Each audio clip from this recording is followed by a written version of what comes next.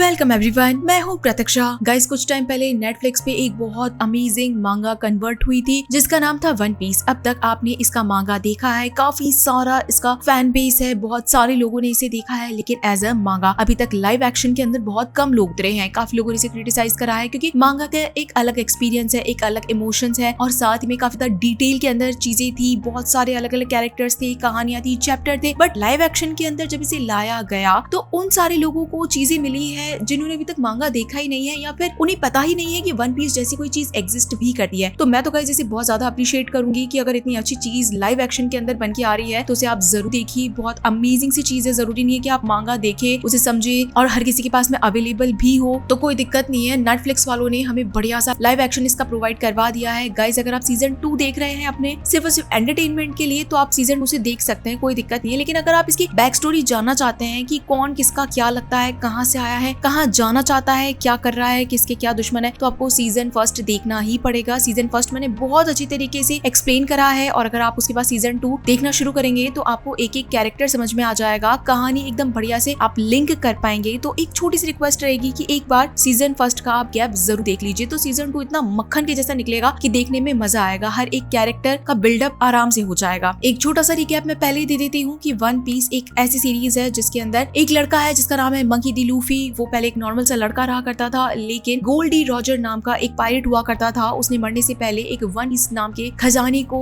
दफनाया था grand line के अंदर, जो कि एक बहुत ही बड़ा खजाना है। मंकी डी लूफी जो कि एक लड़का है, नॉर्मल सा लड़का है, उसे पायरेट बनना है और इसी के साथ में इन सब का बादशाह भी बनना है, यानी कि पायरेट्स का बादशाह बनेगा। साथ ही में गोल्डी रॉजर ने जो खजाने को छुपाया है उसे भी निकालेगा। लेकिन ग्रैंड लाइन में ये जो खजाना छुपा हुआ है वहां तक जाना कोई मामूली बात नहीं है, इसीलिए उसने अपनी एक टीम बनाना शुरू करी। उस टीम के अंदर अब तक 5 मेंबर्स है, यानी कि खुद मंकी डी लूफी, नामी, इसी के साथ में रोरोनोवा जोरो, सांजी, उसोप। अब तक ये 5 लोग हैं, पांचों की अपनी अपनी अच्छी खासी खूबियां हैं। इन्होंने मिलकर फर्स्ट सीजन के अंदर बहुत तबाही मचाई है, बुरे बुरे लोगों को मारा है, बुरे बुरे सौदागरों के साथ में जो बुरे पायरेट्स हैं उनको भी मारा है। इसी के साथ में जो मरीन के जो पुलिस ऑफिसर्स हैं उनसे बचे भी हैं और अपनी जर्नी कंटिन्यू रखी है। और इसी के साथ गाइस सीजन 2 की शुरुआत होती है, एपिसोड फर्स्ट की शुरुआत होती है, जहाँ पे हम मरीन ऑफिसर्स को देखते हैं बहुत तरीके से मार खा रहे थे। यहाँ पे अब एक नई गैंग आई है गाइस। अब यहाँ पे हर एक एपिसोड में बहुत सारे नए नए कैरेक्टर आने वाले हैं, तो मैं आपको स्टार्टिंग से इन कैरेक्टर्स के बारे में बता देती हूँ। एक गैंग है जिसका नाम है परोक वर्क्स। कह सकते हैं कि ये पायरेट्स की गैंग है जो कि बहुत ही बड़े वाले गुंडे बदमाश है। इनके अंदर जो लोग हैं वो नंबर्स के ऊपर और इसी के साथ में वीक के डेज के ऊपर नाम रखे हुए हैं। जैसे कि अभी हम इस पीली ड्रेस वाली लड़की को देख रहे हैं तो इसका नाम वेंसडे है और इस कोट वाले आदमी का नाम नंबर 5 है। ये मरीन वाले लोगों को मारने आए हैं और इसी के साथ में इस पूरी जगह पे कब्जा करने भी आए हैं। इनके साथ में इनकी एक लीडर भी आई है जिसका नाम निको है। वो यहाँ पे बड़ी आसानी से काफी सारे लोगों को मार देती है क्योंकि उसने ऐसा डेविल फ्रूट खाया है जिससे कि वो किसी भी इंसान के अंदर से हाथ निकाल सके, उसे आराम से मार सकती है। जिसके बाद वो एक मरीन ऑफिसर को मार पीट के बहुत बुरी तरीके से पूछती है क्योंकि पता चलता है कि इनके यहाँ पे एक डेड बॉडी है जो कि इन्हीं के एजेंट्स में से एक की थी, नंबर 7 की, जिसे बहुत बुरी तरीके से मारा था और वो मारा था रोरोनोवा जोरो ने, वो भी तलवारों से। तो उसी चीज का इन लोगों को बदला लेना है, इसलिए ये लोग जोरो को ढूंढ रहे हैं। अब जोरो कहाँ पे मिलेगा तो ये ऑफिसर बताता है कि इन टोली निकल गई है ग्रैंड लाइन की तरफ में। टोली का जो कप्तान है वो है मंकी डी लूफी, जिसके ऊपर काफी बड़ा इनाम लगा है। निको इस बात को सुन के बड़ी खुश थी कि उसे एक नए पायरेट्स की टोली के साथ भी हंसी खेल करने का मौका मिलेगा। जिसके बाद अब हम हमारे मेन कैरेक्टर्स के ऊपर शिफ्ट हो जाते हैं, यानी कि सांजी बहुत अच्छा खाना बनाता है। उसोप जिसकी ये पूरी की पूरी शिप है, हालांकि उसकी शिप है नहीं बट फिर भी उसे बनाना, उसका रखरखाव करना, ये सब उसोप का काम था। जल्दी इनके पास खाना वाना कम होने वाला था और अगर इन्हें ग्रैंड लाइन तक जाना है तो इनके पास सामान होना जरूरी है। ये लोग नामी के पास पहुंचते हैं। नामी जो कि इस पूरे ट्रिप की नाविक होने वाली है, यानी कि वो नक्शे बनाती है, जगहों का पता लगाती है और अगर इन लोगों को आगे बढ़ना है तो नामी भी इस बात को एक्सेप्ट कर लेती है कि इन्हें किसी न किसी आइलैंड पे रुकना पड़ेगा, वहाँ पे इन्हें सामान इकट्ठे करने पड़ेंगे और उसके बाद ये लोग आराम से आगे बढ़ सकते हैं। जिसके बाद ये लोग लूफी के पास जाते हैं क्योंकि उसोप को रुकना नहीं था, उसे हमेशा डर लगता रहता था। लेकिन लूफी भी बड़ा खुशी खुशी कहता है कि हम जरूर एक आइलैंड पे रुकेंगे, वहाँ रुकेंगे, मस्ती करेंगे, खाएंगे पिएंगे और आगे बढ़ जाएंगे। जोरो को भी कुछ नई तलवारों की जरूरत थी लड़ने के लिए। जिसके बाद हमें ये लोग जिस आइलैंड पे रुकने वाले हैं उसके बारे में बताया जाता है। ये आइलैंड लॉकडाउन था जिसके अंदर काफी सालों पहले गोल्डी रॉजर को बांध के रखा गया था। बांधने वाला और कोई नहीं बल्कि वाइस एडमिरल गार्प था जो कि उसे बातचीत कर रहा था। ऐसा लग रहा था कि दोनों एक दूसरे को पहले से जानते थे, साथ में इन्होंने काम भी किया हुआ है और गोल्डी रॉजर को अब तो उसकी आखिरी मौत, आखिरी सजा मिलने वाली है। गार्प अपने कामों के साथ में वाइस एडमिरल बन गया लेकिन गोल्डी रॉजर एक पायरेट बन गया। इनके पीछे की भी कहानी है जो कि आगे आने वाले एपिसोड्स के अंदर पता चलती जाएगी। लेकिन इस वक्त गोल्डी रॉजर मरने से पहले गार्प से एक मदद मांगता है क्योंकि गार्प एक अच्छा इंसान था और वो कहता है कि मेरा एक बेटा है, मेरे कर्मों की सजा मेरे बेटे को नहीं मिलनी चाहिए, तो गार्प मेरी मदद करो, उसे ढूंढो और उसकी जान बचाओ। गार्प कहता है कि मैं ऐसा क्यों करूंगा और तुम्हें क्यों लगता है कि मैं उसे बचाऊंगा? लेकिन गोल्डी रॉजर कहता है कि मुझे पता है कि मैं एक अच्छे इंसान हूँ और मेरे बच्चे को बचा सकते हो, बस ये मेरी आखिरी ख्वाहिश है जिसे पूरी कर दो। सीन जिसके बाद प्रेजेंट के अंदर शिफ्ट हो जाता है। ये लोग लॉकडाउन आइलैंड के अंदर उतर जाते हैं, सब एक जगह इकट्ठे होते हैं और वापस से इसी जगह पे मिलने की बात करते हैं। नामी सबको पैसे देती है क्योंकि पैसों का रखरखाव नामी ही करती है। खाने के लिए सांजी को पैसे मिल जाते हैं क्योंकि उसे शिप के अंदर सबको खिलाने के लिए खाना चाहिए था। जोरो रक्षा के लिए तलवार के पैसे मांगता है, लेकिन जोरो को पैसे नहीं दिए जाते, बल्कि कहा जाता है कि अगर तुम्हें पैसे दिए जा रहे हैं तो तुम इसे इंटरेस्ट के साथ में वापस लौटाओगे। जोरो को समझ नहीं आता कि आखिर उसके साथ ऐसा किया जा रहा है। खैर सब अपने अपने पैसे लेके इधर उधर निकल पड़ते हैं। सीजन फर्स्ट के लास्ट एपिसोड में 8th एपिसोड के अंदर गाइस हमने एक बहुत ही गजब के शख्स को देखा था और साथ ही मैंने पूछा भी था कौन है। अगर आप लोग जानते तो कमेंट सेक्शन में बताइएगा। उस शख्स का इंट्रोडक्शन हो चुका है। ये और कोई नहीं बल्कि स्मोकर है, एक बहुत ही बढ़िया कप्तान है जो कि हमेशा पायरेट्स के पीछे पड़ा रहता है, पायरेट्स को मारता है। जो बुरे पायरेट्स है, बुरे सौदागर है, जितने भी बुरे लोग हैं उन सबको पकड़ के मस्त सी सजा देता है। यानी कि ये नेवी का एक बहुत ही बढ़िया कप्तान है। नामी और उसोप मार्केट के अंदर घूम रहे थे। नामी अपने लिए बुक्स ले रही थी क्योंकि उसे मैप बनाना पसंद है, लेकिन उसे खुद के मैप बनाने पसंद है। वो किसी और के मैप के ऊपर काम करना नहीं चाहती है। इसी के साथ में उसोप अपना चेहरा छुपाने के लिए अलग अलग तरह के चश्मे ट्राई कर रहा था क्योंकि यहाँ पे मंकी डी लूफी के ऊपर अच्छा खासा इनाम निकला हुआ था, तो इनकी टोली भी आराम से पकड़ी जा सकती। लेकिन यहाँ पे तभी उसोप को याद आता है कि उसकी एक गर्लफ्रेंड भी थी। गाइस फर्स्ट सीजन के अंदर उसने एक बंदी पटा ली काया नाम की। तो अगर आप फर्स्ट सीजन देखेंगे तो काया को जानते होंगे, नहीं देखेंगे तो अभी बता देती हूँ कि काया नाम की उसकी एक बंदी है। उसे वो कॉल करके अपनी बढ़िया सी स्टोरी सुना रहा था कि उसोप का मेन काम स्टोरी सुनाना ही है। जिसके बाद हम जोरो को देखते हैं। उसे तलवार लेने के लिए जाना था। वो एक लड़की से टकराता है जिसे वो पहले से जानता था, लेकिन फिर भी आंख मिचोली करके निकल जाता है। वो तलवार की दुकान में जाता है और वहाँ पे कुछ तलवारों के बारे में पूछता है। जितने पैसे थे जोरो के पास में उस हिसाब से तो उसे कबाड़ दिखा दिया जाता है। लेकिन यहाँ पे जो तलवार बेचने वाला था उसे जोरो की तलवार दिख जाती है जो कि बहुत ही महंगी, बहुत ही पुरानी और बहुत ही इंपॉर्टेंट तलवार थी, जिसके बदले में वो जोरो को कंटिन्यूअसली पैसे ऑफर करता जा रहा था। जोरो समझ नहीं पाया कि आखिर वो बार बार पैसे बदल क्यों रहा है। तभी वो लड़की जो कि टकराई थी वो अंदर आ जाती है। इसका नाम तोशिकी था और वो जोरो की तलवार को पहचान जाती है और कहने लगी है तो लाखों अरबों बेरीज के अंदर मिल सकती है अगर कोई इसको ढंग से पहचानने वाला हो। यानी कि इस दुकानदार ने जोरो को चूना लगाने के बारे में सोचा था। सही टाइम पे तोशिकी आ जाती है और जोरो को अपनी तलवार बेचने से रोक लेती है। खैर जोरो बेच भी नहीं रहा था। जिसके बाद जोरो कबाड़ के अंदर जाता है, एक तलवार को उठाता है, लेकिन तोशिकी मना कर देती है कि इस तलवार को तुम नहीं ले सकते। साथ ही में दुकानदार भी मना कर देता है क्योंकि वो तलवार एक श्रापित तलवार थी। उसके अंदर आज तक जो भी उसका मालिक रहा है वो हमेशा मरा है। तलवार बहुत मुश्किल से यहाँ पे पहुंची है और हर बार न जाने कितने सारे लोग को मार चुकी है। ये बात सुन के तो जोरो को मजा आ जाता है और वो कहता है कि तलवार खुद अपने मालिक को चुनती है। जिसके बाद वो तलवार को उछालता है और अपने हाथ को आगे कर लेता है। तलवार ने अगर उसका हाथ काट दिया दैट मींस वो तलवार उसकी नहीं है, लेकिन तलवार तो मानो मक्की जैसे स्लिप होकर जमीन में गिर गई और वो तलवार जोरो की हुई। जिसके बाद में तो यहाँ का जो दुकानदार था वो जोरो की ये काबिलियत देख के इतना ज्यादा इंप्रेस हो गया कि दुकान के अंदर से एक और बहुत महंगी, पुरानी और बहुत ही अमेजिंग सी तलवार उसे यूं ही फ्री के अंदर गिफ्ट कर दी कि मैंने बहुत टाइम बाद एक योद्धा देखा है तो इसकी असली हकदार तुम हो। जिसके बाद जोरो बड़ी खुशी खुशी उस तलवार को अपने साथ ले जाता है। साथ में जोरो से बिल्कुल भी पैसे नहीं लिए थे। जिसके बाद में हम लूफी और सांजी को देखते हैं। लूफी को खाने का बहुत ज्यादा शौक था, इसलिए वो हर चीज को खाने के पीछे दौड़ रहा था, लेकिन सांजी उसे बार बार में अच्छे खाने की चीजें दिखा रहा था। साथ में उसे एक एलिफेंट फिश दिख गई थी, इसलिए वो दुकानदार से और चीजें भी पूछने लगा था। जिस वक्त उसोप अपने फोन की बातें कर रहा था उसी वक्त नामी से आके एक चोर टकराता है। उसे लगा था कि नामी को लूट लेगा, लेकिन नामी ने उल्टा उसी की चीजें लूट ली और साथ ही में उसे काफी सारी एडवाइस भी दी कि किसी ऐसे इंसान को लूटो जो कि यहाँ पे नया नया आया है, मालदार है, जिसे यहाँ के बारे में कुछ पता नहीं है। ऐसे समझदार लोगों से टकराओ मत, नहीं तो तुम ही फंस जाओगे। ये आदमी उस वक्त तो नामी की बातें नहीं सुनता, लेकिन उसकी एडवाइस जरूर ले लेता है और वो एडवाइस जाके वो लूफी के ऊपर ही आजमाता है क्योंकि लूफी हर जगह पूछ रहा था कि गोल्डी रॉजर को मौत की सजा कहाँ पे दी गई थी। ये चोर लूफी को पकड़ लेता है और सोचता है कि लूफी से अच्छे खासे पैसे ठग लिए जाएंगे। सीधा उसे मेली के अंदर ले जाता है क्योंकि वही टाइम चल रहा था जिस वक्त गोल्डी रॉजर को मौत की सजा सुनाई गई थी। लूफी के लिए तो मानो ये एक सपना सच हो गया था कि उसे एक बार तो इस जगह पे आना ही था। उसके लिए जगह बहुत इंपॉर्टेंट है, वहीं से उसे सारी इंस्पिरेशन मिली। ये चोर समझ ही नहीं पा रहा था कि उसके साथ आखिर ये चीजें चल क्या रही है। तभी लूफी के ऊपर एक हाथ आता है, इनविजिबल हाथ। पता चलता है कि उसका एक पुराना साथी है। पुराना साथी कहने का मतलब ये पुराना दुश्मन। अगर सीजन फर्स्ट आप लोगों ने देखा है तो आप जरूर बगी को जानते होंगे, नहीं जानते तो मैं आपको बता देती हूँ कि ये लूफी का एक तरीके से दुश्मन है जिसका नाम बगी है। इसने डेविल फ्रूट खाया है कि इसके सारी बॉडी पार्ट्स अलग अलग हो सकते हैं और आराम से किसी को बुरी तरीके से मार सकते हैं। लास्ट एपिसोड के अंदर तो लूफी ने इसे बहुत बुरी तरीके से मारा था, उठा के पटक दिया था, दफना दिया था, फिर भी ये वापस आ गया था लूफी से बदला लेने के लिए। और इस बार साथ में एक और कैरेक्टर को लाया है जिसका नाम अलविदा है। इसने भी सीजन फर्स्ट के अंदर लूफी के साथ में झगड़ा मोल ले लिया था, लेकिन अब ये दोनों मिलकर लूफी के ऊपर अटैक करने के लिए आए हैं। लूफी के साथ उसका कोई भी दोस्त नहीं था और साथ ही में अलविदा ने भी एक डेविल फ्रूट खाया था जो कि स्लीपी डेविल फ्रूट था कि उसे कोई भी टच नहीं कर सकता, कोई भी टच करेगा तो वो स्लिप हो जाएगा। इसी चक्कर के अंदर लूफी उसके ऊपर बिल्कुल भी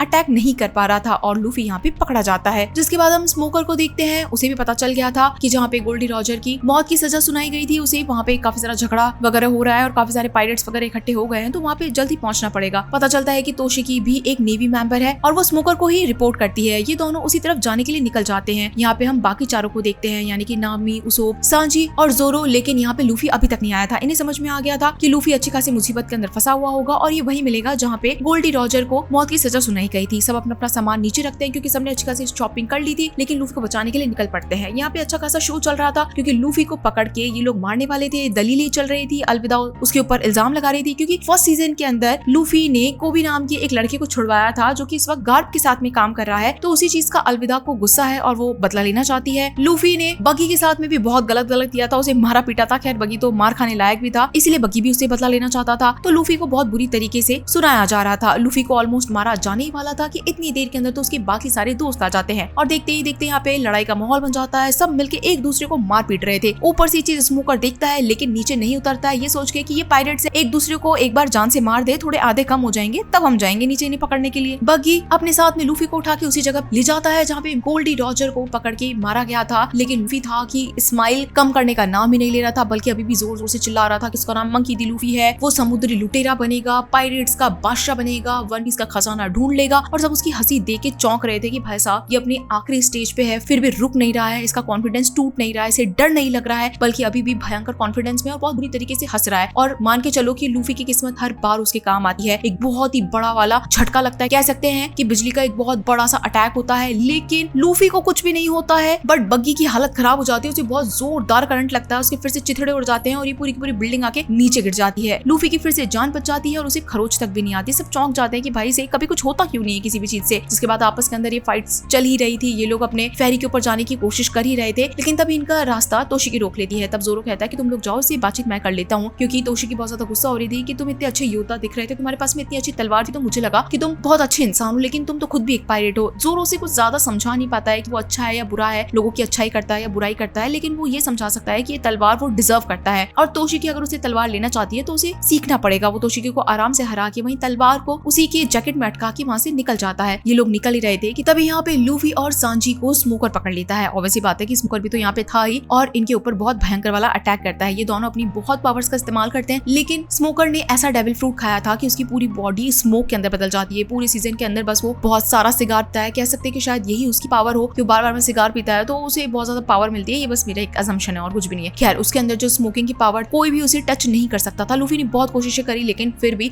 वो स्मोकर को एक भी पंच नहीं लगा पाया। जिसके बाद स्मोकर आके ऑलमोस्ट लूफी को जोरदार दबाने वाला था अपने पंच से, लेकिन तभी कोई ऐसा इंसान आता है जो कि स्मोकर को ऐसा करने से मना करता है और इसी के साथ में स्मोकर से फाइट भी करके उसे आराम से यहाँ से गायब कर देता है। यानी कि स्मोकर का भी कोई बाप आ जाता है इतना बड़ा और वो आराम से लूफी को छुड़वा देता है। यानी कि ऐसा कोई है जो कि लूफी को मरने देना नहीं चाहता है और लूफी फिर फटाफट से वहाँ से निकल जाता है। सब लोग उसे पूछते हैं कि क्या तुम उसे जानते हो, लेकिन लूफी उसे नहीं जानता था। ये सब अपनी फेरी के अंदर आ चुके थे, यानी कि मैरी के अंदर। जिसके बाद में हम यहाँ तोशिकी को देखते हैं जो कि परेशान होकर एक क्लब के अंदर बैठी थी, दारू वारू पी रही थी। तभी उसके पास निको आती है जिसे हमने एपिसोड के स्टार्टिंग में देखा था और वो तोशिकी को अपनी टीम के अंदर शामिल होने का एक बहुत ही बढ़िया सा मौका देती। हालांकि तोशिकी बहुत कम लड़की है और इतनी वाओ टैलेंटेड वाला इसके अंदर टैलेंट है नहीं, बट फिर भी निको आके उसे अच्छा खासा ऑफर देती है कि तुम बहुत अच्छा कर सकती हो, पूरी के पूरे टैलेंट को बाहर निकाल सकती हो। लेकिन फिर भी तोशिकी बस सोच में पड़ जाती है कि वो एक्सेप्ट करे या नहीं करे, या फिर अपनी जो जॉब कर रही है अच्छी सी वही ठीक है। और इतनी देर में तो निको गायब हो जाती है उसे ऑफर देके। तब तक यहाँ स्मोकर आते हैं जो कि एक बहुत ही बढ़िया वाले कैप्टन बने हुए हैं। वो चाहते तो आराम से पायरेट वगैरह बन सकते थे, तब वो अपनी स्टोरी सुनाते हैं। वो यहाँ पे इसलिए आते हैं क्योंकि गोल्डी रॉजर अब मरने से पहले यहीं पे बियर वगैरह पी के गए थे। ये वही जगह है जहाँ पे गोल्डी रॉजर हमेशा आया करते थे। इसी शहर के अंदर वो मरा है। इसी के साथ में जब वो मरा था तो हंसा था और साथ में अपने साथ बहुत सारे गोल्डी रॉजर भी बना के चला गया। मैं तब तक सबको सर्व करता रहूंगा, तब तक ऐसे सारे पायरेट से लड़ता रहूंगा जब तक गोल्डी रॉजर से मोटिवेट हुए लोग खत्म ना हो जाए। क्योंकि स्मोकर का आखिर क्या ही फायदा, वो लोगों को इतना मारता क्यों है, पायरेट्स को मारता क्यों है? वो इसलिए क्योंकि बचपन में स्मोकर ने देखा था गोल्डी रॉजर को, ताकि और कोई वैसा ना बन सके, इसलिए वो सबको ऐसा करने से रोकता है। जिसके बाद में हम लूफी और उसके बाकी के दोस्तों को देखते हैं जो कि आराम से अपने बोट पे बैठ चुके थे। लॉकडाउन का आइलैंड इन लोगों ने पार कर लिया था और अब ये लोग रिवर्स माउंटेन की तरफ निकल चुके थे ताकि ये लोग ग्रैंड लाइन के अंदर एंट्री कर सके। और इसी के साथ में गाइस बहुत अमेजिंग फर्स्ट एपिसोड यहीं पे खत्म हो जाता है। तो चलिए फिर मिलते हैं आप सभी लोगों से अगले एपिसोड में, तब तक के लिए टाटा।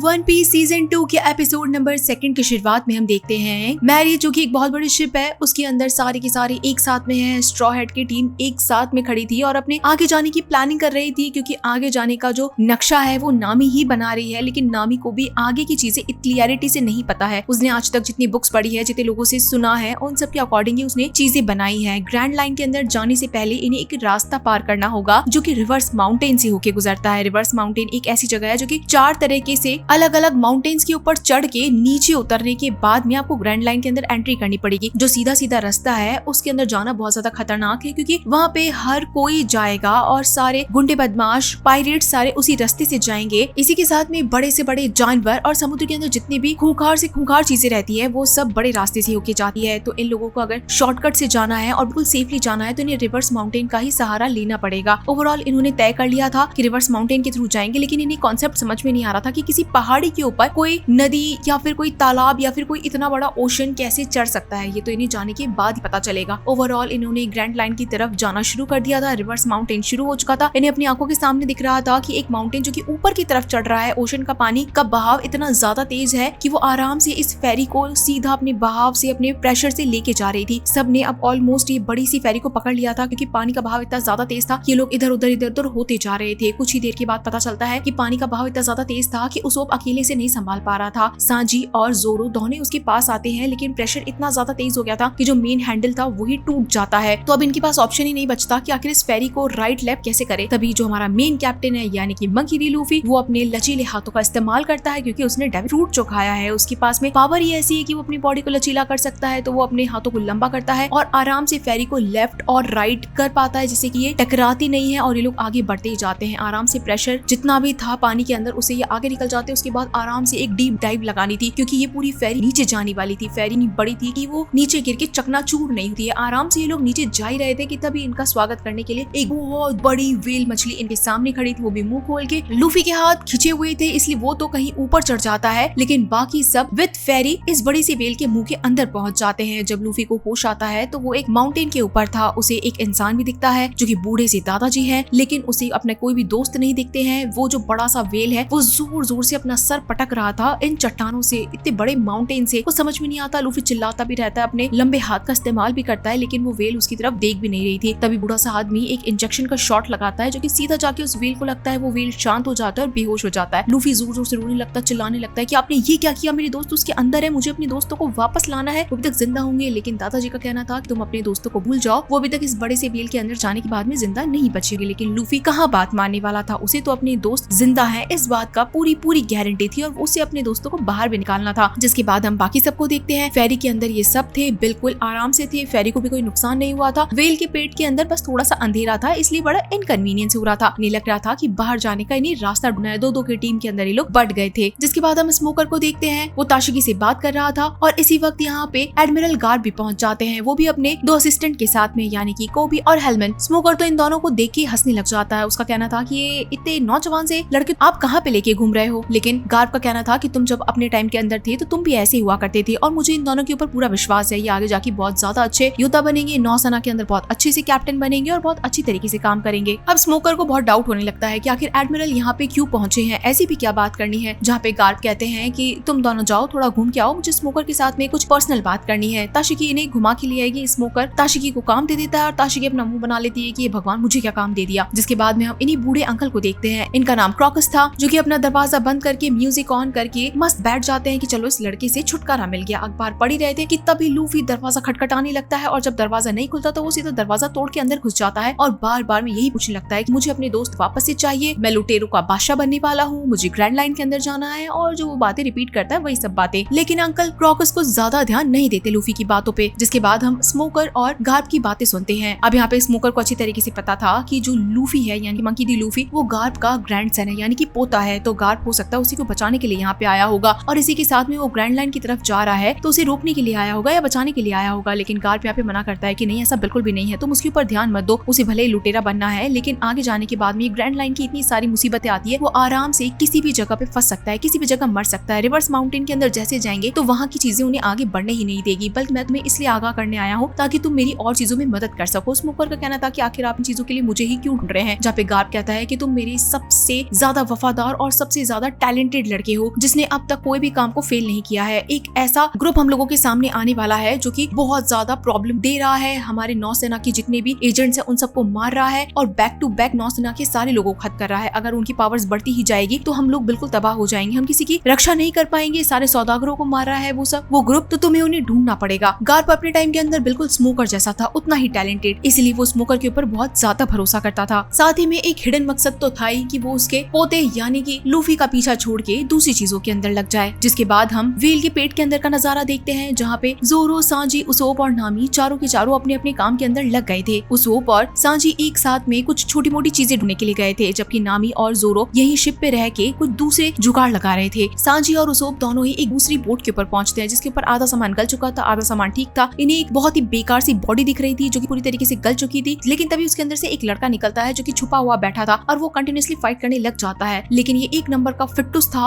अब गाइस मैं इसका सीन आप लोगों को पहले से एक्सप्लेन कर देती हूँ। ये परोक वर्क्स का ही एक एजेंट है जिसका नाम नंबर 9 है, लेकिन अब तक के एजेंट्स में सबसे घटिया एजेंट, जिसे बिल्कुल भी लड़ना नहीं आता, जिसके पास कोई भी डेविल फुट की पावर नहीं है, ये उस तरीके का एजेंट है। तो सांजी से ये आराम से पिट जाता है और सांजी से बांध बूंद के एक जगह पे बिठा देता है। दूसरी तरफ यहाँ पे जोरो और नामी अपने अपने कामों के अंदर लगे हुए थे। नामी के पास अपना मैप बनाने का काम चल रहा था कि वो यहाँ से बाहर कैसे निकले, और जोरो ने एक लंबा सा डंडा जिसके अंदर तीर भी बांध दिए थे, उसे वो इस व्हेल के गर्दन के अंदर अड़ाने वाला था ताकि वो जोर से चिल्लाए और ये लोग आराम से अपने बड़े सी फेरी को लेके बाहर निकल जाए। लेकिन नामी को ये चीज इतनी आसान नहीं लग रही थी। उसे लग रहा था कि तुम आराम से व्हेल को परेशान कर पाओगे क्या, और ये व्हेल उल्टी भी कर देगी क्या। और इतनी ही देर में नामी का जो कंपास था वो गायब हो जाता है। पता चलता है कि यहाँ पे एक और लड़की भी है, यानी कि इस व्हेल के मुंह के अंदर और भी लोग हैं जो कि इन्हीं के साथ में अंदर घुसे हुए हैं। वो लड़की नामी के ऊपर अटैक करती है, लेकिन नामी कम कहाँ थी, वो भी इस लड़की के ऊपर जबरदस्त अटैक कर रही है। अब ये भी परोक वर्क्स की एजेंट ही थी जो कि अपने कामों के अंदर लगी हुई थी। खैर नामी और इसके बीच में जब फाइट चली रही थी तो बाकी लोग भी यहाँ पे पहुंच जाते हैं, और साथ ही में ये जो नंबर 9 है जो कि एकदम का बेकार सा एजेंट था, इसे भी पकड़ के ले आते हैं। जिसके बाद हम लूफी को देखते हैं जो कि कंटिन्यूअसली क्रॉकस अंकल का दिमाग खा रहा था और पूछने की कोशिश करता है कि आखिर ये कौन है, ये व्हेल क्या कर सकता है, मैं कैसे अपने दोस्तों से बात कर सकता हूँ, मुझे कुछ तो बताओ, मुझे बस अपने दोस्त चाहिए, उनसे बात करनी है, उनसे बाहर निकालना है, आप मेरी बस मदद करिए। तब जाके क्रॉकस अंकल अब कहते हैं कि ठीक है मैं तुम्हारी मदद करता हूँ। वो अपना नाम वाम बताते हैं और इसी के साथ बताते हैं कि इस लबून के अंदर से अगर तुम्हारे दोस्तों को बाहर निकालना है एक तरीका है। तब यहाँ पे लूफी का कहना था कि इसका मतलब है इसे आपने पाला है, आप लेकर आए क्या, इसे आपने नाम रखा है, यानी कि बहुत सारे क्वेश्चंस जैसे कि लूफी की आदत है। तभी अंकल बताते हैं कि नहीं, इसे मैं लाया हूँ, इसका नाम पहले से ही रखा हुआ था और ये कहीं बाहर से आया था। अब यहाँ पे इस लबून यानी कि बड़ी सी व्हेल की स्टोरी बताई जाती है। आज से कई साल पहले जब क्रॉकस जवान हुआ करता था तो यहाँ पे पायरेट्स की एक टोली आती है और बीच में आके रुक जाती है। क्रॉकस उनके पास जाता है, बातचीत करता है और कहता है कि तुम लोग कितने दिन में चले जाओगे। तो ये लोग कहते हैं कि बस थोड़ी सी मरम्मत कर दे हमारी शिप की, हमारे फेरी की, उसके बाद में हम लोग निकल जाएंगे। सौदे के अंदर आप हमारे साथ रुकिए, खाइए पिए, बहुत सारी शराब है, आप मजे करिए। तो क्रॉकस भी मना नहीं करता है और कहता है ठीक है तुम लोग यहाँ पे रुक सकते हो। लेकिन तभी यहाँ पे क्रॉकस को वही उड़ती हुई व्हेल दिखाई देती है जिसका नाम लबून रखा था इन लोगों ने, और ये बिल्कुल भी हार्मफुल नहीं है। तब यहाँ का जो मेन कैप्टन है वो आके क्रॉकस के साथ बैठता है और खूब सारी बातें करता है। वो कहता है कि हम लोग ग्रैंड लाइन की तरफ निकले हुए हैं, खजाने की खोज के अंदर निकले हुए हैं, ये हमें बीच रास्ते में मिला था जहाँ पे इसके पूरे परिवार वाले गुम हो गए थे। जब से गाना बजाना शुरू करा इसे बहुत पसंद आने लगा और ये हमारा पीछा करने लगा, तब से इसे हमने ही रख लिया। हम गाना बजाते हैं, ये सुनता है और हमेशा हमारे साथ चलता है। हम देखते हैं कि इस फेरी के अंदर जितने भी लोग थे वो लबून से बहुत ज्यादा अटैच थे। एक आदमी था जो उसे गाना सुना रहा था और बहुत इंजॉय कर रहा था, डांस कर रहा था। तब यहाँ पे क्रॉकस कहता है कि तुमने इतना बड़ा फैसला कैसे ले लिया, तुम आगे जाओगे, आगे ग्रैंड लाइन के रास्ते में न जाने कितने सारे खूंखार जानवर आएंगे, समुद्री लुटेरे आएंगे, पानी में रहने वाले बड़े बड़े से मॉन्स्टर आएंगे, वो इस बेचारे के ऊपर अटैक करेंगे और एक ही बार में खत्म कर देंगे। तुमने अगर इतना सेक्रीफाइस करा है, ग्रैंड लाइन तक पहुंचने की इतने सारी कोशिशें करी है, तुम इस लबून के पीछे क्या सब कुछ भुला दोगे, और अगर इसे कोई भी नुकसान पहुंचेगा तो क्या तुम्हें ये बर्दाश्त होगा, तो तुम इस बच्चे के पीछे क्या अपना सफर खत्म कर दोगे या फिर इसे कुर्बान कर दोगे, तुम खुद बताओ। अब ये जो कैप्टन था वो सोच में पड़ जाता है कि बात तो बिल्कुल सही है, अगर इसे साथ में लेकर गए और आगे अगर ये मर गया तो क्या ये लोग अपना सफर छोड़ देंगे या फिर इस लबून को मरने देंगे, क्या करेंगे। तो ये अब क्रॉकस से एक वादा लेते हैं कि आप इसे थोड़े टाइम के लिए अपने पास रख लीजिए, हम ग्रैंड लाइन तक जाकर आते हैं और इसे अपने साथ वापस ले जाते हैं। ये जो उस वक्त छोटा सा लब था यानी कि व्हेल जब ये छोटा बच्चा था तो उसे समझा दिया जाता है कि हम लोग जल्द लौट के आएंगे। वो शिप वालों से बहुत ज्यादा जुड़ा हुआ था इसलिए कहीं ना कहीं रोने लग जाता है, और तब से लेके आज तक यानी कि काफी साल हो गए उस वादे को अभी तक ये याद करके बैठा है, और उसे लगा था कि ये सारे लोग इस पहाड़ी के पीछे हैं, तो अगर वो पहाड़ी को तोड़ देगा तो अपने दोस्तों से वापस मिल पाएगा। इसी चक्कर में लबून जब भी बेहोशी की दवा से वापस रिकवर होता है तो बैक टू बैक अपना सर मारने लगता है। उसे लगता है कि वो पहाड़ी को तोड़ देगा और अपने सारे दोस्तों से मिल लेगा, लेकिन उसे क्या पता कि उसके दोस्त अब कभी लौट के नहीं आएंगे। कई बार क्रॉकस ने उसे समझाने की कोशिश करी, उसे रुकने की कोशिश करी, लेकिन वो नहीं माना, लेकिन अपने आप को इंजर्ड करता रहा। इसी चक्कर में क्रॉकस ने उसे बेहोशी की दवा देनी शुरू करी, और अब तो वो इतना बड़ा हो चुका है कि बेहोशी की दवा उस पर काम भी नहीं आती। दिन में लगभग 20 बार उसे दवा देनी पड़ती है। लूफी को बहुत ज्यादा टेंशन होने लगी कि ऐसे तो ये बड़ा सा लबून खुद की जान ले लेगा, कोई तो तरीका होगा जिससे उसे रोक सकते हैं। लेकिन क्रॉकस कहता है कि मैंने सब तरीके अपना लिए लेकिन मैं उसे नहीं रोक पाया। तभी पता चलता है कि वापस से लबून का है और वो जोर जोर से दीवार पे अपना सर मार रहा है। ये सब बाहर की तरफ भागते हैं और हम यहाँ पे अंदर का सीन देखते हैं। अंदर यहाँ पे नंबर 9 और साथ ही में इस लड़की को भी बिठा के रख रखा था जो कि बिल्कुल भी तेज तर्रार नहीं थे, फिर भी परोक वर्क्स के अंदर काम कर रहे थे, एजेंट्स थे, और साथ ही में इन्हीं लोगों का मजाक उड़ा रहे थे। तब यहाँ पे सांजी कहता है कि ये लोग इतने खतरनाक नहीं है, इन्हें आराम से मैंने हरा दिया है। लेकिन यहाँ पे इनकी बातें बहुत ज्यादा बड़ी बड़ी थी क्योंकि नंबर 7 ऑलरेडी मारा जा चुका था। जोरो ने उसे फर्स्ट सीजन के अंदर ही मार दिया था, तो इन लोगों को जोरो से भी बदला लेना ही था कि इनके एजेंट्स में से एक बंदे को मार दिया गया है, वो भी जोरो ने मारा है। साथ ही में ये जो लड़की बैठी थी जिसका नाम वेंसडे था, ये भी काफी बड़ी बड़ी बातें करने लगती है कि तुम्हें आखिर यहाँ पे आता क्या है, सारे के सारे अनाड़ियों की टोली है, तुम लोगों के पास में लॉक पोस्ट भी नहीं है, यहाँ से आगे क्या बढ़ोगे तुम लोग, ग्रैंड लाइन के अंदर तुम्हें जाना है ना, तो तुम आखिर कैसे बढ़ोगे, कंपास के सहारे बढ़ोगे क्या, यहाँ का चुंबकीय क्षेत्र बिल्कुल अलग है, हर टापू का रास्ता अलग है और जरूरी नहीं है कि हर आइलैंड के ऊपर रुका जाए, तुम्हें कहाँ रुकना है कहाँ नहीं रुकना है ये सब कुछ तुम्हें लॉक पोस्ट बताता है, तुम आखिर बढ़ोगे तो बढ़ोगे कैसे। सेम टाइम पे हमें स्मोकर और गार्ड भी दिखाए जाते हैं, ये आपस के अंदर बात करते हैं, जहाँ पे गार्ड स्मोकर को यही परोक वक्त के बारे में बताता है कि एक ऐसी एजेंसी है जिसके बारे में किसी को नहीं पता, इसके अंदर काफी सारे एजेंट्स हैं जिनके नाम खुफिया रखे गए हैं, इन सबको नंबर्स के अकॉर्डिंग जाना जाता है, साथ में लड़कियां हैं जिन्हें वीक्स के अकॉर्डिंग जाना जाता है, साथ ही में कुछ हिडन नेम है, इन सबका एक कैप्टन है जिसका नाम नंबर 0 है, ये पॉलिटिक्स के अंदर आगे जाके बढ़ने वाला है और इसी के साथ में बहुत ज्यादा गलत गलत काम भी करता है, पायरेट्स को बहुत ज्यादा शेयर देता है लेकिन उन्हें मारता भी है जो उन्हें नहीं पसंद आते हैं, ये जल्द ही बहुत ज्यादा आगे बढ़ने वाले हैं, तुम्हें कुछ भी करना है स्मोकर, इन सबको ढूंढना है, अगर तुमने किसी एक भी एजेंट को लिया तो हम नंबर 0 तक पहुंच सकते हैं, एटलीस्ट उसकी आइडेंटिटी तक तो पहुंच सकते हैं कि आखिर कौन है, क्या करना चाहता है, इसका वजूद क्या है, इसका मकसद क्या है। स्मोकर ओवरऑल सारी बातें सुन लेता है, साथ ही में एक ऐसा राज्य है जिसका नाम अलबस्ता है, वहाँ की जो क्वीन है वो भी गायब है, काफी टाइम से गायब है वो, तो उसे भी ढूंढना एक बहुत बड़ा टास्क बन चुका था। जिसके बाद हम वापस से फेरी का सीन ही देखते हैं, वेल के अंदर ये सब अभी भी थे, आपस के अंदर लड़ झगड़ ही रहे थे और इन सब अनाड़ियों को पता चल चुका था कि भाई साहब ये तो सच में अनाड़ी है, क्योंकि इस लड़की ने काफी सारी चीजें बता दी थी जो कि इन्हें बिल्कुल नहीं पता थी ग्रैंड लाइन तक जाने के लिए या फिर ग्रैंड लाइन को पार करने के लिए, फिर भी ये लोग शांति से बैठे ही थे। इसी वक्त पता चलता है कि बड़ी सी वेल का पेट हिलता है कि वो जाग चुकी थी और जो नीचे है वो पानी नहीं है बल्कि इस वेल का पेट का एसिड है जिसे ये लोग आराम से जल सकते थे। उसो बाहर काम कर रहा था और जैसे ही वो वेल हिलती है तो उसो भी गिरने वाला था, ये सब भागते उसे बचाने के लिए। यहाँ हम बाहर देखते हैं कि लूफी और अंकल भी निकलते हैं लबून को सुलाने के लिए, लेकिन इस बार उसको जो शॉट मारा जाता है इससे उसके ऊपर कोई फर्क पड़ता ही नहीं है, वो अभी भी कंटिन्यूअसली अपने दीवार से सर को मारे जा रहा था। लूफी को बहुत गुस्सा आता है, वो आगे जाता है, उसे बात करने के लिए जाता है, उसी की आंख के अंदर पंच भी मारता है, लेकिन फिर भी लबू के ऊपर कोई फर्क नहीं पड़ता। लबू ने बहुत ज्यादा गुस्से के अंदर था, वो बस बैक टू बैक इस पहाड़ी के ऊपर चोट लगाया जा रहा था और उसके बाद पानी के अंदर चला जाता है। तभी यहाँ पे लूफी का एक दिमाग काम करता है और यहाँ पे अंदर हम देखते हैं कि उसोप जब गिरने वाला था तो बाकी सारे दोस्त तो पकड़े हुए थे। तभी यहाँ पे जो ये वेंसडे है इसने भी के हाथ की रस्सी छुड़ा ली और वो भी इन सब मदद कर उसोप को बचाने के अंदर। जिसके बाद हम लूफी को देखते हैं, उसके पास एक आइडिया आता है क्योंकि इस लबून को यानी कि बड़ी सी वेल को गाना बहुत पसंद था और उसने भी ये गाना बचपन के अंदर सुना था, किसी ने उसे सुनाया था जो कि उसे बहुत दूर चला गया, लेकिन उसे ये गाना अभी तक भी याद था क्योंकि पायरेट्स का पसंदीदा गाना था। वो ये गाना शुरू करता है, लबून जैसे इस गाने को सुनता है तो कह सकते हैं उसे कनेक्टिविटी फील होती है, वो बाहर आता है। लूफी ऐसे ही थोड़ी ना स्ट्रॉ हैट का कैप्टन है, उसमें कोई तो बात है, वो आराम से इस लबू को शांत कर देता है, उसे बात करता है, उसे समझाता है कि देखो दोस्त सबके जाते हैं, ऐसा नहीं है कि वो तुम्हारे साथ रुक सके, लेकिन तुम्हें उनके ऊपर भरोसा करना चाहिए जो आज तक भी तुम्हारे साथ में है, यानी कि ये बूढ़े अंकल जो कि अभी तक तुम्हारे साथ है, तुम्हारा ध्यान रख रहे हैं, तुम अगर ऐसे सर मारते रहोगे तो तुम मारे जाओगे, मेरे साथ में भी मेरे दोस्त हैं, हम लोगों को आगे जाना है, प्लीज हमारी मदद करो। अब लूफी उसे पता नहीं कौन सा बटर लगाता है, मक्खन लगाता है कि लबू उसकी बातें समझ लेता है, अपना मुंह खोल देता है और इसी के साथ में ये बड़ी सी जो फेरी थी आराम से सारे दोस्त बैठ के इसमें से बाहर आ जाते हैं। बहुत ज्यादा कुछ थे कि फाइनली लूफी ने बाहर से कुछ तो ऐसा किया कि ये सब लोग बाहर आ पाए और ये बूढ़े दादा को भी विश्वास नहीं होता कि लूफी ने आखिर ऐसा कैसे कर लिया, लबून से अपनी बात कैसे मनवा ली। इसी के साथ में हम यहाँ कोबी और हेलमन को देखते हैं जो कि टाइम पास कर रहे थे शहर के अंदर। तभी यहाँ पे ताशिकी आती है जो कि उनसे बातचीत करने लगी है। ताशिकी इनकी तलवारें वगैरह देखी है लेकिन बात कम करती है, वो कहती है कि मैं हमेशा से अपने सपनों को किसी को नहीं बताती हूँ क्योंकि मुझे कैप्टन ने कहा है कि अपने सपने किसी के साथ में शेयर मत करो, लेकिन कोबी एक अच्छा इंसान था तो वो उसे बातचीत करने लगता है और कहता है कि मेरा भी एक सपना है कि मैं हमेशा निर्दोषों के साथ में अच्छा बिहेव करना चाहता हूँ, उन्हें हमेशा इंसाफ दिलाना चाहता हूँ कि मैं भी बहुत गलत जगह के अंदर था लेकिन मैं बच गया और उसके बाद से मेरा यही मोटिवेशन है कि मैं सबको इंसाफ दिलाऊंगा। अब असल के अंदर उसे लूफी ने बचाया था क्योंकि कोबी को अलविदा ने अपने पास बंदी बना रखा था। खैर आपस में इन सबकी अच्छी खासी बातचीत होती है। जिसके बाद अब क्रॉकस के साथ में बाकी सारे लूफी के दोस्त भी आके बैठ जाते हैं, अच्छे से खाना वाना खाते हैं। इसी के साथ में उसोप ने टूटा हुआ दरवाजा भी ठीक कर दिया था लेकिन आगे जाने के बारे में इन्हें कोई नॉलेज नहीं थी क्योंकि नामी को हर चीज के बारे में नहीं पता था। उसे ये भी नहीं पता था कि यहाँ पे इतनी बड़ी वेल भी रहती है ग्रैंड लाइन के अंदर, न जाने इनके पास में और क्या क्या चीजें आने वाली है, इन्हें कुछ भी आइडिया नहीं है। अब यहाँ पे दादाजी इनकी थोड़ी बहुत हेल्प करते हैं और कहते हैं कि जिसकी तुमने बात करी थी यानी कि लॉक पोस्ट वो इनके पास में है, उसे समझना इतना ज्यादा मुश्किल नहीं है। वो एक ऐसा कंपास है जो कि यहाँ के चुंबकीय क्षेत्र के अंदर काम करता है। वो सारे टापू के बारे में नहीं बताता बल्कि वो ऐसे टापू के बारे में बताता है जो आपके सबसे नजदीक आने वाला है। इसी के साथ में हर एक पायरेट को एक अलग टापू के बारे में बताया जाता है कि अगर आप रुके हैं तो कोई और सेम टापू पे नहीं रुक सकता। हर बार आपको कोई दूसरे टापू के बारे में बताया जाएगा जो कि आपके लिए अच्छा भी हो और आपके लिए नजदीक भी हो। इसके थ्रू आप अलग अलग आइलैंड पे रुक सकते हैं और आराम से अपना काम जारी रख सकते हैं। जब ये बातें नामी सोती है तो उसे बहुत खुशी होती है कि उसकी हेल्प करने के लिए कोई तो यहाँ पर है। इसी के साथ में उन दो पायरेट्स के बारे में पूछा जाता है कि इन दोनों का क्या करना है, तो ये दादाजी मना कर देते कि प्लीज इन दोनों को यहाँ तो बिल्कुल मत छोड़ना, इन्हें अपने साथ ले जाओ। तो लूफी कहता है कि ठीक है, इन्हें हम अपने साथ ले जाएंगे, अगले वाले आइलैंड पे सोच लेंगे कि इन दोनों का क्या करना है, यानी कि वेंसडे और नंबर 9 के बारे में। उन्हें भी बांध के शिप के अंदर बिठा दिया जाता है। लूफी जाने से पहले कलर के बारे में पूछता है, दादाजी कलर्स दे देते हैं क्योंकि लूफी ने इस बड़े से लबून के मुंह के ऊपर कलर कर दिया था और साथ ही लबून को ये भी समझाया था कि अगली बार अगर तुमने सिर को अपने इस दीवार के पीछे मारा तो ये जो मेरी निशानी है, यानी कि हम दोनों की दोस्ती की निशानी, वो मिट जाएगी। तो तुम कभी भी अपने सर को नहीं मारोगे। मैं तुमसे वादा करता हूँ, मैं वापस आऊंगा और पक्का आऊंगा। मैं अपने वादे से कभी नहीं मुकरता। अगर मैंने कहा है कि मैं आऊंगा तो मैं आऊंगा। लब ने एक बार फिर से इन लोगों के ऊपर विश्वास कर लिया और इस बार तो उसने समझदारी भी दिखाई। वो अब अपना सर कभी भी बड़े से माउंटेन के ऊपर नहीं मारेगा। इसी के साथ हम स्मोकर को देखते हैं जो कि ग्रैंड लाइन में जाने के लिए तैयार हो चुका था क्योंकि उसे अपना मकसद मिल चुका था। गार्प ने अभी बढ़िया सा उसे ऑर्डर दिया था जिसे वो फॉलो करने वाला था, लेकिन ताशिकी को भी अपना काम पूरा करना था क्योंकि उसने जोरो को देखा था जो एक तलवार लेके घूम रहा था। ताशिकी बिल्कुल नहीं चाहती पूरे लोगों के पास में अच्छी तलवारें हो, तो उसे तलवारें कलेक्ट करनी थी। ताशिकी जाना चाहती थी और वो पीछे पड़ जाती है। तो स्मोकर कहता है कि इस बार तुम्हारी जान तुम्हारे खुद के भरोसे है, अगर कुछ हुआ तो मेरे माथे मत आना। ताशिकी फिर भी पीछे पड़ी हुई थी तो स्मोकर को उसे भी अपने साथ लेके जाना पड़ता है। इसी के साथ में बाकी सब अपने अपने जगहों पे सेटल डाउन हो जाते हैं और ग्रैंड लाइन में नेक्स्ट टापू पे जाने के लिए तैयार हो जाते हैं। और इसी के साथ में गाइस बहुत अमेजिंग एपिसोड यहीं पे खत्म हो जाता है। तो चलिए फिर मिलते हैं आप सभी लोगों से अगले एपिसोड में, तब तक के लिए टाटा। वन पीस सीजन 2 के एपिसोड नंबर 3 की शुरुआत डोरोनोवा जोरो से होती है जो कि अपनी तलवार चलाने की प्रैक्टिस कर रहा था। सीजन 1 अगर आप लोगों ने देखा होगा तो आप लोगों को अच्छे से याद होगा कि वो मेहॉक से बहुत गंदा वाला हार किया था। मेहॉक के पास में बिल्कुल एक छोटू सा एकदम टिच्चू सा तलवार टाइप का या चाकू टाइप खंजर टाइप का कुछ भी कह लीजिए, वो चीज है और वो दुनिया का सबसे बेहतरीन तलवारबाज है, यानी कि वन पीस की दुनिया के अंदर का सबसे बेहतरीन तलवारबाज है। उसने रोरोनोवा जोरो की तो 12 बजाती थी। वन पीस के अंदर जब इसका फर्स्ट सीजन था तो जोरो को बहुत बुरी तरीके से काट पीट दिया था और जोरो मेहॉक से बहुत बुरी तरीके से हार गया था, बिल्कुल भी नहीं जीत पाया था। तो उस चीज का सदमा अभी तक भी जोरो को लगा हुआ है। तो वो सपनों के अंदर भी मेहॉक से फाइट करता है। मेहॉक उसे हर बार कहता है कि तुम इन तलवारों से मुझसे कभी नहीं जीत पाओगे, तुम्हें और ज्यादा मेहनत करनी पड़ेगी, ये करना पड़ेगा, वो करना पड़ेगा। और जोरो हर बार बहुत गजब वाली प्रैक्टिस करता रहता है। जिसके बाद हम उसोप को देखते हैं जो कि कंटिन्यूअसली फिशिंग करने की कोशिश कर रहा था, लेकिन मिलती उसी छोटी सी फिश है अंदर। सांजी अपना मस्त सा फूड बना रहा था क्योंकि उसे खाना बनाना पसंद था, यही उसकी स्पेशलिटी थी और उसके अकॉर्डिंग वो सबसे बढ़िया सा टैलेंटेड इंसान है क्योंकि खाना बनाना भी एक टैलेंट का ही काम है। जिसके बाद हम नामी को देखते हैं जो कि अब ग्रैंड लाइन के अंदर एंटर कर चुकी है। तो यहाँ के वेदर की मजे ले रही थी। यहाँ पे बहुत तेज बारिश चल रही थी। कुछ ही देर के अंदर जब ये लोग आपस में बहस कर रहे थे तो नामी वापस से आती है और पता चलता है कि अब की बार यहाँ पे बर्फ गिरने लगी है, यानी कि मौसम बिल्कुल मिनटों के अंदर चेंज होता जा रहा है। ग्रैंड लाइन एक बहुत ही गजब का वेदर लेके अपने साथ घूमती है। अब जब बर्फ का नाम आ ही गया था तो नामी ने कहा था कि चलो मेरे साथ में स्नोमैन कौन कौन बनाएगा। सांजी और उसोप दोनों बाहर भाग जाते हैं। यहाँ पे जोरो था और नंबर 9 को उसने पकड़ के रखा था। नंबर 9 जैसा कि मैंने आपको लास्ट एपिसोड में भी कहा था कि एक नंबर का फिट्टूस एजेंट था और बहुत ही बेकार था। फिर भी यहाँ पे वो जोरो को चैलेंज कर रहा था कि तू मेरे को खोल के तो दिखा, मैं तेरे को बताता हूँ। तो जोरो कहता है कि भाई तू सांजी से हार गया, मैं खोल दूंगा तुझे, तो सोच तेरा क्या ही हाल होगा। जिसके बाद हम यहाँ पे लूफी को देखते हैं। लूफी यहाँ पे मिस वेनेस्डे के सामने बैठा था और उसे बातें करने की कोशिश कर रहा था। वो कोई क्वेश्चनिंग नहीं कर रहा था, बस उसे जानने की कोशिश कर रहा था। मिस वेनेस्डे भी यहाँ पे अपना नाम वगैरह बताती है कि वो एक सीक्रेट एजेंट है, मिस्टर जीरो के लिए काम करती है। इन लोगों का काम बहुत इंपॉर्टेंट है, बहुत खुफिया है, वो किसी को कुछ बता नहीं सकती है। और अगर एक बार लूफी की पूछताछ खत्म हो जाए तो वो यहाँ से भागने के प्लान बनाएगी और अगर अच्छा होगा कि लूफी उसे खोल दे तो वो अपने आप यहाँ से चली जाएगी। तो लूफी सच में सोचता है मन के अंदर कि ये लड़की किसी भी तरीके से हार्म नहीं पहुंचा सकती है क्योंकि लबून के पेट के अंदर इसने बाकी सारे दोस्तों की मदद करी थी, इसने किसी को हार्म नहीं पहुंचाया था। तो लूफी इसे सच के अंदर खोल देता है। जिस वक्त उसोप और सांजी स्नोमैन को बना रहे थे, इसी वक्त यहाँ पे लूफी निकल के आता है जो कि अपने साथ में इस लड़की यानी कि मिस वेंसडे को भी लेकर आता है। वो भी बिल्कुल हाथ खुला करके सब उसके ऊपर चिल्लाते हैं और ये भी कहते हैं कि तुम पागल हो क्या, तुमने आखिर इसे क्यों छोड़ा। तो लूफी कहता है कि मुझे मेरे पेट ने कहा, मेरे पेट की आवाज कभी भी गलत नहीं होती है, ये हमें नुकसान नहीं पहुंचाएगी। यहाँ पे नंबर 9 कहता है कि मुझे भी खोल दो, लेकिन जोरो नंबर 9 को कभी नहीं खोलना चाहता। तभी इतनी ही देर में इन्हें ग्रैंड लाइन का पहला टापू दिखाई देता है जो कि था कैक्टस आइलैंड। सभी उस आइलैंड को देखने के लिए आगे बढ़ते हैं। इतनी देर में तो मिस वेंसडे ने खुद के पार्टनर यानी कि नंबर 9 का हाथ वाथ छुड़ाया और दोनों ही पानी में से नीचे कूद गए भागने के लिए। खैर अच्छी बात है, ये लोग वैसे भी इनका क्या ही करते, अचार तो डालते नहीं, तो इनसे पीछा तो वैसे भी छुड़वाना था, तो अच्छा हुआ कि खुद ही चले गए। जिसके बाद कैक्टस आइलैंड की हालात बहुत अजीब लग रहे, बहुत बड़े बड़े से कैक्टस थे। ये सब अंदर एंटर करते हैं तो पहले इन्हें लोग देख के बड़ा मुंह बना रहे थे, लेकिन कुछ ही देर के अंदर लोग बड़ा अच्छा फील करने लगते हैं, इन्हें वेव करते हैं, अच्छे से वेलकम करते हैं। और तभी इस आइलैंड का मेयर यहाँ पे आता है जो अपना नाम इग्रिम बताता है और इसी के साथ में इन सब का वेलकम भी करता है। लूफी यहाँ पे आइडेंटिटी बता देता है कि भाई वो एक पायरेट है, समुद्री लुटेरा है, लेकिन यहाँ पे जो मेयर था वो बताता है कि उसे कोई भी प्रॉब्लम नहीं है। ये आइलैंड हर लुटेरे का वेलकम करते हैं क्योंकि लुटेरे जब भी आते हैं तो बड़ी बड़ी सी अच्छी अच्छी कहानियां सुना के जाते हैं। यहाँ पे इनको हर चीज फ्री में मिलेगी, इसके बदले बस इन्हें अच्छी अच्छी कहानियां सुनानी पड़ेगी। सबको डाउट होने लग जाता है कि यहाँ पे कुछ तो गड़बड़ है, लेकिन अगर कोई आपका इतने अच्छे से वेलकम कर रहा है, कोई इतने अच्छे से आपको बुला रहा है अंदर, तो आप कैसे ही मना कर सकते हो। इसलिए लूफी उसके ऊपर विश्वास करके ये लोग आराम से अंदर की तरफ चले जाते हैं जश्न वगैरह मनाने के लिए। दिन के अंदर ही यहाँ पे पार्टी हो रही थी, क्लब था जिसके अंदर इनको भरपूर सामान मिले हुए थे, खाना पीना, नाचना गाना, गेम, पोकर, लड़कियां, सारी चीजें अवेलेबल थी। लेकिन तो भी सब थोड़े गुमसुम से बैठे थे। तभी लूफी इन सबको मोटिवेट करता है कि हमने अभी तक इतने सारे बड़े बड़े से मिशंस पार करे हैं, इतने सारे पायरेट्स को मारा है, सौदागरों को हराया है, बहुत बड़े बड़े से काम करे हैं, और लेकिन सबसे इम्पोर्टेंट चीज है कि हम पांचों अभी तक साथ में हैं, एक दूसरे का साथ निभाते ही जा रहे हैं। तो चाहे कुछ भी हो जाएगा, हम आगे भी साथ रहेंगे, इसी चीज का हम जश्न मनाएंगे। लूफी सबको इंस्पायर करके पार्टी के अंदर लगा देता है कि भाई सब मजे करो, यहाँ पे आए हो तो। जिसके बाद हम नंबर 9 और मिस वेंसडे को देखते हैं। ये पानी के अंदर कूदे थे, तो ये भी तैर के इसी आइलैंड पे पहुंचे हैं। दोनों डरे हुए थे कि इन लोगों को कोई अपना इंपॉर्टेंट काम करना है, लेकिन ये लोग अपना इंपॉर्टेंट काम नहीं कर पाए हैं। तो जो नंबर 8 है, यानी कि इनसे जो बड़ा वाला सीनियर है, वो इनके ऊपर जरूर गुस्सा करेगा। तो इन्हें फटाफट जाना है, अपना कोई काम है, पेंडिंग काम है, उसे कंप्लीट करना है, ताकि नंबर 8 इनके ऊपर गुस्सा ना करे। वेंसडे यहाँ पे नंबर 9 को कहती है कि तुम अपना कुछ दूसरा काम कर सकते हो,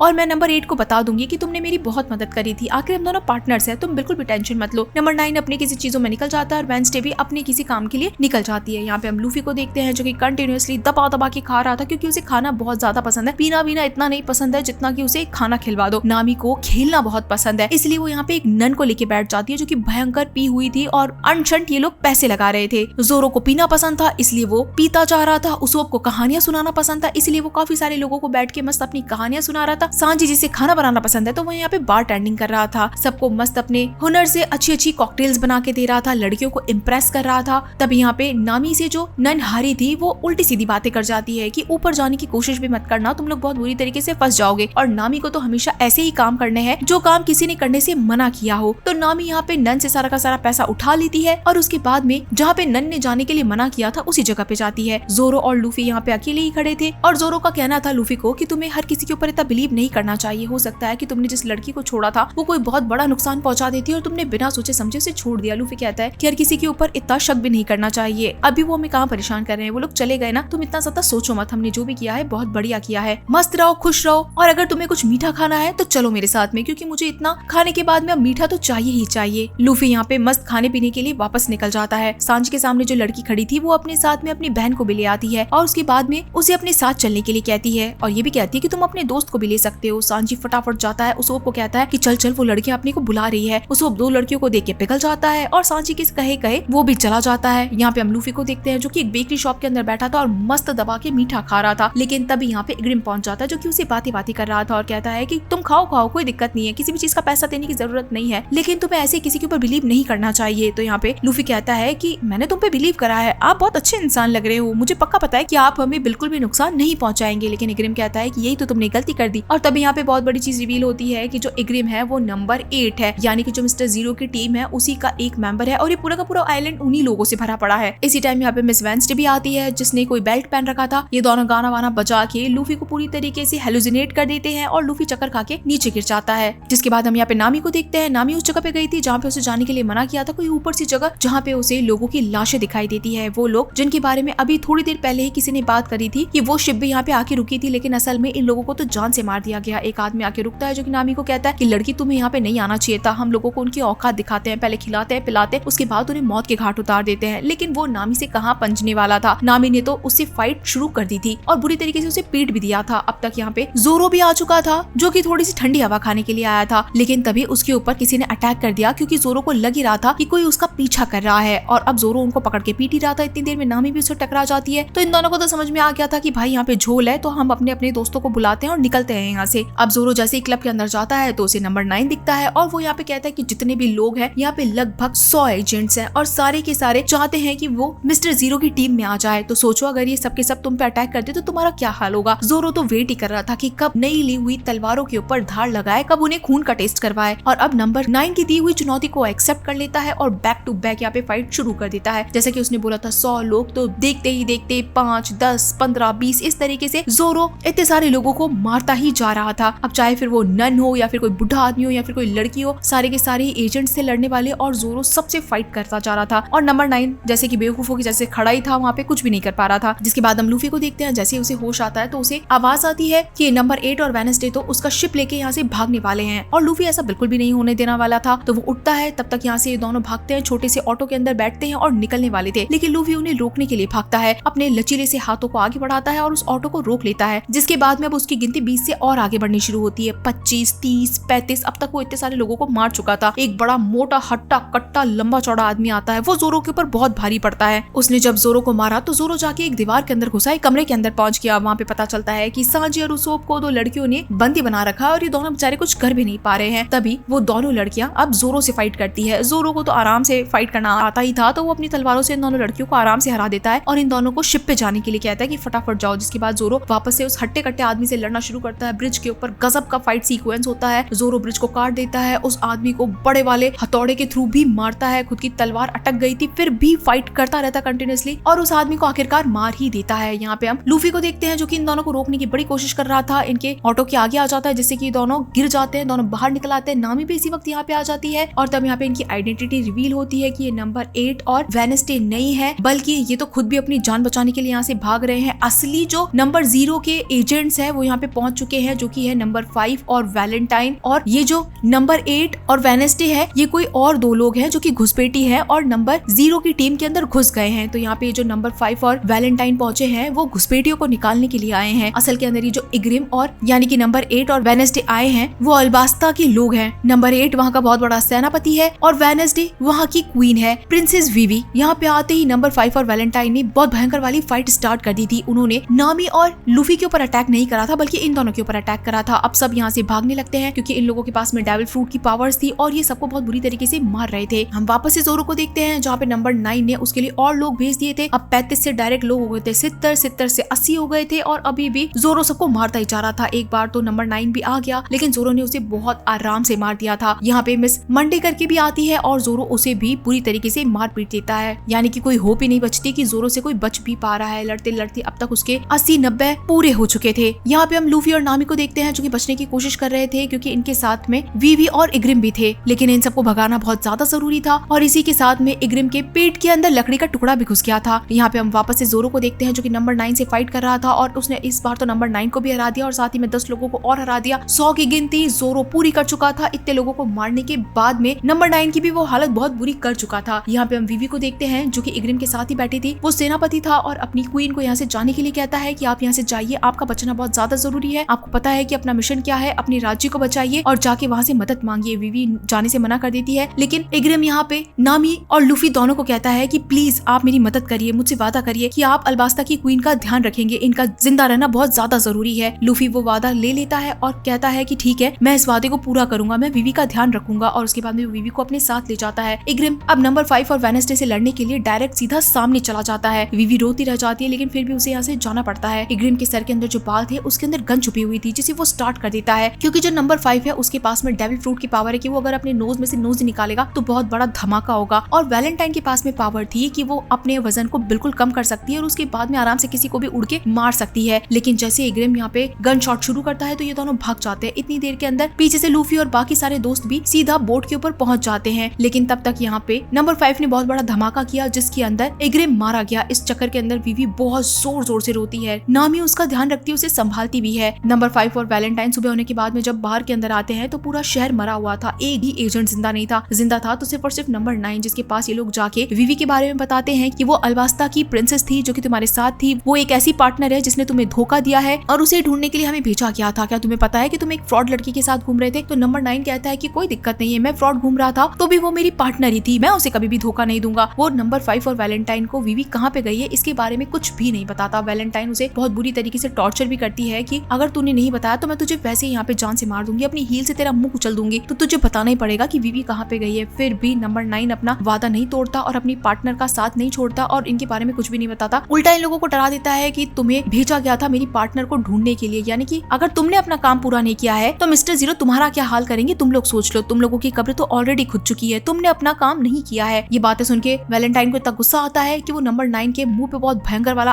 अटैक करती है और उसे वहीं पे जान से मार देती है। जिसके बाद सीन यहाँ मैरी के ऊपर शिफ्ट हो जाता है। सारे के सारे लोग मैरी के अंदर ही थे। वीवी काफी ज्यादा रो रही थी इग्रिम को याद करते हुए और उसके रुमाल को अपने सर पे बांध देती है। उसके बाद नीचे आके अपनी आइडेंटिटी बताती है कि वो अल्बास्ता की प्रिंसेस है और वो परोक वर्क्स की टीम के अंदर घुसी थी जस्ट बिकॉज कि उसे काफी सारी चीजों के बारे में पता करना था और अब उसे परोक रोकवक का जो सबसे बड़ा लीडर है नंबर 0 उसके बारे में पता चल चुका है। तो अब उसे अपने अल्बास्ता यानी कि अपने राज्य के अंदर वापस जाना है, अपने फादर को सारी इन्फॉर्मेशन देनी है, अपने राज्य की सुरक्षा करनी है और भी बहुत सारी चीजें। लेकिन इतनी ही देर में यहाँ पे उसके ऊपर फूल झड़ने लगते हैं। यहाँ पे फूलों वाली लड़की आ जाती है जिसे कि हमने एपिसोड के बिल्कुल स्टार्टिंग में देखा था। इसका नाम निको है जो कि मिस्टर 0 की सबसे खास एजेंट है और साथ ही में बहुत ज्यादा खतरनाक भी है। तो वो अगर अब लूफी के मैरी पे पहुंच गई है तो क्या वो इन्हें नुकसान पहुंचाने आई है या फिर कोई डील करने के लिए आई है, ये तो गाइस हमें अगले एपिसोड में पता चलेगा। तो चलिए फिर मिलते हैं आप सभी लोगों से अगले एपिसोड में, तब तक के लिए टाटा। वन पीस सीजन 2 के एपिसोड नंबर 4 की शुरुआत में हम देखते हैं कि यहाँ पे निको लूफी की मैरी बाकी सारे छोटे लॉक पोस्ट दूसरे टापू बताएंगे। कह सकते हैं कि ये वाले बाकी सारे कंपास के अंदर सबसे बेस्ट वाला कंपास था जो कि उसने लूफी को ऑफर किया था इसके बदले कि वो भी लूफी के साथ जाएगी, यानी कि इसके और भी 1-2 चमचे होंगे तो ये सब लूफी की शिप के साथ ही जाएंगे। लेकिन लूफी इस चीज के लिए बिल्कुल एग्री नहीं था कि वो इन सब लोगों को लेके जाएगा। हालांकि उन्हें काफी सारी सिक्योरिटी ऑफर करी थी लेकिन उसके बदले बस निको को यही चाहिए था कि वो चाहिए कि शायद लूफी को ऐसा नहीं करना चाहिए था क्योंकि आगे आने वाले आइलैंड बहुत ज्यादा खतरनाक हो सकते हैं। अंदर आने के बाद ये सब इसी चीज के ऊपर झगड़ा कर रहे थे कि भाई साहब आगे आने वाले आइलैंड के अंदर क्या क्या खतरे हो सकते हैं, इसके बारे में कोई सीरियस ही नहीं है। लूफी के ऊपर सब अच्छा खासा विश्वास करते हैं कि लूफी सब कुछ संभाल लेगा क्योंकि ये लोग ऑलरेडी बहुत बड़े बड़े खतरों से निकल के आए हैं। अब इनके सामने एक आ चुका था नया टापू जिसका नाम था लिटिल गार्डन। ये एक ऐसा आइलैंड था जिसपे एक इंसान और इंसान का बच्चा तक कोई भी नहीं था। बिल्कुल सुनसान आइलैंड था, केवल पेड़ पौधे थे। इवन किसी के अभी तक रुकने का निशान तक भी नहीं था कि यहाँ पे कोई आके इवन रुका भी होगा। लेकिन काफी ज्यादा एंशिएंट आइलैंड था तो इन्हें आराम से घूमने की तो बड़े मन कर रहा था। लूफी तो हर आइलैंड को एक्सप्लोर करना चाहता था क्योंकि उसे ये जो सफर है बहुत ही ज्यादा मजेदार बनाना था। तो वो बाकी सबको भी इंस्पायर कर देता है और बाकी सब लूफी के कहे क्योंकि लूफी जो भी करता है ठीक ही करता है, तो उसके कहे सब नीचे उतर जाते हैं इस नए जंगल को, इस नए आइलैंड को एक्सप्लोर करने के लिए। हालांकि वीवी सबसे ज्यादा डरी हुई थी और उसोप तो उससे भी ज्यादा डरा हुआ था, इसलिए कुछ ही देर आगे जाने के बाद में उसोप अपने कदम पीछे ले लेता है और पीछे भाग जाता है। हर कोई अब अपना अपना रास्ता देख ले चला जाता है। सांजी को खाना बनाना था इसलिए वो जोरो के साथ में टीम अप करके एक तरफ निकल जाता है। यहाँ नामी वीवी भी एक तरफ थे लेकिन उसोप गायब हो गया था। तो नामी कहती है कि कोई दिक्कत नहीं है, मैं उसे लेकर आती हूँ, तुम लूफी के साथ जाओ। यानी कि लूफी के साथ इस वक्त वीवी थी। ये लोग कुछ ही देर आगे बढ़ते हैं और तभी इन्हें पता चलता है कि यहाँ पे तो बहुत बड़े बड़े पंजों के निशान दिख रहे हैं और सामने देखने पे तो भाई साहब इन्हें डायनासोर दिख जाते हैं। यानी कि इस जमाने के अंदर डायनासोर कहाँ से आया है, इसका मतलब है कि इस आइलैंड को अभी तक किसी ने एक्सप्लोर किया ही नहीं है, कोई यहाँ पे पहुंचा ही नहीं है और पहुंचा भी है तो जिंदा वापस नहीं गया होगा क्योंकि यहाँ पे डायनासोर का मिलना बहुत बड़ी बात है। डायनासोर यहाँ पे जी रहे हैं, इससे बड़ी चीज और हो ही क्या सकती है। लूफी बहुत ज्यादा खुश हो जाता है, बहुत ज्यादा पागल हो जाता है और डायनासोर की सवारी करने के लिए निकल जाता है। मतलब उसे कोई डर है ही नहीं। यहाँ पे हम सांजी और जोरो को भी देखते हैं जो कि आगे बढ़ रहे थे और इन्हें भी बड़े बड़े पंजों के निशान दिख जाते हैं और इनके पीछे भी एक डायनासोर आ जाता है, टी-रेक्स कह सकते हैं, जो कि थोड़ा सा ज्यादा खतरनाक वाला था, वो इनके सामने आ जाता है। अब उसोप को डर लग रहा था इसीलिए वो शिप के ऊपर आती है। उसोप यहाँ पे सफाइयां कर रहा था फालतू की। तो नामी कहती है कि कोई बात नहीं, देखो तुम अपने इतनी बड़ी बड़ी कहानियां भी तो बताते हो, तुम आखिर डर क्यों रहे हो? तुम्हें भी पता है कि लूफी कभी भी गलत कोई चीज डिसीजन नहीं ले सकता, माना कि वो कभी कभी लेता है, लेकिन अब अगर हम यहाँ पे आई गए हैं तो एडवेंचर के मजे लो ना, तो तुम्हें कुछ भी नहीं होगा, तुम मुझ पे भरोसा करो। ये दोनों बातचीत कर ही रहे थे कि तभी यहाँ पे एक बहुत बड़ा जाइंट आ जाता है और इन दोनों को अपने साथ उठा के ले जाता है। पहले तो ये दोनों डर रहे थे, ऊपर से अब तो एक जाइंट भी आ चुका था। जिसके बाद हम लूफी को देखते हैं जो कि मस्त एक बहुत ही प्यारे से डायनासोर के ऊपर बैठ के सवारी कर रहा था। वीवी उसे नीचे बुलाती है कि हमें आगे भी बढ़ना है, लेकिन वो तो उल्टा वीवी को ही ऊपर बुला लेता है कि डायनासोर के ऊपर कभी सवारी करी है क्या तुमने, और क्या कभी तुम लाइफ के अंदर आगे ऐसी सवारी कर भी पाओगी? तो वीवी को वो दुनिया के थोड़े अच्छे पल और अच्छे मूवमेंट देने के लिए डायनासोर के ऊपर बिठा लेता है। वीवी डरी हुई थी कि उसके आगे की लाइफ कैसे होने वाली है, उसका राज्य खतरे के अंदर है और भी बहुत ज्यादा परेशान थी। लेकिन लूफी उसको हर चीज से शांत होने के लिए बोलता है कि अभी तुम जिस मूवमेंट के अंदर हो उसे जियो, सारी चीजें ठीक हो जाएगी, तुम बहुत स्ट्रॉन्ग हो, तुम बहुत समझदार हो, सारी चीजें संभाल लोगी। और अब तो यहाँ पे वीवी भी बड़ा अच्छे से एंजॉय करने लगती है। इसके बाद हम यहाँ पे सांजी और जोरो को देखते हैं। इन दोनों ने मिलकर टी-रेक्स को हरा दिया था, लेकिन लड़ रहे थे दोनों कि आखिर टी-रेक्स को जान से किसने मारा। जोरो ने एक जोरदार कट लगा दिया था, इसी चक्कर के अंदर टी-रेक्स जमीन पे गिर चुका था और अब बारी थी उसके टुकड़े टुकड़े करने की। लेकिन तभी यहाँ पे हो जाता है एक बहुत बड़ा खेल, क्योंकि जोरो के पैर पे एक गोल गोल सा निशान बन चुका था, जिससे कि जोरो जो है अपने सेंसेस को भूल चुका था और हर चीज के ऊपर जोर जोर से हंस रहा था। जिसके बाद हम यहाँ पे लूफी को देखते हैं। लूफी अपने साथ में वीवी को लेके एक बहुत बड़े जाइंट के साथ में बैठा था और मस्त खाना पीना खा रहा था। इस बड़े से जाइंट का नाम टोरी था। यहाँ पे हम नामी और उसोप को देखते हैं जो कि बुरी तरीके से डरे हुए थे, क्योंकि इन दोनों को भी जाइंट ने पकड़ लिया था। ये जाइंट मस्त खाना वाना बनाने वाला था, बड़ी बड़ी सुनाना बहुत पसंद है, इसीलिए वो इस बड़े से जाइंट से बातें करने लगता है और अपनी बड़े बड़े से बहादुरी के किस्से सुनाने लगता है। जाइंट को तो मानो मजे आ जाते हैं, इतनी खुशी होती है इंसानों से बात करके कि वो उसोप से बातें करने लगता है। बातों बातों में पता चलता है कि ये बड़ा सा जाइंट किसी भी इंसान को खाने वाला नहीं था, बल्कि वो तो इन दोनों को दोस्त समझ के यहाँ पे लाया था। तब वो अपना नाम बताता है कि मेरा नाम ब्रूकी है, मैं इंसानों को बहुत कम देख पाता हूँ, यहाँ पे बहुत कम इंसान आते हैं और मुझे लोगों से मिलना बहुत पसंद है। तुम तो बहुत अच्छे कैप्टन निकले, क्योंकि उसोप ने ऑलरेडी अपने बारे में बहुत बड़ा बड़ा बखान करी फटता है। ब्रूकी कहता है कि अब वक्त है लड़ाई झगड़े का। तब नामी और उसोप को पता चलता है कि यहाँ पे एक और बहुत बड़ा जायंट है जिससे ब्रूकी की डेली फाइट होती है। ये लोग डेली लड़ते हैं, इन्हें ये भी याद नहीं है कि किस लिए लड़ते हैं, लेकिन लगभग 100 सालों से लड़ते जा रहे हैं। इन जायंट्स की उम्र लगभग 300 सालों तक की होती है और अब इनके पास कोई काम भी नहीं बचा है। ज्वालामुखी फटने से भी टाइम है कि अब ये दोनों मिलके झगड़ा करेंगे, जिसके बाद में अब ब्रूकी अपने साथ में नामी और उसोप को अपने कंधे पे बिठा के ले जाता है। यहाँ पे हम देखते हैं कि नंबर 5 और वैलेंटाइन भी पहुंच चुके थे, जो कि नंबर 9 को लास्ट आइलैंड से मार के पहुंचे थे। काफी गर्मी और काफी परेशानियों के बाद भी ये दोनों पहुंचे थे, लेकिन मिस्टर जीरो के ऑर्डर्स को तो फॉलो करना ही था और इसी के साथ में अल्बास्ता की प्रिंसेस विवी को भी ढूंढना था, तो इन्हें अपने काम पूरे करने ही थे। लेकिन तभी इन्हें यहाँ पे पता चलता है कि मिस्टर जीरो गुस्सा हो गए हैं और उन्होंने कुछ और नंबर्स को यहाँ पे भेजा है और इन नंबर्स को यहाँ पे साइको भी कहा जाता है, क्योंकि बहुत ज्यादा खतरनाक वाले नंबर्स है ये। यहाँ पे नंबर 3 के बारे में बताया जाता है। जो नंबर 3 है उसने डेविल्स की ताकत का है, वो कैंडल से कुछ भी कर सकता है। नंबर 5 और वैलेंटाइन को अब पुराने मिशन से हटा दिया गया है। नंबर 0 उनके ऊपर बहुत ज्यादा गुस्सा कर रहा है, इन दोनों की खैर नहीं है। नंबर 3 को आगे के मिशन का काम दिया गया है कि वो आराम से यहाँ पे रह के सारे काम कर लेगा और इन दोनों को नंबर 0 अपनी टीम में से निकाल भी देगा। तो वैलेंटाइन और नंबर 5 कहते हैं कि देखो हमें थोड़ा बहुत काम दे दो, हम यहाँ पे कुछ ना कुछ तो कर ही सकते हैं। तब यहाँ पे नंबर 3 इन दोनों को काम देता है कि पायरेट्स की बच्चों की एक टोली भी यहाँ पे आई है, जो कि मिस्टर जीरो ने बोला है कि उन्हें रास्ते से हटा देना है, तो तुम जाके उन्हें ही हटाओ। और ऊपर से उन लोगों की दोस्ती यहाँ पे रहने वाले जायंट से हो गई है, जो कि आगे जाके कुछ प्रॉब्लम भी कर सकते हैं। तो सबसे पहले इन सबको यहाँ से हटाओ। हम यहाँ पे लूफी को देखते हैं, जो कि अपने जायंट्स के साथ में मस्त बातें कर रहा था, टाइम पास कर रहा था। उसका नाम टोरी था, वीवी भी इनके साथ में ही थी। ये आपस के अंदर खाना शेयर कर रहे थे। तो लूफी ने जो खाना बना के लाया था छोटे से टिफिन में, वो टोरी को देता है। टोरी के तो वो दांत के बराबर भी नहीं था। ये आपस में हंसी मजाक करते हैं। बहुत टोरी भी खुश हो रहा था क्योंकि उसने भी इंसानों को बहुत टाइम बाद देखा था। तभी यहाँ पे वीवी की भी इंट्रोडक्शन कराया जाता है कि वो अल्बास्ता की प्रिंसेस है, यानी कि एक रानी है। तो टोरी जो कि एक जायंट होके भी उसकी इज्जत करता है कि मैं बहुत खुश हूँ क्योंकि मैं पहली बार किसी प्रिंसेस से मिल रहा हूँ। लेकिन तभी यहाँ पे वीवी इमोशनल हो जाती है क्योंकि वो अभी अभी अपने सेनापति को खो कर आई है, जिनका नाम इग्रिम था और वो बहुत ही अच्छे योद्धा थे। अब यहाँ पे टोरी कहता है कि अगर हमारे यहाँ पे कोई भी योद्धा मरता था तो हम उसे जला के श्रद्धांजलि दिया करते थे ताकि उनकी आत्माएं सीधा देवताओं तक पहुंच जाए। तो अगर तुम्हें भी उनके लिए कुछ कहना है तो तुम भी यही कर सकती हो। जिसके बाद में यहाँ पे आग वाग जलाई जाती। दोनों को देखते हैं जो कि अभी भी बातें कर ही रहे थे, वॉर के बारे में बातें कर रहे थे कि आखिर ये कितने दिनों से लड़ रहे हैं, आखिर कितना टाइम हो चुका है इन्हें लड़ते हुए, ये क्या क्या करते हैं, क्या नहीं करते हैं, क्या खाते हैं, बहुत सारी बातें। उसके बाद में जब वॉल्केनो वाली टाइम आ जाती है तो ये लोग मिलके बाहर आ जाते हैं। लेकिन जब ये जाने लगते हैं तो उसी वक्त नामी के पैर पे भी वही निशान बन जाता है जो कि जोरो के पैर पे बना था। और इसी वक्त नामी भी बिल्कुल ऐसे लगता है कि अपने सेंसेस को भूल चुकी है। उसको अपने साथ लेके जाने लगता है उसे, लेकिन ऐसा लगता है कि नामी उसकी बातों पे रिएक्ट नहीं कर रही है। अब जब जोरो के पैर पे वो निशान बन चुका था तो जोरो कुछ भी फालतू की हरकतें कर रहा था, बैठ के बहुत सारे अनार काट देता है। सांजी कहता है कि तुम्हारी बिना हेल्प के मैंने पूरे के पूरे डायनासोर को काट दिया, क्या तुम मेरी इतनी भी हेल्प नहीं कर सकते, इसे साथ में तो लेके जाने की हेल्प करो। लेकिन जोरो बिल्कुल पागल हो चुका था, फालतू फालतू बातों पे हंस रहा था। तो सांजी उसे वहीं पे छोड़ के चला जाता है कि जब तुम्हारी सिर रुक जाए ना तब तुम यहाँ पे आ जाना मदद कराने के लिए। तब भी जोरो हंसता ही रहता है। यहाँ पे नामी भी बिल्कुल पागल हो गई थी, ऐसे शांति से बैठी थी, कुछ जवाब भी नहीं दे रही थी। अब जब ये बड़े बड़े जायंट्स आपस के अंदर मिलते हैं तो बाकी सब भी मिल जाते हैं, यानी कि लूफी, उसोप, वीवी, नामी। लेकिन नामी की हालत बहुत ज्यादा खराब थी, वो एक पत्थर पे जाके शांति से लेट जाती है। यहाँ पे हम ब्रूकी और टोरी को देखते हैं जो कि अच्छे से शेकिन वगैरह करके अपना फाइट शुरू करने वाले थे। लेकिन लूफी को लगता है कि ये दोनों लड़ क्यों रहे हैं, ये दोनों तो बहुत अच्छे दोस्त हैं, आखिर ये दोनों क्यों एक दूसरे का खून खराबा कर रहे हैं। वीवी नामी को कहती तुम तो बहुत समझदार हो, इन्हें समझाती क्यों नहीं हो कि ये जायंट्स एक दूसरे से डेली क्यों लड़ते हैं, अपनी लड़ाई खत्म भी तो कर सकते हैं। लेकिन नामी कोई बात का जवाब देती ही नहीं है। ये दोनों बड़े बड़े से जायंट फाइट शुरू होने से पहले एक दूसरे को ड्रिंक पास करते हैं। दोनों के अपने अपने ड्रिंक के बहुत बड़े बड़े बैरियल थे और दोनों पी के मस्त गजब वाली फाइट शुरू करते हैं। ये दोनों ही पायरेट्स के छठे बदमाश थे जिनके ऊपर बहुत बड़े पैसों का इनाम भी था। फाइट शुरू हो जाती है, सब बढ़िया से चीयर कर रहे थे। लेकिन तभी पता चलता है कि यहाँ पे एक बहुत बड़ी गड़बड़ हो चुकी है। लूफी और उसोप ने मिलके नंबर 5 और वैलेंटाइन को देख लिया है जिन्होंने कोई तो गड़बड़ कर दी है। इसका मतलब है कि ब्रूकी को ऐसी ड्रिंक दी गई है जिसके अंदर जहर है और वो ड्रिंक टोरी ने दी थी, जबकि उसे पता भी नहीं था कि ब्रूकी को ये ड्रिंक नहीं देनी है। इसका मतलब है कि ब्रूकी अब मरने वाला है। उसे रोकने के लिए लूफी और उसोप जोर जोर से चिल्लाते हैं, लेकिन तब तक काफी देर हो चुकी थी। टोरी ने ब्रूकी को हरा दिया और वो ऑलमोस्ट जमीन पे गिर भी गया था। नामी की भी हालत खराब थी, वो कुछ बोल ही नहीं पा रही थी, बस शांति से पड़ी थी। इसे हराया गया है। टोरी तुम्हें नहीं हराना चाहता था, वो तुम्हें मारना नहीं चाहता था, तुम उठो ना, तुम प्लीज उठो ना। लेकिन रोकी उठ ही नहीं पाता क्योंकि टोरी की तलवार उसके अंदर घुस चुकी थी। उसो बहुत ज्यादा परेशान था और अब वो मदद मांगने के लिए जाता है। यहाँ पे हम लूफी को देखते हैं जो कि नंबर 5 और वैलेंटाइन को पकड़ने के लिए जाने वाला था, लेकिन रास्ते में उसे एक छोटी सी बच्ची मिलती है जो कि उसे अपने साथ कलर खेलने के लिए बुलाती है। लेकिन पता चलता है कि भाई साहब वो तो नंबर 11 है। नहीं सुनता है, बुरी तरीके से रो रहा था और बस शांति से खड़ा था। बीवी को लगता है कि भाई साहब अब तो यहाँ पे बहुत बड़ी गड़बड़ हो चुकी है, हम यहाँ पे उसोप को देखते हैं जो कि भागता हुआ मदद लेने के लिए ही गया था, लेकिन खुद भी उसोप फंस ही जाता है। यहाँ पे सांजी जब वो बड़ा सा डायनासोर को काट के शिप पे रखने के लिए आया था और उसके बाद में वापस से जोरो को लेने जा ही रहा था, तभी उसे कुछ आवाज आती है। असल के अंदर वैलेंटाइन और नंबर 5 ने यहाँ पे भागती हुई वीवी को भी पकड़ लिया था और उसे भी बांध दिया था। जो टोरी है यानी कि बड़ा सा जाइंट, वो ब्रोकी के घर के अंदर जाता है। उसे बहुत ज्यादा बुरा लग रहा था कि उसने ब्रोकी को नहीं मारा बल्कि ये सब गलती से हुआ। वो उसे श्रद्धांजलि देने लगता है कि भाई तुम बहुत बड़े अच्छे जाइंट हो, तुमने आज तक जब भी लड़ा है बिल्कुल ईमानदारी से लड़ा है। वो एक नंबर और लिख देता है जो इनकी एक आखिरी फाइट थी। टोरी परेशान था इन चीजों से, लेकिन तभी यहाँ पे नंबर 3 आ जाता है जिसके पास में मोम की बहुत बड़ी वाली पावर थी और वो टोरी के हाथ में एक जबरदस्त चाकू घुसा देता है और कहता है कि तुमने बहुत ज्यादा देर कर दी, अब तो तुम्हें कोई भी नहीं बचा सकता। जिसके बाद में वो टोरी को बताने लगता है कि उसे आर्टिस्टिक चीजें करना बहुत ज्यादा पसंद है। वो हर बार नई नई चीजों के ऊपर अपना एक्सपेरिमेंट करना बहुत पसंद करता है, यानी किसी भी चीज के ऊपर मोम डाल देता है और उसे स्टेचू के अंदर बदल देता है। और अब वो टोरी यानी कि इतने बड़े जाइंट के ऊपर भी इतना सारा मोम डाल देता है कि टोरी को एक बहुत बड़े कैंडल स्टेचू में बदल देता है। तभी हम यहाँ पे वीवी को देखते हैं, जैसे उसकी आंखें खुलती है तो उसके पास में नामी और जोरो भी लटके हुए थे, लेकिन दोनों ही एक तरीके से जाल में फंसे हुए थे। दोनों के ऊपर वो गोल गोल वाले निशान बने हुए थे, इसलिए दोनों अपने सेंसेस में नहीं थे। वीवी को समझ में आ गया था कि वो यहाँ पे अकेली है और बुरी तरीके से फंस चुकी है। इसी के साथ में गाइस ये एपिसोड यहीं पे खत्म हो जाता है। तो चलिए फिर मिलते हैं आप सभी लोगों से अगले एपिसोड में, तब तक के लिए टाटा। वन पीस सीजन 2 के एपिसोड नंबर 5 की शुरुआत में हम देखते हैं कि अभी तक स्ट्रॉ हैट की पूरी टोली यानी कि लूफी के जितने भी दोस्त थे ये सारे के सारे लिटिल गार्डन के अंदर फंस चुके थे, क्योंकि यहाँ पे नंबर 3 के साथ में और एजेंट्स भी आ चुके थे, क्योंकि नंबर 5 और मिस वैलेंटाइन अपना काम पूरा नहीं कर पाए थे। एपिसोड के स्टार्टिंग में हम नंबर 5 और वैलेंटाइन को ही देखते हैं जिनका वेलकम नंबर 3 करता है, बड़ी गुस्से के अंदर करता है और साथ ही में ये भी इन्फॉर्म करता है कि जो मिस्टर जीरो है वो बहुत ज्यादा गुस्से के अंदर है, क्योंकि इन दोनों ने अपना काम पूरा नहीं किया, स्ट्रॉ हैट के जो पूरी टीम है उसे खत्म नहीं किया और इसी के साथ में अल्बास्ता की जो प्रिंसेस है उसे भी ये लोग उठा के नहीं ला पाए। इस मोम से बने हुए घर के अंदर हम वीवी, नामी और जोरो को एक साथ में देखते हैं, जहाँ पे तीनों के हाथ बंधे हुए थे। वीवी के ऊपर किसी भी तरीके का कलर नहीं हो रखा था, इसलिए वो इल्यूजन के अंदर नहीं थी, बल्कि नामी और जोरो हो रखे थे। बड़ी कोशिश के बाद में वीवी ने नामी के पैर से उस निशान को हटा दिया तो नामी होश में आ गई, उसे सब कुछ समझ में आने लगा कि एकदम से क्या हुआ। वो इमोशंस के अंदर बहुत ज्यादा बह गई थी और उसे कुछ भी समझ में नहीं आ रहा था, ऐसा लग रहा था कि कोई उसे कंट्रोल कर रहा है। लेकिन जोरो के ऊपर अभी भी वो कलर वाला मार्क बना हुआ है, अगर वो जब तक नहीं हटेगा तब तक जोरो भी अपने होश के अंदर नहीं आएगा। इन लोगों को यहाँ से बाहर निकलना है और अगर ये लोग ज्यादा देर तक यहीं पे रह गए तो बहुत बड़ी गड़बड़ भी हो सकती है। ये अपने हाथ खोलने की कोशिश करते हैं, लेकिन हाथ तो मोम के इतने बड़े बड़े तालों से बंधे हुए थे जो कि इजीली नहीं खुल सकते थे। जिसके बाद हम यहाँ पे नंबर 3 को देखते हैं जो कि यहाँ पे एक बहुत बड़ा मोम का केक बना देता है। तभी यहाँ पे एनी साइको की एक और पार्टनर आती है जो कि अब तक सबके ऊपर कलर कर रही थी। साइको ने काफी सारे लोगों के ऊपर ऑलरेडी कलर कर दिया था, जैसे कि नामी, जोरो और इसी के साथ में लूफी के ऊपर भी। नंबर 3 लूफी को चाहता था कि वो कैप्टन है तो उसे वो खुद मारे, लेकिन ये साइको मना कर देती है कि नहीं वो मेरा खिलौना है, अगर तुम उसे मुझे नहीं दोगे तो मैं तुम्हें अपना खिलौना बना लूंगी। तो नंबर 3 मना कर देता है कि नहीं नहीं ठीक है, आखिर तुम्हें कौन मना कर सकता है, तुम्हें अगर उसके साथ खेलना है तो तुम आराम से खेलो। यहाँ पे ये साइको कहने की कोशिश भी करती है कि तुम आखिर इतने बड़े केक के साथ में क्या करोगे। तो नंबर 3 बताता है कि यहाँ पे मोमबत्तियां हैं, उन सबको मैं धीरे धीरे करके तड़पा तड़पा के जला के मारूंगा, तुम बस देखती जाना। हम उसोप को देखते हैं जो कि इस वक्त सिर्फ वही बचा था जो कि अपने सेंसेस के अंदर था। वो फटाफट से लूफी के पास में भागता है क्योंकि उसने इन दोनों की बातें सुन ली थी कि लूफी वहाँ पे बीच के किनारे बैठा है और मस्ती कर रहा है। उसोप को लगता है कि आखिर लूफी ऐसा कैसे कर सकता है। वो लूफी को समझाने की बहुत कोशिश करता है, लेकिन लूफी के चेहरे पे जो निशान बना था उससे वो बहुत ज्यादा इमोशंस के अंदर बहा हुआ था और उसोप की किसी भी बात को सुनने और समझने के लिए तैयार नहीं हो रहा था। उसोप उसे बहुत समझाता है कि भाई हमें मदद की जरूरत है, चल यहाँ से जल्दी चल, लेकिन लूफी एकदम डिसहार्ट हो चुका था। वो बहुत ज्यादा उदास था, बहुत ज्यादा परेशान था क्योंकि उसके ऊपर मैजिक का असर अभी भी हो ही रहा था, इसलिए उसोप वहाँ से भाग जाता है। अकेला सोचने लगता है कि अब आखिर वो अपने सारी टीम मेंबर्स को कैसे बचाएगा। उसके पास इतनी पावर नहीं है, उसके पास कोई डेविल फ्रूट की पावर नहीं है, कोई वेपन्स नहीं है। उसके जो बड़े बड़े 2 जाइंट दोस्त थे वो भी अलग अलग होके मर गए हैं, गायब हो गए हैं, तो वो बिल्कुल अकेला पड़ गया। अब आखिर वो करे तो करे क्या। जिसके बाद हम सांची को देखते हैं, वो यहाँ पे अपनी शिप से उतरा ही था क्योंकि उसने किसी की आवाज सुनी थी। तभी उसे मोम का घर दिख जाता है जो कि नंबर 3 का था। हालांकि कुछ देर पहले हमने देखा था कि यहाँ पे नामी, वीवी और जोरो को बांधा गया था, लेकिन अभी ये घर बिल्कुल खाली था। अंदर सांची जाता है जहाँ पे उसे बहुत अच्छे अच्छे सामान मिलते हैं, लेकिन उसे कुछ डाउट भी होता है कि आखिर यहाँ पे कौन रुका होगा। जिसके बाद हम नंबर 3 को देखते हैं जो कि इन तीनों को उठा के इस बड़े से मोम के केक के ऊपर बांध देता है। अभी नामी और वीवी तो होश में थे और अपने मरने का इंतजार ही कर रहे थे क्योंकि उसके ऊपर की जो बड़ी बड़ी सी कैंडल्स थी वो जला दी गई थी और जोरो अभी तक भी अपने होश में नहीं आया था, वो बस हंस ही रहा था। तभी यहाँ पे नामी और वीवी दोनों मिलकर नंबर 3 को उकसाते हैं कि अगर तुम्हें किसी को मारना है तो उससे पहले उसे दर्द देना जरूरी है। ये देखो जोरो तो जोर जोर से हंस रहा है, अगर तुम्हें उसे मारना है तो एटलीस्ट उसे तड़पाओ तो सही। अब ये बात नंबर 3 को हिट कर जाती है, कहीं ना कहीं वो पागल बन जाता है और जोरो के पैर से उस निशान को रिमूव कर देता है और तभी जोरो एकदम से तलवार निकाल के नंबर 3 को मारने वाला था, लेकिन नंबर 3 बहुत चालाक निकला। वो अब पीछे हट जाता है और उसके बाद में मोम से वापस से इन तीनों के आधे आधे पैरों को जमा देता है। जोरो बहुत कोशिश करता है लेकिन उसकी तलवार बेअसर थी क्योंकि ये मोम बहुत ज्यादा हार्ड था और किसी भी चीज से कभी नहीं टूट सकता था। जिसके बाद हम इसी साइको लड़की को देखते हैं जो कि लूफी के साथ में कंटिन्यूअसली गेम खेलती जा रही थी। उसके पास में लगभग 5 कलर थे, ब्लू, ग्रीन, येलो, रेड और ब्लैक। वो बार बार में किसी के भी इमोशन चेंज कर सकती है। जैसे वो लूफी को कभी तो बहुत ज्यादा डिसहार्ट कर रही है, कभी बहुत ज्यादा गुस्सा दिला रही है, कभी बिल्कुल डीमोटिवेट कर रही है और उसे जबरदस्ती ये सारी चीजें खेलने के लिए उकसा रही है। जिसके बाद हम सांची को देखते हैं। वो नंबर 3 के बने हुए घर के अंदर मस्त वाइन वगैरह पी ही रहा था और तभी उसी ड्रॉर के अंदर से कुछ पिक्चर्स मिल जाती है जिसके अंदर ऑलमोस्ट सारी पिक्चर्स थी सांची की पिक्चर को छोड़ के। इसका मतलब उसे साफ समझ में आ गया था कि उसके सारे दोस्त किसी मुसीबत के अंदर फंस गए हैं और सांची को अब कुछ ना कुछ तो करना ही पड़ेगा। सांची यहाँ से निकलने ही वाला था कि तभी यहाँ पे रिंग बजती है। अब यहाँ पे वन पीस की एक अलग ही तरह की दुनिया है तो टेलीफोन भी ऑब्वियस सी बात है अलग ही तरीके का होगा। सांची उसे उठा लेता है और बातचीत करना शुरू करता है। पहले सांची को थोड़ा मजाक सोचता है इसलिए वो नॉर्मल बात कर रहा था लेकिन तभी पता चलता है कि सामने जो कॉलर है वो मिस्टर जीरो है, यानी कि इन सब का माई बाप जिसने इतने सारे एजेंट्स को भेजा है, परोप वर्ग का हेड और सबसे बड़ा गुंडा। सांची तब उसे सीरियस होकर बात करता है और अपनी आइडेंटिटी नंबर 3 की देता है कि वो नंबर 3 है और बाकी जितनी भी स्ट्रॉ हेड की टोली वाले मेंबर्स हैं उनको धीरे धीरे करके मार रहा है। कैसे तैसे करके अब तक तो सांची ने बात संभाल ली थी लेकिन मिस्टर जीरो से पता चलता है कि यहाँ पे कुछ और एजेंट्स को भी भेजा गया है। जैसे ही सांची कहता है कि ठीक है मैं जाके देखता हूँ, यानी कि वो नंबर 3 बन के ही बातचीत कर रहा था तो उसे उड़ते हुए 2 जानवर दिखाई देते हैं। ये थे नंबर 13 और इसी के साथ में मिस फ्राइडे। दोनों ही नीचे उतर चुके थे और सांची के ऊपर कंटिन्यूअसली फाइट करना और सांची के ऊपर अटैक करना शुरू कर देते हैं। यहाँ पे हम उसूब को देखते हैं जो कि बिल्कुल अकेला पड़ गया था और उसे कुछ समझ में नहीं आ रहा था कि आखिर वो किससे मदद ले क्या करे। तो वो जंगल में जोर जोर से चिल्लाने लगता है लेकिन तभी उसे जॉइंट्स की आवाज आने लगती है। यहाँ पे उसे ब्रोकी दिखाई देता है जो कि उसका सबसे पहला दोस्त था। ब्रोकी पूरी तरीके से मरा नहीं था, टोरी की तलवार उसके अंदर घुसी तो थी लेकिन फिर भी वो अधमरा हो रखा था। उसे बहुत गुस्सा आता है कि टोरी ने उसके साथ में धोखा दिया लेकिन उस वक्त उसे सब कुछ समझाता है कि नहीं, टोरी को भी असल के अंदर गलत ड्रिंक दे दिया गया था, किसी ने उसके ड्रिंक के अंदर कुछ मिला दिया था। तब ब्रोकी खड़ा होता है कि अच्छा उसने अगर मेरे साथ ऐसा नहीं किया है तो फिर तो उसके साथ में भी गलत हुआ होगा, उस वक्त तुम सब कुछ संभाल लोगे। लेकिन उस वक्त बहुत ज्यादा फंसा हुआ था क्योंकि वो अकेला बचा था और उसके सारे टोली के मेंबर्स किसी न किसी जगह पे फंसे हुए थे।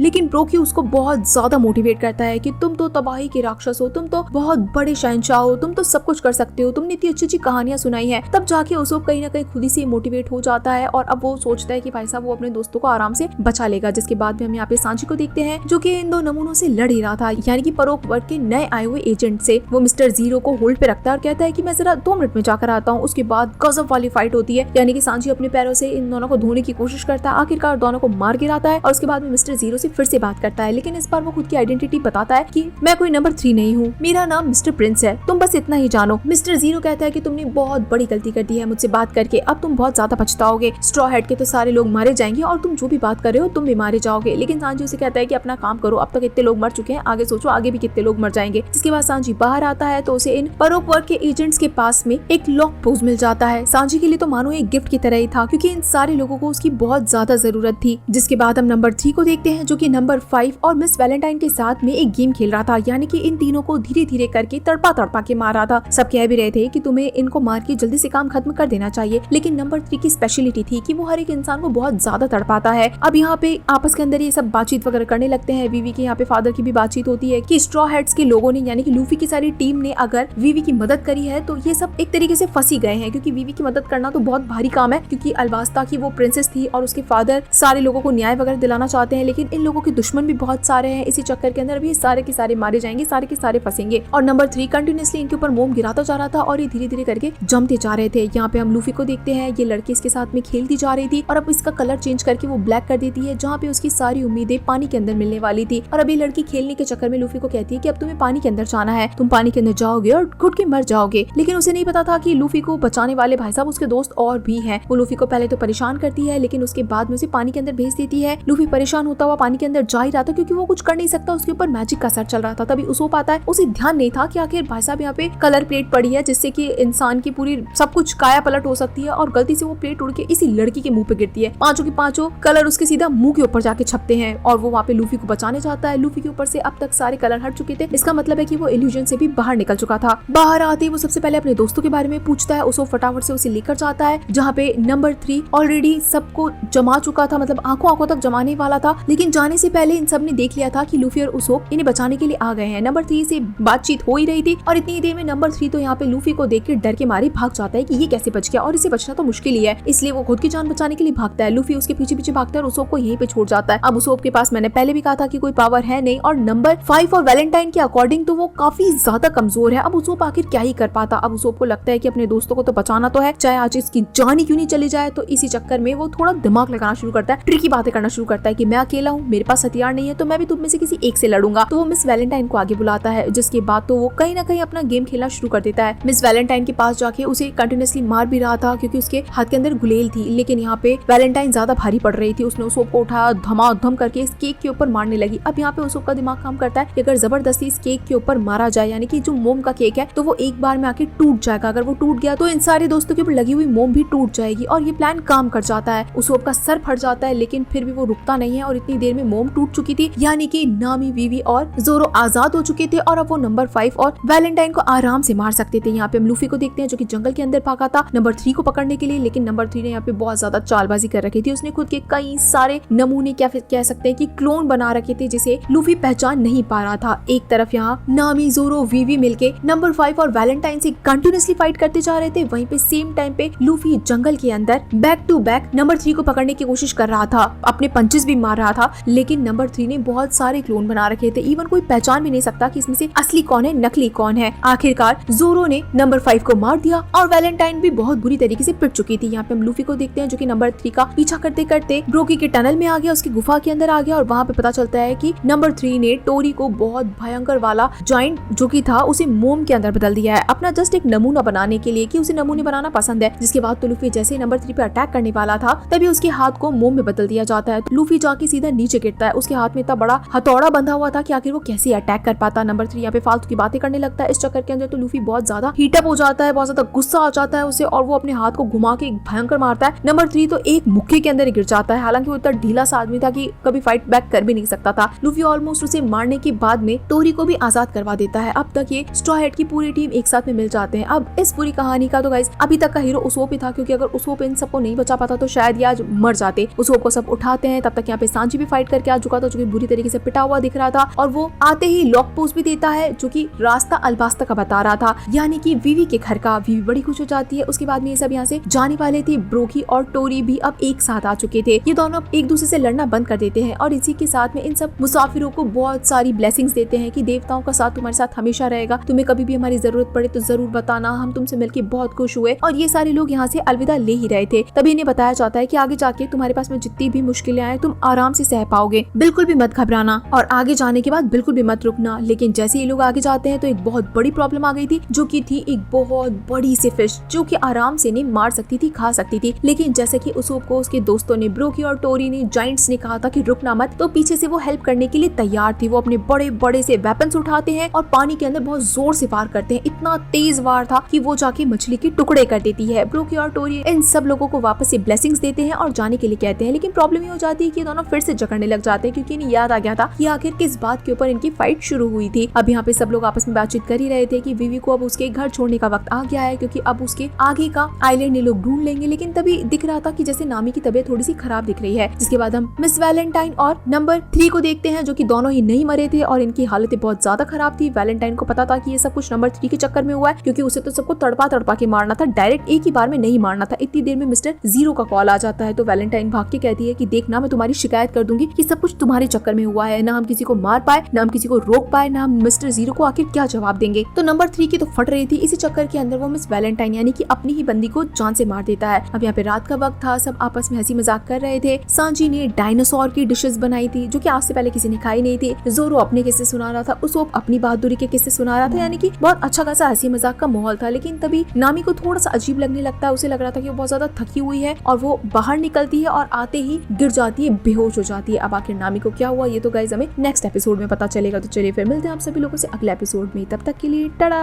वन पीस सीजन 2 के एपिसोड नंबर 6 के स्टार्टिंग में हम निको को देखते हैं, जहाँ पे वो किसी का वेलकम कर रही थी। निको ने फोन पे मिस्टर 0 से बात करी थी कि मेहमानों का थोड़ा ध्यान रख लेना, वो मिस्टर 0 यहाँ पे मिलने के लिए नहीं आए थे। अब यहाँ पे हम एक नई शख्सियत को देखते हैं। ये एक जगह के बादशाह है, जिसका नाम ड्रम आइलैंड है। असल के अंदर वो अपने आइलैंड से भाग कर आए थे, एक तरीके से यहाँ पे शरण लेने के लिए, मिस्टर 0 पे किए गए एहसानों का बदला लेने के लिए, या फिर कह सकते हैं हेल्प लेने के लिए। वो यहाँ पे मिस्टर 0 से मिलना चाहते हैं, लेकिन निको कहती है कि आज वो यहाँ पे नहीं आए हैं। इसी चक्कर के अंदर ये जो बेकार सा बादशाह है, जिसका पूरा चेहरा स्टील का बना हुआ था, इसका नाम वापुल था, वो निको से बात करता है और मिस्टर 0 से मिलने के लिए कहता है। लेकिन निको कहती है कि वो अभी अभी तो नहीं आ पाएंगे, जिसके ऊपर वापोल बहुत ज्यादा भड़क जाता है। लेकिन निको कहीं ना कहीं उसे उसकी औकात याद दिला देती है कि वो खुद भी अपने आइलैंड से भाग के यहाँ जान बचाने के लिए आया है। वापोल कहीं ना कहीं अपने किए गए एहसानों का बदला लेने आया था कि मैंने जो तुम पे इतना एहसान किया है, इतना तुम्हें फंडिंग दी है, हर बार लड़ने के लिए पैसा दिया है, मुझे उसके बदले सब कुछ चाहिए, जो भी मुझे चाहिए वो मुझे ला के दो और मुझे मिस्टर जीरो से अभी की अभी बात करनी है। लेकिन निको कहीं ना कहीं उसे बहुत सारी चीजें गिना देती है और उसने जितने भी अभी तक एहसान किए हैं उसके बदले मिस्टर जीरो ने उसके लिए एक बहुत ही बढ़िया सी खातिरदारी या फिर कह सकते हैं गिफ्ट तैयार करके रखा था, जो कि था एक डेविल फ्रूट। और इसी के साथ में उसे खाने पीने का बहुत ज्यादा शौक था, साथ ही में सेफ्टी भी चाहिए थी। तो उसे इसी जगह पे रहने के लिए कहा जाता है कि आप जब तक चाहे इस जगह पे रह सकते हैं, आपको पूरा भरपूर खाना पीना दिया जाएगा और साथ ही में अब तक आपने जितने भी फंडिंग वगैरह की है उसके लिए ये एक छोटा सा तोहफा है, जो कि एक डेविल फ्रूट था। डेविल फ्रूट का मतलब तो यही है कि भाई साहब ये पहले ही बादशाह खतरनाक है और अब तो इसके पास में डेविल फ्रूट की पावर भी आ जाएगी। जिसके बाद हम यहाँ पे नामी को देखते हैं, ये जैसे होश के अंदर आती है, जैसा कि हमने लास्ट एपिसोड में देखा था कि वो बेहोश हो गई थी, तो उसके पास में सांजी खड़ा था और उसे कुछ खाने के लिए कहता है। लेकिन नामी को कुछ भी खाना पीना नहीं था, उसे अच्छा नहीं लग रहा था, बहुत ज्यादा वीकनेस हो रही थी। तब सांजी उसे बताता है कि उसे कुछ खाना ही पड़ेगा क्योंकि वो पिछले 4 दिन से बेहोश थी और आज ही उठी है। नामी को अपनी बॉडी में पेन दिखता है, तभी वो अपने हाथ को देखती है तो उसका पूरा हाथ काफी ज्यादा इन्फेक्टेड हो रखा था, कुछ तो ऐसा उसे काट गया था या फिर उसकी बॉडी में चला गया है जिससे कि वो काफी ज्यादा बीमार हो रखी है और अभी वो वापस से लेट जाती है कि उसे बिल्कुल भी अच्छा फील नहीं हो रहा था। सांजी उसे कहता है कि तुम बिल्कुल भी टेंशन मत लो, हम तुम्हारा इलाज जल्द ही करा देंगे, किसी नए आइलैंड पे उतर जाएंगे और तुम्हें बिल्कुल ठीक कर देंगे। नामी काफी ज्यादा इमोशनल हो गई थी कि उसके सारे टोली वाले उसका कितना ज्यादा ध्यान रख रहे हैं और बस वो वापस से रेस्ट कर लेती है। सांजी उठ के बाहर आता है और सबको इन्फॉर्म करता है कि नामी की हालत बिल्कुल भी ठीक नहीं है, उसे काफी ज्यादा तेज बुखार आ रहा है। मैंने उसे कुछ खिलाने पिलाने की कोशिश करी लेकिन उसमें इतनी हिम्मत नहीं है कि वो कुछ खा ले। जोरो अपना मस्त स्टेशन के अंदर ही था, उसे बिल्कुल भी ठंड नहीं लगती है। वो इतनी भयंकर ठंड बर्फ वाली जगह पे भी ऐसे ही खड़ा था क्योंकि ग्रैंड लाइन के अंदर एंटर कर चुके हैं तो मौसम यहाँ पे हर बार बदलते हैं। अब वीवी को भी अपने आइलैंड पे जाना ही था अल्बास्ता, लेकिन वहाँ तक पहुँचने में काफी दिन लग सकते थे और नामी इतने दिन तक इस इन्फेक्शन को बर्दाश्त नहीं कर पाएगी। इसलिए सब मिलकर डिसाइड करते हैं कि सबसे पहले इन्हें करना क्या है। जिसके बाद हम यहाँ पे स्मोकर और ताशिक को देखते हैं। ये ग्रैंड लाइन को ऑलमोस्ट छान के आ चुके थे और इन्हें गार्ड को इन्फॉर्म भी करना था कि इन्हें स्ट्रॉ हेड की टोली नहीं मिली और इसी के साथ में जो राजकुमारी वीवी है वो भी नहीं मिली है। तो ये लोग मिलकर गार्ड को इन्फॉर्म करना चाहते थे। इसी चक्कर में ये हेडक्वार्टर पे आए थे, लेकिन पता चलता है कि इस हेडक्वार्टर का तो बहुत ज्यादा बुरा हाल हो रखा है। यहाँ पे किसी ने कैप्टन को मार दिया था। पता चलता है कि तलवारों के निशान जो कि बहुत ज्यादा घातक है, बहुत ज्यादा गहरे हैं। ऐसा लग रहा था कि पायरेट्स ने इन्हें मारा है। तो सबसे पहला शक स्ट्रॉ हेड पे ही जाता है क्योंकि वही टोली यानी कि समुद्री लुटेरे निकले हुए हैं बाहर कुछ न कुछ पाने के लिए, ऑब्वियसली बात है वन पीस पाने के लिए, तो उन्होंने ही इनके ऊपर अटैक किया होगा। लेकिन अंदर जाने के बाद माहौल और ज्यादा खराब होता है। पता चलता है कि पूरे के पूरे इस कम्युनिकेशन वाले सेंटर पे ही अटैक हो गया है। अब यहाँ पे हम वापस से लूफी और उसकी टीम को देखते हैं जो कि ये तय कर चुके थे कि सबसे पहले जो आइलैंड इन लोगों को मिलेगा नामी के इलाज के लिए ये लोग वहीं रुकेंगे। अब यहाँ पे जो नया आइलैंड दिखता है वो ड्रम आइलैंड था, जिसका राजा हमने जस्ट अभी स्टार्टिंग में देखा ही था। विवी ऑलमोस्ट कई सारे आइलैंड्स के बारे में पहले से ही जानती थी। ड्रम आइलैंड की उससे कुछ खास बनती नहीं थी क्योंकि बचपन में उसके साथ कुछ अच्छा हुआ नहीं था। लेकिन यहाँ की सबसे अच्छी बात यह है कि यहाँ पे काफी सारे डॉक्टर्स मिलते हैं। ये आइलैंड इसीलिए जाना चाहता है क्योंकि आसपास के इलाके में सबसे ज्यादा डॉक्टर्स यहीं पे हैं। ये अच्छी खासी खातिरदारी भी करते हैं, तो अच्छा होगा कि ये लोग नामी का पहले इलाज यहाँ पे कराएंगे, उसके बाद ये लोग अल्बास्ता चले जाएंगे। अब यहाँ पे अगर विवी की कोई कहानी बताई जाती है कि आखिर वो यहाँ के आइलैंड के बारे में कैसे जानती है और कैसे वो लोग विवी को जानते हैं, तो उसकी कहानी बताई जाती है कि काफी सालों पहले की बात थी जब जितने भी रक्षक थे सारे वर्ल्ड ट्रेड से एक जगह इकट्ठे होते हैं और मीटिंग करते हैं। विवी बहुत छोटी थी। अल्बास्ता के जो राजा थे यानी कि विवी के फादर वो भी इस मीटिंग के अंदर थे। इसी के साथ में इस ड्रम आइलैंड के जो शासक थे यानी कि राजा वापोल वो भी यहीं पे थे। सब आपस के अंदर मीटिंग कर रहे थे, अपनी अपनी प्रॉब्लम्स को बता रहे थे और यहाँ के जो लीडर थे वो एक आदमी के बारे में बताते हैं जिसका नाम ड्रैगन है। अब ये ड्रैगन गाइस हमें कुछ एपिसोड्स पहले भी बताया गया था और इसकी बात आज से कई सालों पहले ही हो चुकी थी कि ये एक नया क्रांतिकारी है जो कि लोगों को नुकसान पहुंचा सकता है, समुद्री लुटेरा है, तो हम लोगों को इसके बारे में थोड़ा ध्यान रखना चाहिए। लेकिन राजा वापोल इसके ऊपर बिल्कुल भी ध्यान नहीं देता और मस्त बैठ के चटर मटर खा रहा था। इस बात के ऊपर कहीं न कहीं अल्बास्ता के राजा को गुस्सा आ जाता है और वो खड़े होकर बोलने लगते हैं कि आपका शासक पहले कैसा था, पहले प्रजा इतने अच्छे से रहा करती थी, जब से आपने ये सब कुछ अपने हाथ में लिया है, आपके फादर चले गए हैं, तब से आपकी प्रजा बहुत ज्यादा दुखी है, हर जगह कोहराम मचा हुआ है, आखिर आप कर भी क्या रहे हैं। इस बात से राजा वापोल को बहुत ज्यादा गुस्सा आ जाता है और देखते ही देखते वो अल्बास्ता के राजा के ऊपर चढ़ जाते हैं और बहुत ज्यादा कहासुनी हो जाती है। ये सारी चीजें वीवी ऊपर से देख रही थी, लेकिन तभी इग्रिम आ जाता है और वो उसे साइड में ले जाता है कि ऐसी बातें सुनना गलत बात है। वीवी की काफी सारी मेमोरीज जुड़ी है इस वाले आइलैंड से। जिसके बाद हम वापस से स्मोकर को देखते हैं जो कि ताशिकी के साथ में अब अंदर एंटर कर चुका था। वो ताशिकी को किसी कम्युनिकेशन डिवाइस को ढूंढने के लिए भेजता है और साथ ही में वो नीचे देखता है कि कई सारे लोगों को मार दिया गया है। इसका मतलब है ये काम स्ट्रॉ हेड का नहीं हो सकता है बल्कि किसी और का हो सकता है और तभी उसके ऊपर कोई अटैक करता है। ये थी परोक वर्ग की ही कोई एजेंट जिसे किसी चीज को ढूंढने के लिए भेजा था। अब ये चीज तो साफ हो गई थी कि स्ट्रॉ हेड के लोगों ने तो कुछ भी नहीं किया है, परोक वर्क के एजेंट्स है और इन्हें तो जिंदा भी पकड़ना है। तो स्मोकर की अच्छी खासी फाइट हो जाती है। वो इसे बेसबॉल से बहुत बुरी तरीके से मारता है क्योंकि इस एजेंट के पास में डेविल फ्रूट की पावर थी जो कि बेसबॉल की थी। स्मोकर की अच्छी खासी फाइट होती है लेकिन ये औरत जीत नहीं पाती है। जिसके बाद में हम लूफी और उसके सारे दोस्तों को देखते हैं। ये लोग नामी को लेके बिल्कुल मेन गेट पे पहुंच चुके थे लेकिन कोई दरवाजा नहीं खोलता है। इवन इन्हीं के ऊपर अटैक करने के लिए कहता है। लूफी बहुत ज्यादा गुस्से वाला था इसीलिए काफी जोर जोर से चिल्लाता है कि हमें मदद की जरूरत है, लेकिन दरवाजे के पीछे से आवाज आती है कि तुम समुद्री लुटेरे हो और हम समुद्री लुटेरों की मदद बिल्कुल भी नहीं करते हैं, तो यहाँ से सीधे पाओ चले जाओ। तब यहाँ पे विवी आती है और कहती है कि हमें माफ कर दीजिए। अब लूफी को किसी से बात करना नहीं आता था लेकिन विवी एक राजकुमारी थी तो उसे अच्छी तरीके से पता है कि किस राज्य के लोगों से किस तरीके से बात करनी है, इसलिए वो उन लोगों से माफी मांगती है और कहती है कि हमें मदद की बहुत ज्यादा जरूरत है। आप अगर चाहें तो हम लोगों की तहकीकात कर सकते हैं, हम बिल्कुल भी खतरनाक नहीं है, न ही हमारे पास में कोई हथियार है। अब तक विवी के ऊपर एक गोली चल भी चुकी थी लेकिन वो इन लोगों के सामने सर झुकाती है और जैसे ही वो सर झुकाती है तो दरवाजा अपने आप खुल जाता है, यानी कि विवी की बातों को इन लोगों ने समझ लिया था। यहाँ का पहरेदार आता है जिसका नाम डॉल्टन था और वो सबसे माफी मांगता है कि अंदर आ जाइए। अब तक वो विवी को नहीं पहचाना था कि वो अल्बास्ता की राजकुमारी है। अंदर आने के बाद में डॉल्टन बताता है कि हमारे पूरे राज्य के ऊपर एक बहुत बड़ा संकट आ गया था, यहाँ के लोग बस कैसे तैसे करके अपनी जिंदगी जी रहे हैं। ब्लैक बियर करके एक शासक था जिसने इस आइलैंड के ऊपर बहुत भयंकर वाला अटैक किया और जैसे ही उसने अटैक किया तो यहाँ का जो राजा था यानी कि डॉल्टन वो यहाँ से भाग गया दुम दिखा के और हम सब लोगों को यूं ही छोड़ दिया। हमने न जाने कितने सालों तक कैसे तैसे करके अपनी जिंदगी जी है और अब जाके ब्लैक बियर यहाँ से चला गया है, तो हम लोग मिलके ही अपने राज्य का ध्यान रखते हैं। तो हमें माफ करना अगर हम तुम लोगों को नहीं पहचाने तो, क्योंकि यहाँ के लोग ही यहाँ के सैनिक बने हुए हैं और इन लोगों को अभी तक बंदूक वगैरह चलानी नहीं आती है। जिसके बाद डॉल्टन इन सबको अंदर बुलाता है। अब यहाँ पे लूफी सबसे पहले कहता है कि हमारी फ्रेंड की तबीयत बहुत ज्यादा खराब है, हमें इनके लिए डॉक्टर चाहिए। डॉल्टन बताता है कि यहाँ पे कोई भी डॉक्टर नहीं बचा है, बस एक डॉक्टर है जो कि कह सकते हैं कि एक तरीके से चुड़ैल है और वो ऊपर के कैसल पे कब्जा करके बैठी है। वहाँ जाने का कोई रास्ता नहीं है, पहाड़ी के ऊपर से तुम लोगों को चढ़ के जाना पड़ेगा। रात होने वाली है, तुम अभी नहीं जा सकते, तुम लोग सुबह चले जाना, तब तक के लिए तुम यहाँ पे रेस्ट कर सकते हो, हमारे पास बस इतना ही इंतजाम है। साथ ही में विवी को भी ड्रेसिंग कराने के लिए कहा जाता है। नामी की हालत बहुत ज्यादा खराब हो रही थी, उसे अंदर ले आते हैं। जिसके बाद हम यहाँ पे ताशिकी को देखते हैं। अब ताशिकी भी इधर उधर घूम ही रही थी और देख ही रही थी, तभी उसके ऊपर भी कोई अटैक कर देता है। ये भी परोक वर्क का एजेंट ही था क्योंकि सब लोग एक साथ में दो के ग्रुप में रहा करते थे। अब ये एजेंट था मिस्टर 11। ताशिकी जैसे देखती कि उसके पास में भी एक बहुत ही गजब की तलवार है और जैसे ताशिकी ने एक बहुत बड़ा मिशन के ऊपर काम करना शुरू करा है कि जो लोग अच्छी तलवार रखना डिजर्व नहीं करते तो उनके पास में वो तलवार होनी भी नहीं चाहिए। ताशिकी कैसे तैसे उससे फाइट करती है और इस बार तो वो जीत भी जाती है। इतनी देर में स्मोकर भी यहाँ पे पहुंच जाता है जो कि ताशिकी की मदद करता है और उसे पकड़ के बांध देता है क्योंकि उसे इन्फॉर्मेशन जानना बहुत ज्यादा जरूरी थी। इसके बाद हम यहाँ पे लूफी को देखते हैं। लूफी ऊपर वाले कैसल को देख रहा था और ये सोच चुका था कि नामी अगर नीचे रही तो वो जिंदा नहीं बचेगी, हो सकता है कि सुबह तक वो मर जाए, तो इससे पहले बेहतर होगा कि मैं उसे ऊपर ले जाऊं। लेकिन सब उसे मना करते हैं कि हम में से किसी की भी हालत नहीं है ऊपर चढ़ने की। तो लूफी कहता है कोई दिक्कत नहीं है, इसे मैं अपनी पीठ पे बांधूंगा और अपने साथ लेके जाऊंगा। वो नामी को होश में लाता और कहता है कि देखो यहाँ पे सिर्फ एक डॉक्टर बची है और वो भी कैसल के ऊपर है, क्या तुम्हें मुझ पे विश्वास है? नामी कहती है कि मैं यहाँ रही तो भी मर जाऊंगी, इससे अच्छा तो मैं तुम पे विश्वास करूँ, मुझे तुम पे पूरा विश्वास है, तुम जो करोगे वो बिल्कुल ठीक करोगे। तब तो लूफी ठान चुका था कि वो नामी को खुद अपने पीठ के ऊपर बांध के लेके जाएगा, लेकिन तभी सबको लगने लगता है कि किसी न किसी को उसके साथ जाना ही पड़ेगा। सांजी कहता है कि मैं साथ चलूंगा, हो सकता है कि रास्ते के अंदर कोई गड़बड़ हो जाए तो हम साथ रहेंगे, क्योंकि इन लोगों ने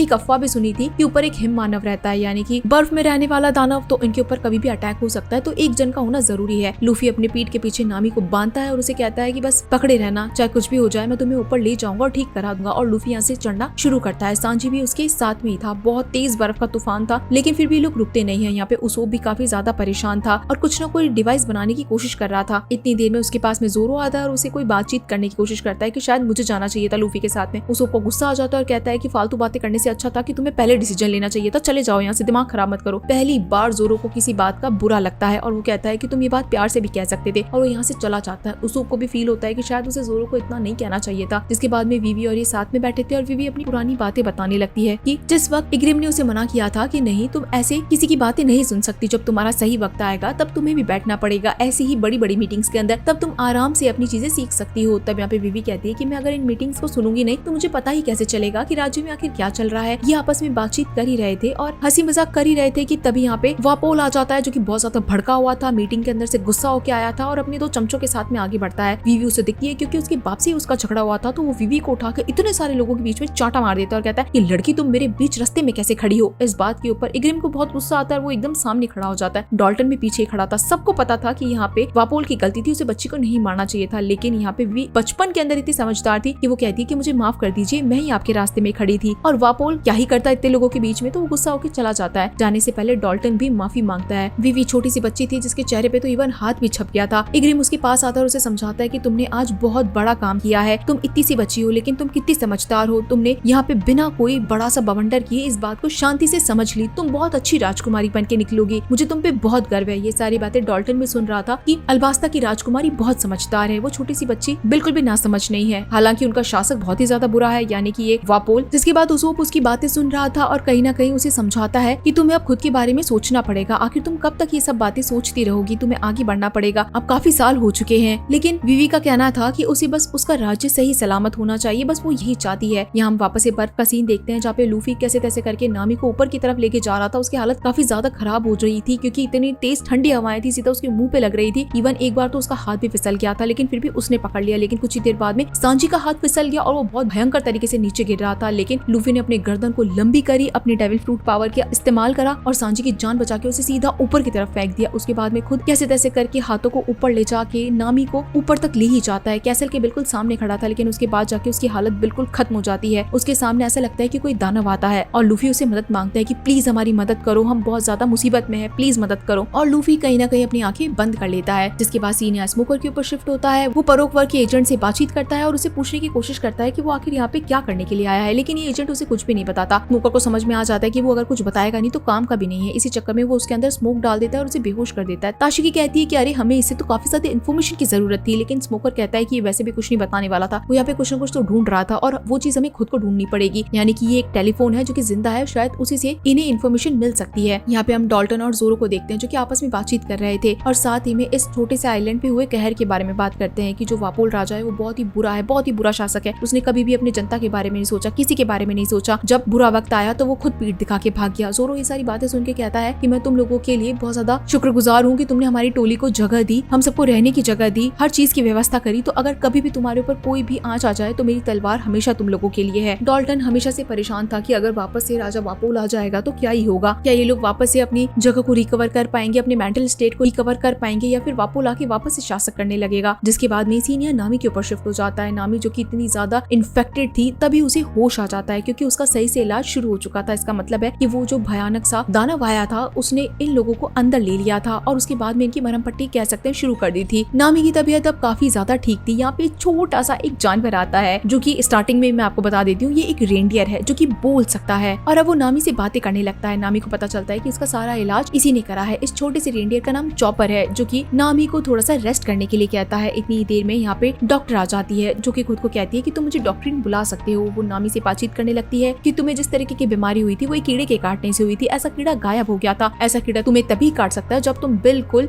गायब हुए आइलैंड के अंदर पहुंच जाओ जहाँ पे काफी ज्यादा मिट्टी हो और ऊपर से आधे नंगे बदन के अंदर जाओ, क्योंकि अभी कुछ ही टाइम पहले नामी और उसकी सारी की सारी टोली लिटिल गार्डन के अंदर गए थे, यानी कि वो जो बड़े बड़े जाइंट वाला आइलैंड था, तो वहीं पे उसे ये कीड़ा काटा था। लेकिन अब काफी हद तक नामी क्योर हो गई थी तो नामी यहाँ से जाने लगती है। तो ये डॉक्टर ने उसे रोक देती है कि अभी तुम्हारा इलाज पूरा नहीं है और तुम तभी जा सकती हो जब मेरी मर्जी होगी, तुम बिल्कुल भी ठीक नहीं हो। ये छोटा सा चॉपर भी उसे जाने से मना करता है कि तुम यहाँ पे रेस्ट करो। इतनी देर में जो सांजी था उसकी हालत भी दिख जाती है कि उसकी कुछ पसलियां टूटी थी और तभी यहाँ पे चिल्लाता हुआ लूफी आता है जो कि आधा नंगा हो रखा था, ऊपर से उसकी बॉडी पे पूरा पसीना आ रहा था। उसे लगता है कि ये जो डॉक्टरीन है वो एक चुड़ैल है जो कि उसे गला के खाने वाली थी क्योंकि उसे पानी के अंदर रखा हुआ था। तब उसे नामी समझाती है कि नहीं, ये कोई चुड़ैल नहीं है, ये एक डॉक्टर है और तुम्हारी ऐसी हालत कैसे हो गई है। तब यहाँ पे डॉक्टरीन कहती है कि सांजी की कुछ हड्डियां टूटी थी, उसे हमने ठीक कर दिया है। लूफी काफी ज्यादा ठंड से बीमार हो रहा था तो इसे मैंने गर्म पानी में रखा था ताकि ठीक हो जाए और मुझे इंसान खाने का शौक बिल्कुल भी नहीं है। इतनी ही देर में छोटा सा चॉपर भी बातचीत करने लगता है कि इन्हें अपनी अपनी जगह पे भेज दो और मुझे भूख लग रही है तो कुछ खाने के लिए बना दो। सांजी कहता है कि मुझे खाना अच्छी तरीके से बनाना आता है। तो डॉक्टरीन चॉपर को कहती है कि इसे रसोई दिखा दो। अब जैसे ही चॉपर को बात करते हुए, यानी कि एक जानवर को बात करते हुए लूफी देखता है तो वो पागल हो जाता है कि मुझे विश्वास नहीं हो रहा है कि आखिर ये क्या चीज है और हम बिल्कुल ठीक है, ऊपर से तुम भी ठीक हो गई नामी, तुम बोल पा रही हो और ये आखिर क्या चीज है। इसी के साथ में गाइस ये बहुत अमेजिंग एपिसोड यहीं पे खत्म हो जाता है। तो चलिए फिर मिलते हैं आप सभी लोगों से अगले एपिसोड में, तब तक के लिए टाटा। वन पीस सीजन 2 के एपिसोड नंबर 7 के शुरुआत में हम देखते हैं ये जो ड्रम आइलैंड है इसके हाल बहुत ज्यादा बुरे हो रखे हैं। हर जगह लोग एक दूसरे के ऊपर अटैक कर रहे हैं और ये लोग सारे के सारे वापोल के सैनिक थे जो आम लोगों को मार रहे थे और इसी के साथ में सारे डॉक्टर्स को इकट्ठा कर रहे थे। जिसके बाद में सीन यहाँ लूफी और उसके दोस्तों पर शिफ्ट हो जाता है। जैसा कि हमने लास्ट एपिसोड में देखा था कि ये सब जिंदा है, ठीक है, और उन्होंने एक बोलते हुए रेंडियर को देखा था जिसके ऊपर ये बड़े ही चौंक गए थे कि आखिर ये क्या चीज है और साथ ही में उसकी कहानी भी जानना चाहते थे। ये चॉपर से बात करना चाहते हैं। लूफी कोशिश करता है उससे बात करने की, लेकिन चॉपर जो है उसके पास नहीं आता, इवन उसे धुतकार नकार देता है और काफी दूर चला जाता है। अब लूफी और सांजी को जानना था कि भाई साहब ये आखिर क्या चीज है, क्यों बात कर रहा है, ये कैसा है और इसे इंसान पसंद क्यों नहीं है, ये तो चिड़चिड़ा क्यों हो रखा है। तभी यहाँ पे जो डॉक्टरीन थी वो बैठ जाती है और कहीं ना कहीं चॉपर की पूरी कहानी सुनाना शुरू कर देती है। यहाँ पे सांजी भी था और इसी के साथ में नामी भी थी। सांजी का इतना अच्छा खाना था। यहाँ पे डॉक्टरीन उसे अपने पास ही रहने के लिए कह देती है कि तुम मेरे साथ क्यों नहीं रुकते हो, इतने बड़ा महल तुम्हारे साथ में रहेगा, तुम मेरे पर्सनल कुक बन जाओ। लेकिन यहाँ पे सांजी मना करता है कि खाना मैं अच्छा बनाता हूँ, ये बात मुझे पता है, लेकिन मैं आप लोगों के साथ में रुक नहीं सकता, हमारा कुछ और मिशन है। और ये मिशन लूफी का मिशन था क्योंकि उसे लुटेरों का बादशाह बनना था, वन पीस का खजाना ढूंढना था, इसलिए ये अपनी जर्नी पे ही लगे हुए हैं। अब बात चॉपर की आती है कि भाई साहब ये चॉपर का क्या सीन है, वो इतना चिड़ा चिड़ा क्यों रहता है। तो डॉक्टरीन उसकी पूरी कहानी सुनानी शुरू करती है कि कहानी आज की नहीं है, बहुत पुरानी है, जब वापोल के सारे सैनिकों ने हर डॉक्टर को ढूंढना शुरू कर दिया था जस्ट बिकॉज कि वो सारे डॉक्टर्स को अपने पास रखना चाहता था। पूरे आइलैंड के अंदर एक बहुत ही खतरनाक सी बीमारी फैल गई थी जिससे सारे के सारे इंसान परेशान थे। डॉक्टर से उनका इलाज कर सकते थे लेकिन वापोल चाहता नहीं था कि किसी का भी इलाज हो। जब सारे डॉक्टर्स पकड़े जा रहे थे तभी उसमें से एक डॉक्टर जिनका नाम हिरलॉक था वो बच रहे थे, भाग रहे थे। और इसी के साथ हम इस डॉक्टरीन को भी देखते हैं, ये भी बच के छुप के एक जगह पे बैठी हुई थी, दोनों एक जगह पे थे। और यहाँ पे इस डॉक्टरीन जिसका नाम कुरिया था वो कहती है कि यहाँ से चले जाओ, तुम्हें क्या यही जगह मिली है क्या। जबकि डॉक्टर हिरलॉक का कहना था कि तुम्हें भी पता है कि सारे डॉक्टर्स को पकड़ा जा रहा है, सिचुएशन बहुत बुरी है, हम लोग यहाँ पे अगर बच के बैठे हैं तो हमें बचना ही चाहिए क्योंकि और कोई भी डॉक्टर नहीं बचा है। इन दोनों को भी पता था कि आइलैंड की स्थिति खराब होती जा रही है और अगर ये दोनों एक साथ रहे तो एक साथ में पकड़े भी जाएंगे और कोई मतलब भी नहीं रहेगा इन दोनों के छुपने का ही। तो बेस्ट यही होगा कि इन दोनों को यहाँ से भाग जाना चाहिए, अपनी अपनी जान बचानी चाहिए। हिरलॉक और कुरिया दोनों एक दूसरे को बिल्कुल पसंद नहीं करते थे, दोनों एक दूसरे को झोला छाप कहते थे कि भाई तुझे डॉक्टरी नहीं आती, तुझे डॉक्टरी नहीं आती है। इस बात पे इनकी बहस भी हुआ करती थी। ऊपर से सैनिक गुजर रहे थे और ऑलमोस्ट हो सकता था कि ये पकड़े भी जाए लेकिन फिर भी नहीं पकड़े जाते। इस चक्कर के अंदर फटाफट से ये दोनों अपने अपने रास्ते नाप लेते हैं। डॉक्टर हिरलॉक थोड़े ही आगे जाते हैं तो उन्हें बर्फ के ऊपर बड़े बड़े से पैरों के निशान दिखाई देते हैं जो कि खून के थे और आगे जाने के बाद वो निशान छोटे हो जाते हैं और गायब हो जाते हैं। हिरलॉक को समझ में नहीं आता कि आखिर ये क्या चीज है। तभी उसे वहाँ पे छोटा सा चॉपर मिलता है जिसकी हालत काफी ज्यादा खराब थी, वो खून से तरबतर हो रखा था, उसे गोली लगी हुई थी। डॉक्टर हिरलॉक के पास आने पे भी ये छोटा सा रेंडियर उनके ऊपर बिल्कुल बिलीव नहीं करता, इसलिए डॉक्टर हिरलॉक अपने सारे कपड़े उतार के विश्वास दिलाते हैं कि वो एक अच्छे इंसान है और वो मदद कर सकते हैं। और उसके बाद में वो इस छोटे से रेंडियर की काफी मदद करते हैं, उठा के अपने घर ले आते हैं। इस रेंडियर की आंखें भी खुलती है और वो बोल पड़ता है कि हाँ मैं तो जग गया। डॉक्टर हिरलॉक को पहले तो विश्वास नहीं होता कि आखिर ये क्या चीज है, इंसान है, जानवर है, बोल कैसे सकता है। उसके बाद वो उसके पास आके बैठ जाते, बातचीत वगैरह करने लगते कि तुम क्या चीज हो, कहाँ से आए हो, ऐसे कैसे हो गए। तब यहाँ पे ये छोटा सा रेंडियर अपनी सारी कहानी बताता है कि वो पैदा तो रेंडियर ही हुआ था लेकिन वो ऐसे कैसे हो गया उसे ये नहीं पता। डॉक्टर हिरलॉक कहते हैं कि क्या तुमने कोई ऐसा फल खाया था जो तुम्हें नहीं खाना चाहिए था जिसके बाद से तुम ऐसे हो गए। तो यहाँ पे रेंडियर बताता है कि हाँ मैंने ये वो फल खाया था, मुझे बहुत भूख लग रही थी। तब डॉक्टर हिरलॉक को समझ में आ गया था कि इस छोटे सी रेंडियर ने डेविल फ्रूट खा लिया था जिसके बाद वो बिल्कुल बदल गया है, उसके अंदर काफी सारी पावर्स आ गई है, वो इंसानों के जैसे चल उठ बोल सकता है, खा सकता है। लेकिन इसी चक्कर के अंदर वो बाकी रेंडियर से बिल्कुल डिफरेंट हो गया, उसे अपनी पूरी कम्युनिटी से निकाल दिया गया, उसकी नोज थोड़ी अलग थी और इस चक्कर के अंदर पूरे के पूरे रेंडियर कम्युनिटी ने उसे बिल्कुल बेदखल कर दिया। ये छोटा सा बच्चा बस इधर उधर तरबतर घूम ही रहा है। जिसके बाद डॉक्टर हिरलॉक उसका बहुत अच्छे से ध्यान रखते हैं, उसका नाम टोनी चॉपर रखते हैं और उसे कहते हैं कि तुम जब तक ठीक नहीं हो जाते तुम आराम से यहाँ पे रह सकते हो। चॉपर जिस वक्त खुद को बिल्कुल पसंद नहीं करता है उस वक्त डॉक्टर हिरलॉक ने उसे बहुत अच्छे से रखा, बिल्कुल एक बच्चे के जैसे, और बहुत अच्छे से ट्रीट भी करने लगे। अब तो ऑलमोस्ट वो उसकी फैमिली बन चुके थे। अब चॉपर डॉक्टर हिरलॉक के साथ ही रहने लगे थे। ये सारी चीजें डॉक्टर कुरिया बता रही थी, यानी कि लूफी वगैरह इन सबको चॉपर की स्टोरी बता रही थी। धीरे धीरे करके डॉक्टर हिरलॉक और चॉपर के बीच में बहुत अच्छी दोस्ती होने लग गई। इवन अब तो ये बिल्कुल फैमिली मेंबर जैसे बन गए। कोई भी चीज छोटी बड़ी होती थी तो ये आपस में बातचीत करते थे, हंसी मजाक करते थे। चॉपर अब ऑलमोस्ट ठीक भी हो चुका था और धीरे धीरे करके इवन हील भी होने लगा था। डॉक्टर हिरलॉक एक ऐसी दवाई के ऊपर काम कर रहे थे जिससे कि वो पूरी इंसानी कम्युनिटी को बचा सके। यहाँ पे जितने भी आइलैंड में सब बीमार पड़े हैं वो कोई ऐसी दवा बनाना चाहते थे जिससे कि आराम से सब लोग ठीक हो जाएं। बाकी अगर डॉक्टर्स रहे चाहे नहीं रहे एटलीस्ट लोग जिंदा तो रहे, इसलिए वो रोज नए नए एक्सपेरिमेंट करते थे और कभी कभार कुछ गलत भी हो जाया करते थे। इसी चक्कर के अंदर चॉपर भी कभी कभार गुस्सा हो जाया करता था। ऐसा पहली बार हुआ था जब चॉपर ने गुस्सा करा था क्योंकि उसके साथ में कोई लोग रहते ही नहीं थे, इंसान ही नहीं थी, फैमिली नहीं थी। तो पहली बार गुस्सा करने पे भी वो बड़ा खुश हो रहा था। चॉपर डॉक्टर के पास में जाता है, डॉक्टर क्योंकि गुस्सा हो गए थे कि चॉपर से उसका झगड़ा हो गया है, तब डॉक्टर उसे पहली बार कैप देते हैं। ये दोनों आपस में बातचीत कर चुके थे, फैमिली बहुत अच्छी बनती जा रही थी। डॉक्टर अभी भी लगे हुए थे अपने उस एक्सपेरिमेंट को पूरा करने के लिए और चॉपर दिन रात देखता था कि कैसे डॉक्टर इंसानों को ठीक करने के लिए इतनी मेहनत कर रहे हैं। और चॉपर भी कहीं ना कहीं मन में ठान चुका था कि वो भी बड़ा होकर डॉक्टर बनेगा और ऐसी ही दवाइयां जरूर ढूंढेगा। एक बार जब डॉक्टर चॉपर से बात कर रहे थे तो पता चलता है कि डॉक्टर की तबीयत काफी ज्यादा खराब हो गई थी और उन्होंने एक ऐसी जगह देखी जो कि बहुत ही ज्यादा खूबसूरत थी। वहाँ पे चेरी ब्लॉसम के फूल थे और वहाँ पे जाना बहुत ज्यादा मुश्किल था, मौत की घाटी कहते हैं उसे। लेकिन वहाँ जाने के बाद मानो सारी प्रॉब्लम्स खत्म हो गई, उनकी जितनी भी बीमारी थी वो सब कुछ खत्म हो गई। ऐसे चेरी ब्लॉसम के फूल अगर किसी को भी दिख जाए तो हो सकता है कि शायद वो भी बीमार था तो वो भी ठीक हो जाए। कहीं ना कहीं ये सारी बातें चॉपर के लिए मनगढ़ंत नहीं थी, बल्कि वो उन सबको सच मानता था। डॉक्टर के घर पे भी एक वही झंडा लगा था जो कि पायरेट्स का झंडा था, जिसे देख के वो ये कहते हैं कि इसका मतलब है कि आप कभी भी अपना जुनून नहीं खो सकते, अपना हौसला नहीं तोड़ सकते, आपको आगे बढ़ता रहना है और अपने मिशन को पूरा करना है। चॉपर तो इन चीजों को देख के बहुत ज्यादा इंस्पायर हुआ करता था, लेकिन उसे ये नहीं पता था कि पायरेट्स क्या होते हैं। डॉक्टर हिल्डॉक उसे पायरेट्स के बारे में भी बताते हैं कि वो लोग जो कि नए नए एडवेंचर्स पे जाते हैं, उनका कोई मिशन होता है, उन्हें कुछ ना कुछ तो चाहिए होता है और वो मिशन सबसे ज्यादा अच्छा होता है, सबसे ज्यादा खूबसूरत होता है। पायरेट्स दुनिया के सबसे बड़े बड़े काम करते हैं, एक बहुत खतरनाक चीजें मोल लेते हैं, रोज उनके लाइफ में नई नई चीजें आती है। अब तक डॉक्टर हिल्डॉक को समझ में आ चुका था कि उनकी तबीयत काफी ज्यादा खराब हो चुकी है, वो शायद तक ज्यादा दिन तक बचेंगे भी नहीं, और अगर वो चॉपर के सामने ही मर गए तो बिल्कुल भी अच्छा नहीं होगा, वो बिल्कुल टूट जाएगा। इसीलिए वो चॉपर को दुत्कार के यहाँ से भेज देते हैं कि अब चले जाओ, तुम्हारा इलाज पूरा हो चुका है। चॉपर बहुत ज्यादा रोता है, बिलखता है कि नहीं नहीं, मैं बिल्कुल भी ठीक नहीं हूँ, आप मुझे ऐसे कैसे दूर कर सकते हैं, मेरी कोई फैमिली नहीं है, मेरे कोई फ्रेंड नहीं है, आप ही सब कुछ है जो भी है। लेकिन वो चॉपर को अपने घर नहीं घुसने देते हैं। डॉक्टर उसे बहुत ज्यादा लताड़ देते हैं कि मैं तुमसे परेशान हो चुका हूँ, तुम मुझे बहुत दुखी करते हो, उब चुका हूँ मैं तुमसे, चले जाओ, वापस कभी मत आना, मरना है तो मर जाओ लेकिन मुड़ के कभी मत आना, और दरवाजा बंद कर देते हैं। चॉपर बस दरवाजा पीटता रहता है, लेकिन फिर भी डॉक्टर जो है दरवाजा नहीं खोलते, जस्ट बिकॉज कि वो नहीं चाहते थे कि चॉपर उन्हें मरता हुआ देखे। उसके कुछ ही टाइम बाद के अंदर डॉक्टर हिल्डॉक की तबीयत काफी ज्यादा खराब हो गई। कुरिया को उनसे मिलने आना पड़ा। कुरिया ने आते ही बता दिया कि उनकी तबीयत हद से ज्यादा खराब हो चुकी है। अब ये सारी बातें कुरिया प्रेजेंट के अंदर सांजी, लूफी, नामी इन सबको सुना रही थी, जो कि बहुत ज्यादा इमोशनल हो चुके थे। और यहाँ पे कुरिया बताती है कि यहाँ से तो चॉपर की कहानी शुरू हुई थी, क्योंकि कुरिया ने इतने सालों पहले डॉक्टर हिल्डॉक को बोला था कि तुम्हारा वक्त बहुत ज्यादा नजदीक है, तुम जल्द ही खत्म होने वाले हो। डॉक्टर हिल्डॉक ने कहा था कि अगर मैं मरने वाला हूँ तो भी मेरे पास अभी कुछ टाइम बचा है, मैं वो एक्सपेरिमेंट करूंगा जिससे कि सारे लोग ठीक हो सके, एक ऐसी दवाई बनाऊंगा जो कि हर मर्ज की दवा हो सकती है। तो यहाँ पे कुरिया ने कहा था कि इतना बड़ा पागल कोई नहीं हो सकता है कि एक दवाई से बिल्कुल इंसान ठीक हो जाए, इन हर एक चीज के लिए हर एक अलग दवाई होती है। लेकिन यहाँ पे डॉक्टर हिल्डॉक पागलों की जैसे बस उसी दवाई को बनाने के पीछे लगे थे। लेकिन साथ ही में कुरिया से वो एक और रिक्वेस्ट करते हैं कि उनका एक बच्चा है, वो चॉपर का ध्यान रखने लगे, चॉपर को अपने पास रखिए, क्योंकि अगर वो मर जाएगा तो चॉपर आखिर कहाँ जाएगा। इस बात को सुन के कुरिया मना कर देती है कि मैंने माना कि तुम मरने वाले हो, लेकिन इसका मतलब ये नहीं है कि मैं तुम पे एहसान करूं, तुम जानो तुम्हारा बच्चा जाने, मैं किसी को नहीं रख सकती, मैं अपनी मर्जी की मालिक हूँ और यहाँ का माहौल बहुत ज्यादा खतरनाक है, तुम भी जानते हो कि किसी को रखना कितना मुश्किल का काम है। हिल्डॉक बहुत ज्यादा मिन्नतें करता है, हाथ पैर जोड़ता है कि प्लीज उस बच्चे को अपने पास रख लेना, उसे डॉक्टर बनना है और वो कहीं कभी नहीं रहेगा। इसी के साथ में वो ये भी बताते हैं कि जिस दवाई को वो बनाना चाहते हैं वो बिल्कुल एक मशरूम की जैसी है, क्योंकि पूरी दुनिया वाले मौत की घाटी तक जाते हैं लेकिन वहाँ से उन्हें कुछ भी नहीं मिलता, लेकिन वहाँ पे मशरूम एग्जिस्ट करता है, जहाँ पे कुरिया उसी वक्त कह चुकी थी कि ऐसा कोई मशरूम नहीं होता, ये सब पागलपन की बातें हैं। और ये बात उस वक्त चॉपर ने सुन ली थी कि ऐसा कोई मशरूम है जो कि इंसान की जान बचा सकता है। बस फिर तो क्या, जब कुरिया चॉपर का ध्यान रखने के लिए मना कर चुकी थी और यहाँ से जा चुकी थी, तो हिल्डॉक के पास बहुत ही कम टाइम बचा था जिंदा रहने के लिए, तो वो अपने आखिरी दिनों में डट के काम करते हैं, वैसा ही सिरम बनाने की कोशिश करते हैं जिससे कि लोगों की जान बचाई जा सके। आखिर के अंदर वो सक्सेसफुल भी हो जाते हैं। उन्होंने ऐसा एक पिंक पोशन बना दिया था जिससे कि लोगों की जान बचाई जा सके, बस उसे एक्सपेरिमेंट करना बाकी था। इतनी देर में यहाँ पे चॉपर आता है जिसकी हालत हद से ज्यादा खराब थी, ऐसा लग रहा था बहुत बुरी तरीके से उसे मारा पीटा गया है, लेकिन वो अपने साथ में मशरूम लाता है और आते ही डॉक्टर हिल्डॉक को कहता है कि देखिए मैं आपके लिए ले आया। पूछा जाता है कि तुम कहाँ गए थे, तो चॉपर बताता है कि वो मौत की घाटी पे गया था जहाँ से जिंदा आना नामुमकिन था, और चॉपर की हालत भी काफी ज्यादा खराब थी, जस्ट बिकॉज की डॉक्टर मरने वाले हैं तो उनको जिंदा रखने के लिए, उनको बचाने के लिए वो अपनी जान पे खेल गया और मशरूम ले आया। हिल्डॉक कहते हैं कि तुमने मेरे लिए किया, और वो अपने मरते हुए टाइम के अंदर हद से ज्यादा इमोशनल हो गए कि चॉपर आखिर तुमने ऐसा क्यों करा। तो चॉपर कहता है कि आपको जिंदा रहना पड़ेगा, आपको मेरे लिए जिंदा रहना पड़ेगा, आप मुझे डॉक्टरी सिखाइएगा, मैं सबका इलाज करूंगा और सबसे पहले मरीज मेरे आप ही बनिएगा। ये बात सुन के तो हिल्डॉक भयंकर होते हैं, उसे गले से लगा लेते हैं, जिसके बाद वो चॉपर के लाए हुए मशरूम का सूप बनाते और पी जाते और कहते हैं कि काफी ज्यादा कड़वा था, लेकिन दवाइयाँ कड़वी ही होती है और मुझे ये पी के बहुत अच्छा महसूस हो रहा है। चॉपर बहुत खुश हो जाता है कि अब इस मशरूम की मदद से डॉक्टर हिल्डॉक जो है वो ठीक हो जाएंगे, अब उन्हें कुछ भी नहीं होगा। तभी यहाँ पे डॉक्टर हिल्डॉक फटाफट से एक बैग पैक करने लगते हैं, क्योंकि उन्हें पता चला था कि कैसल के अंदर जितने भी डॉक्टर्स को पकड़ के रखा गया है, बांध के रखा गया है, वो बड़ी मुसीबत के अंदर है और उन सब की तबीयत काफी ज्यादा खराब हो चुकी है, इसलिए इस डॉक्टर को जाना पड़ेगा अपने साथ में। वो काफी सारी चीजें भी ले जाते हैं, गोला बारूद, क्योंकि वहाँ पे काफी सारे सैनिक है, तो हो सकता है कुछ लड़ना झगड़ना पड़ जाए। चॉपर कहता है मैं भी साथ चलता हूँ, तो डॉक्टर मना कर देते हैं कि नहीं, मेरी हालत तो तुमसे भी ज्यादा खराब है, तुम यहीं रुको, मेरा इंतजार करो, मैं आऊंगा और तुम बहुत अच्छे डॉक्टर बनोगे, ये इसकी मैं जीती जाती मिसाल हूँ। जिसके बाद चॉपर बैठ के अपनी बुक पढ़ने लगा था और कुछ ही देर के अंदर यहाँ पे कुरिया आई थी, क्योंकि उसे लगा था डॉक्टर हिल्डॉक मर गया है, लेकिन यहाँ पे चॉपर बड़े आराम से बैठा था, बुक पढ़ रहा था, हालांकि उसे पढ़ना नहीं आता था फिर भी। और जब डॉक्टरीन पूछती है कि तुम्हारे डॉक्टर कहाँ पे गए, तो चॉपर कहता है कि उनकी तबीयत बिल्कुल ठीक हो गई है, मैंने उन्हें मशरूम खिलाया है, मैं मौत की घाटी से लेकर आया था और अब वो कैसल गए हैं, क्योंकि वहाँ पे डॉक्टर्स की तबीयत खराब है ना। तो ये बात सुनते ही डॉक्टर कुरिया कहती है कि तुम्हारा दिमाग खराब हो गया है क्या, ऊपर कैसल के अंदर कोई भी बीमार नहीं है, आखिर डॉक्टर वहाँ पे क्यों गए हैं। और ये मशरूम वो बुक के अंदर पड़ती है और पता चलता है कि वो तो एक जहरीला मशरूम है, जिसे पीते ये इंसान कुछ ही देर के अंदर मर जाएगा। ये बात पहले से ही डॉक्टर हिडलॉक को पता थी, लेकिन वो चॉपर का दिल नहीं तोड़ना चाहते थे। इस चक्कर के अंदर उन्होंने उस मशरूम को बिना मना करे पी लिया। और आखिर वो चॉपर को क्या ही कहते, क्योंकि उनकी खुद की भी मरने के दिन ही आ ही रहे थे, तो वो चॉपर का दिल नहीं तोड़ना चाहते थे। ये बात जब चॉपर को पता चलता है कि उसने अपने ही मालिक को जहरीले मशरूम का सूप पिला दिया, तो वो भयंकर जोर जोर से रोता है कि आखिर उसने अपने डॉक्टर के साथ में क्या किया। यहाँ पे कुरिया को भी बहुत बुरा लग रहा था कि ये तो बहुत ही ज्यादा गलत हो गया है। वो डॉक्टर मतलब नहीं भी मरने वाला था, लेकिन फिर भी मर जाएगा वो मशरूम पी के। यहाँ पे हम डॉक्टर हिडलॉक को ही देखते हैं जो कि कैसल के अंदर चले गए थे, क्योंकि उसे बाकी डॉक्टर्स की जान बचानी थी। अंदर जाके वो बम फोड़ना शुरू करा भी नहीं था, और तभी यहाँ पे पता चलता है कि डॉक्टर वापोल बैठा था सारे के सारे डॉक्टर्स को लेके और बस हंसी मजाक ही कर रहा था, जस्ट बिकॉज कि उसकी तबीयत खराब नहीं होनी चाहिए, वो तंदुरुस्त रहना चाहिए, इसलिए उसने सारे डॉक्टर्स को बंदी बना रखा था। और साथ ही में इस वापोल को ये भी पता चल गया था कि कुछ डॉक्टर्स ऐसे हैं जो कि भाग गए हैं और सामने नहीं आ रहे हैं, इसलिए अफवाह उड़ाई गई थी कि सारे डॉक्टर्स बीमार पड़ गए हैं। इसी चक्कर के अंदर डॉक्टर हिडलॉक बाहर निकल के आ गए। उनका कहना था कि मुझे अपना फर्ज अदा करना था, अगर कोई बीमार है तो उसको ठीक करना मेरा कर्तव्य है और मैं ये करके ही रहूंगा। लेकिन असल के अंदर डॉक्टर हिडलॉक जो है वो एक तरीके से बेवकूफ बन गए थे, पागल बन गए थे और यहाँ पे फंस जाते हैं। लेकिन डॉक्टर हिडलॉक का कहना था कि मैं कभी नहीं मर सकता, तुम चाहोगे मुझे मारना मैं तब भी नहीं मर सकता। अब यहाँ पे जो है डॉल्टन भी खड़ा था, क्योंकि ये बहुत पुरानी बात थी और उसे पता चल रहा था कि इस डॉक्टर की कोई गलती नहीं है, तो बेमतलब में इसे क्यों मारा जाए। वापोल बार बार कह रहा था कि इसे मार दो, इसे मार दो। डॉल्टन आगे बढ़ भी रहा था, लेकिन इस डॉक्टर की कोई गलती ही नहीं थी, तो वो क्यों मारता। यहाँ पे डॉक्टर हिडलॉक का कहना था कि अगर मैं मरूंगा तो भी बहुत शान से मरूंगा। इंसान तब नहीं मरता है जब उसकी मौत आती है, बल्कि वो तब मरता है जब उसे खुद को मरना होता है। डॉल्टन कहीं ना कहीं इन चीजों को सोच के अपने राज्य के बारे में भी सोच रहा था, क्योंकि उसका खुद का राज्य भी ऑलमोस्ट खत्म होने वाला था। जिसके बाद तो डॉक्टर हिडलॉक के ऊपर कंटिन्यूअसली अटैक कराने के वापोल ऑर्डर दे देता है कि इसे मार दो, खत्म कर दो। लेकिन हिडलॉक जो था वो बहुत ज्यादा ब्रेव था, और हम यहाँ पे सेम टाइम पे चॉपर को भी देखते हैं जो कि अपने मालिक को यानी कि डॉक्टर को बचाने के लिए भाग रहा था, घाटी पे चढ़ रहा था। अब तक वो रेनडियर बन चुका था, बहुत तेजी से भागता है और हिडलॉक यहाँ पे अच्छे खासे भाषण देके कि भाई साहब उसे कोई मार भी नहीं सकता, उसे कोई टच भी नहीं कर सकता, और अपने साथ में बड़े से ब्लास्ट कर देता है। तो वहाँ पे जितने भी सैनिक थे उड़ जाते हैं, इवन डॉल्टन भी उठ के गिर जाता है। अब जो वापोल था वो बहुत बुरी तरीके से हंस रहा था, भयंकर हंस रहा था। मरने से पहले डॉक्टर हिडलॉक ने डॉल्टन को कहा था कि मेरे मरने के बाद में यहाँ पे एक दानव आएगा, वो मेरा बेटा है, उसे प्लीज कुछ भी मत करना, उसकी कोई गलती नहीं है और उसे कोई हाथ नहीं लगाएगा। उसके बाद डॉक्टर हिडलॉक ने खुद की तो जान ले ली थी, लेकिन ये बात जब वापोल सुन चुका था तो वो भी गुस्से के अंदर आता है और कहता है कि अब मुझे इस डॉक्टर के बेटे को भी मारना है, तो अगर वो बाहर आए तो उसे अभी के अभी जान से मार दो। डॉल्टन बाहर जाता है और तभी यहाँ पे चॉपर आता है जो कि बिल्कुल छोटा सा रेनडियर दिख रहा था, लेकिन तभी वो एक हिम मानव के अंदर बदल जाता है, डॉल्टन के ऊपर अटैक करता है। लेकिन डॉल्टन उसे रोकता है और कहता है कि अगर तुम मुझे नहीं हरा पाए तो अंदर तो ऐसे न जाने कितने सारे सैनिक है, अपनी जान बचाओ और चले जाओ, क्योंकि डॉक्टर हिडलॉक यही चाहते थे कि तुम जिंदा रहो, तुम उनके बेटे हो ना, तो जाओ जाके अपनी जान बचाओ, यहाँ पे मरने से कोई मतलब नहीं है। छोटा सा तो चॉपर था, उसमें कितना ही दिमाग होगा। तो वो डॉल्टन की बात सुन के गुस्से में आके वहाँ से निकल जाता है और अंदर आने के बाद डॉल्टन वापोल को कहता है कि उसने डॉक्टर हिडलॉक के बेटे को जान से मार दिया है। और अब यहाँ पे वापोल और भी कोई फालतू फालतू की बात कर ही रहा था, लेकिन अब तो डॉल्टन को बहुत ज्यादा गुस्सा आ जाता है, इसलिए वो राजा के ऊपर यानी कि वापोल के ऊपर ही बहुत भयंकर भड़कता है। इस चक्कर के अंदर वापोल डर के मारे वहाँ से अपने 2 चमचे लेके भाग जाता है। ये वो दिन था जब पहली बार डॉल्टन यहाँ से भाग गया था और उसके बाद वापस ही नहीं आया। जिसके बाद हम यहाँ पे कुरिया को देखते हैं जो कि डॉक्टर हिडलॉक की लैब के अंदर थी, उनकी बुक्स वगैरह पढ़ रही थी और कहीं ना कहीं उसे विश्वास नहीं होता कि डॉक्टर हिडलॉक ने वो मेथड क्रैक कर लिया जैसे कई सारी बीमारियों को क्योर किया जा सकता है। जिसके बाद हम यहाँ पे चॉपर को देखते हैं, वो वापस से आता है और उसे गुस्सा आता है कि आप उसके डॉक्टर की चीजों को क्यों छेड़ रही है, उन्हें कोई भी नहीं छेड़ सकता। कुरिया कहती है कि तुम कैसे आ गए वापस से, और यहाँ पे चॉपर खड़ा होकर बोलता है कि मैं डॉक्टर बनूंगा, मैं हर चीज का इलाज करूंगा, देख लेना मैं पहला डॉक्टर बनूंगा जो कि हमारी कम्युनिटी का होगा। आज से पहला इतना अच्छा डॉक्टर कोई नहीं होगा, मैं सच में कह रहा हूँ, आप बस मुझे अपने साथ रख लीजिए और मुझे अपना हुनर सिखा दीजिए। ये चीज सुन के कहीं ना कहीं कुरिया भी इमोशनल हो जाती है कि इस बच्चे के अंदर सच में हुनर है, जज्बा है, हौसला है कि वो डॉक्टर बनना चाहता है, तो वो उसे क्यों नहीं अपने पास रखेगी। तब का दिन है और आज का दिन है, तब से लेके चॉपर कुरिया के पास ही रह रहा है। अब ये बातें सुन के बाकी सब काफी ज्यादा इमोशनल हो चुके थे, लेकिन लूफी को समझ में आ गया था कि आखिर चॉपर की जो नफरत है उसको खत्म कैसे करना है। यहाँ पे हम जोरो को देखते हैं जो कि अभी भी पहरेदारी दे ही रहा था। यहाँ पे उसोप आता है उससे मिलने के लिए और उसे माफी भी मांगता है कि कल के बिहेवियर के लिए मुझे माफ कर दो, मुझे इतना ज्यादा कहना नहीं चाहिए था, मैं थोड़ा सा परेशान था, और उसके लिए एक बियर वगैरह भी लेकर आता है। तभी यहाँ पे इन्हें कुछ अजीब सी चीजें दिखती है, इसीलिए डॉल्टन दूरबीन से देखता है और उसे लगता है कि आगे कुछ ना कुछ तो हलचल हो रही है, वो जाके देख कर आएगा। जोरो भी कहता है मैं साथ चलूंगा, लेकिन उसे मना कर देता है कि नहीं नहीं तुम यहीं पे रुको, तुम्हारी जरूरत यहाँ पे है, तुम प्लीज यहीं पे रुको, मैं देख कर आता हूँ। के बाद में डॉल्टन तो चला जाता है दरवाजे के बाहर और जोरो यहीं पे रुकता है पहरेदारी देने के लिए। उसोप देखता है कि तुम ये क्या कर रहे हो, तुमने पहरेदारी की जॉब कब से कर ली। तो जोरो गुस्से के अंदर आके कहता है कि तुमने तो कल कहा था कि काम करो कुछ, तो मैं बस यहाँ पे काम ही कर रहा हूँ। जिसके बाद हम लूफी को देखते हैं जो कि सीधा चॉपर के पास में जाता है। उसके पास जो ट्रंक रखा था उसके अंदर गोल्डी रॉजर का एक झंडा रखा था जो कि समेटा हुआ रखा था। तो लूफी ने उसे बाहर निकाला और कहा कि इसकी जगह ऐसी नहीं है, बल्कि इसकी जगह ऊपर है, इसे सम्मान देना चाहिए और इसे ऊपर लटकाना चाहिए। चॉपर मना करता रह जाता है, लेकिन फिर भी लूफी अपने हाथ बड़े करता है क्योंकि उसके पास में डेविल फ्रूट की पावर है, उनको ऊपर लगा देता है। चॉपर जब पहली बार ऐसे किसी की पावर देखता है तो कहता है कि तुम ऐसा कैसे कर पा रहे हो, क्या तुम भी शैतान हो? तो लूफी कहता है कि हाँ, मैं भी एक दानव ही हूँ और इसकी जगह ऊपर ही होनी चाहिए। तब चॉपर कहीं ना कहीं इनसे घुल मिल जाता है। यहाँ पे हम का सीन देखते हैं जहाँ पे विवी लोगों की मदद कर रही है, लेकिन तभी यहाँ पे निको भी पहुंच जाती है जो कि इनके ऊपर नजर रख रही थी। डॉल्टन जैसे ही बाहर आता है देखने के लिए कि आखिर किस चीज की हलचल हुई थी, तभी उसके ऊपर 2 तीर आके लग जाते हैं जो कि वापोल के 2 चमचों ने बेचारे डॉल्टन को मार दिया था। और इसी के साथ में गाइस ये ऑलमोस्ट सेकंड लास्ट एपिसोड खत्म हो जाता है। तो गाइस कल है इसके सीजन 2 के लास्ट एपिसोड की बारी, जो कि बहुत ही इंटरेस्टिंग है, बहुत ही अमेजिंग है। तो चलिए फिर मिलते हैं आप सभी लोगों से वन पीस सीजन 2 के आखिरी एपिसोड में। तब तक के लिए टाटा।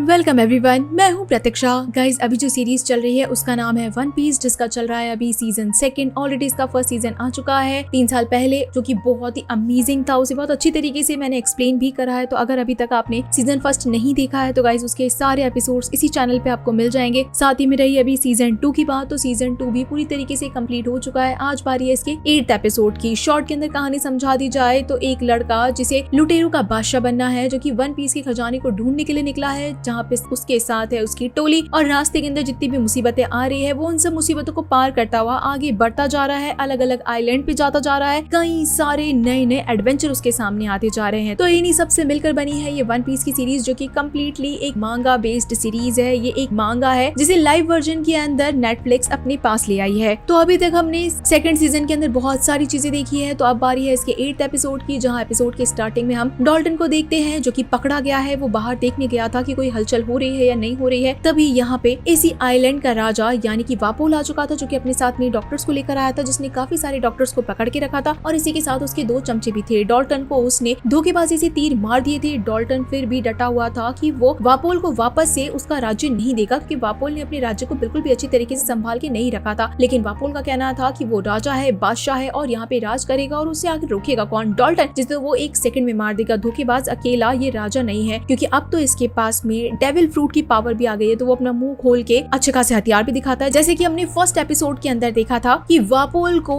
डेविल फ्रूट की पावर मिल गई है, जो कि निको ने उसे दी थी, यानी कि मिस्टर जीरो की एजेंट ने उसे दी थी। तो अब उसके अंदर से अच्छे खासे हथियार निकले थे और वो पूरी तरीके से कन्वर्ट हो चुका था। लेकिन हमें पता चलता है कि जो डॉल्टन है उसने भी डेविल फ्रूट खाया था और अब वो एक इंसान नहीं है, बल्कि वो एक भयंकर सा मॉन्स्टर बन जाता है। इसी चक्कर में वापोल ने उसे अपना पर्सनल असिस्टेंट रख रखा था, एज अ गार्ड रख रखा था। लेकिन यहाँ पे उसे तीर लगे हुए थे, उसके हाथ बंधे हुए थे, तो डॉल्टन बेचारा कुछ भी नहीं कर पाता और वापोल उसे बुरी तरीके से इंजर्ड कर देता है। उसके अंदर एक तलवार घुसा देता है और उसे अधमरा करके छोड़ देता है। जिसके बाद हम यहाँ पे विवी को देखते हैं। उसे निको मिलने के लिए आती है और बार बार में उसे यही परेशान करती है कि क्यों ना वो परोक वर्क्स की हो जाए और उनकी एक साथीदार बन जाए। लेकिन विवी ऐसा बिल्कुल भी नहीं चाहती थी। परोक वर्क्स वालों ने बहुत ज्यादा जुल्म करे थे और विवी अपने राज्य को बचाना चाहती थी, इसलिए वो कभी भी निको का साथ नहीं देना चाहती थी। अब यहाँ पे निको उसे अल्टीमेटम दे देती है कि तुझे जो है ये स्ट्रॉ हेड के बच्चों ने किडनैप करा है, तो उनके साथ घूम रही है और तुझे भी पता है कि ये सब चीजें कितना भारी पड़ने वाली है। वापोल जो कि है वो वापस से इसी आइलैंड के अंदर आ चुका है, तो तुम जितने भी बच्चे उन सबको वो आराम से मार देगा। उसने एक डेविल फ्रूट खाया है, मंच पंच खाया है, तुझे अच्छी तरीके से पता है कि इसकी कितनी खतरनाक पावर हो सकती है। लेकिन विवी बिल्कुल भी नहीं डरती है और कहती है कि जो होगा देखा जाएगा, वापोल को हम मार देंगे और रही बात मेरे राज्य की तो उसे तो मैं बचा के रहूंगी। निको यहाँ पे वापस से निकल जाती है विवी से एक फालतू का कन्वर्सेशन करके, जिसकी बिल्कुल भी रिक्वायरमेंट नहीं थी। खैर उसके बाद में हम जोरो को देखते हैं, जो कि अभी तक भी डॉल्टन का वेट कर रहा था और यहाँ पे पहरेदारी दे रहा था। और तब यहाँ पे उसोप भी खड़ा था। इन दोनों को पता चलता है कि यहाँ पे एक बहुत बड़ी सेना आ चुकी है जो कि राज्य के ऊपर अटैक करने वाली है। और अभी तक भी लूफी का कोई अता पता नहीं है। लूफी के साथ में सांजी भी है और इसी के साथ में नामी भी है। अगर ये लोग नीचे आ जाएं तो बहुत ज्यादा मदद हो पाएगी, लेकिन ऊपर जाके बताएगा कौन? तो विवी कहती है कि मैं वैसे भी नहीं लड़ पाऊंगी, मैं इससे अच्छा तो है कि ऊपर जाके लूफी को ले आती हूँ। हालांकि इतनी भयंकर चढ़ाई थी तो हो सकता है कि विवी ऐसा ना कर पाए, लेकिन जोरो और उसोप की यहाँ ज्यादा जरूरत है, इसीलिए जोरो मान जाता है और विवी को जाने देता है। उसोप ने विवी के चढ़ने के लिए एक ऐसा छोटा सा इक्विपमेंट बनाया था जो कि आराम से तीर डाल के, तीर फंसा के ऊपर जाया जा सकता है। विवी उसकी मदद से सीधा चढ़ती जाती है और पहाड़ों के ऊपर पहुंच जाती है। और उसकी हालत भी वैसी हो जाती है जैसे कि लूफी और सांजी की हुई थी कि ठंड के अंदर वो कांप रही थी और ऊपर से इंजर्ड भी हो चुकी थी। यहाँ पे हम नामी को देखते हैं जो कि अभी काफी ज्यादा रिकवर हो चुकी थी, क्योंकि सांजी ने उसका बहुत अच्छे से ध्यान रखा था, उसे अच्छे अच्छे सूप पिला रहा था। कहीं ना कहीं ऐसा लगता है कि इन दोनों के बीच में छोटा मोटा चल रहा है। अब चल रहा है या नहीं चल रहा है वो जिसने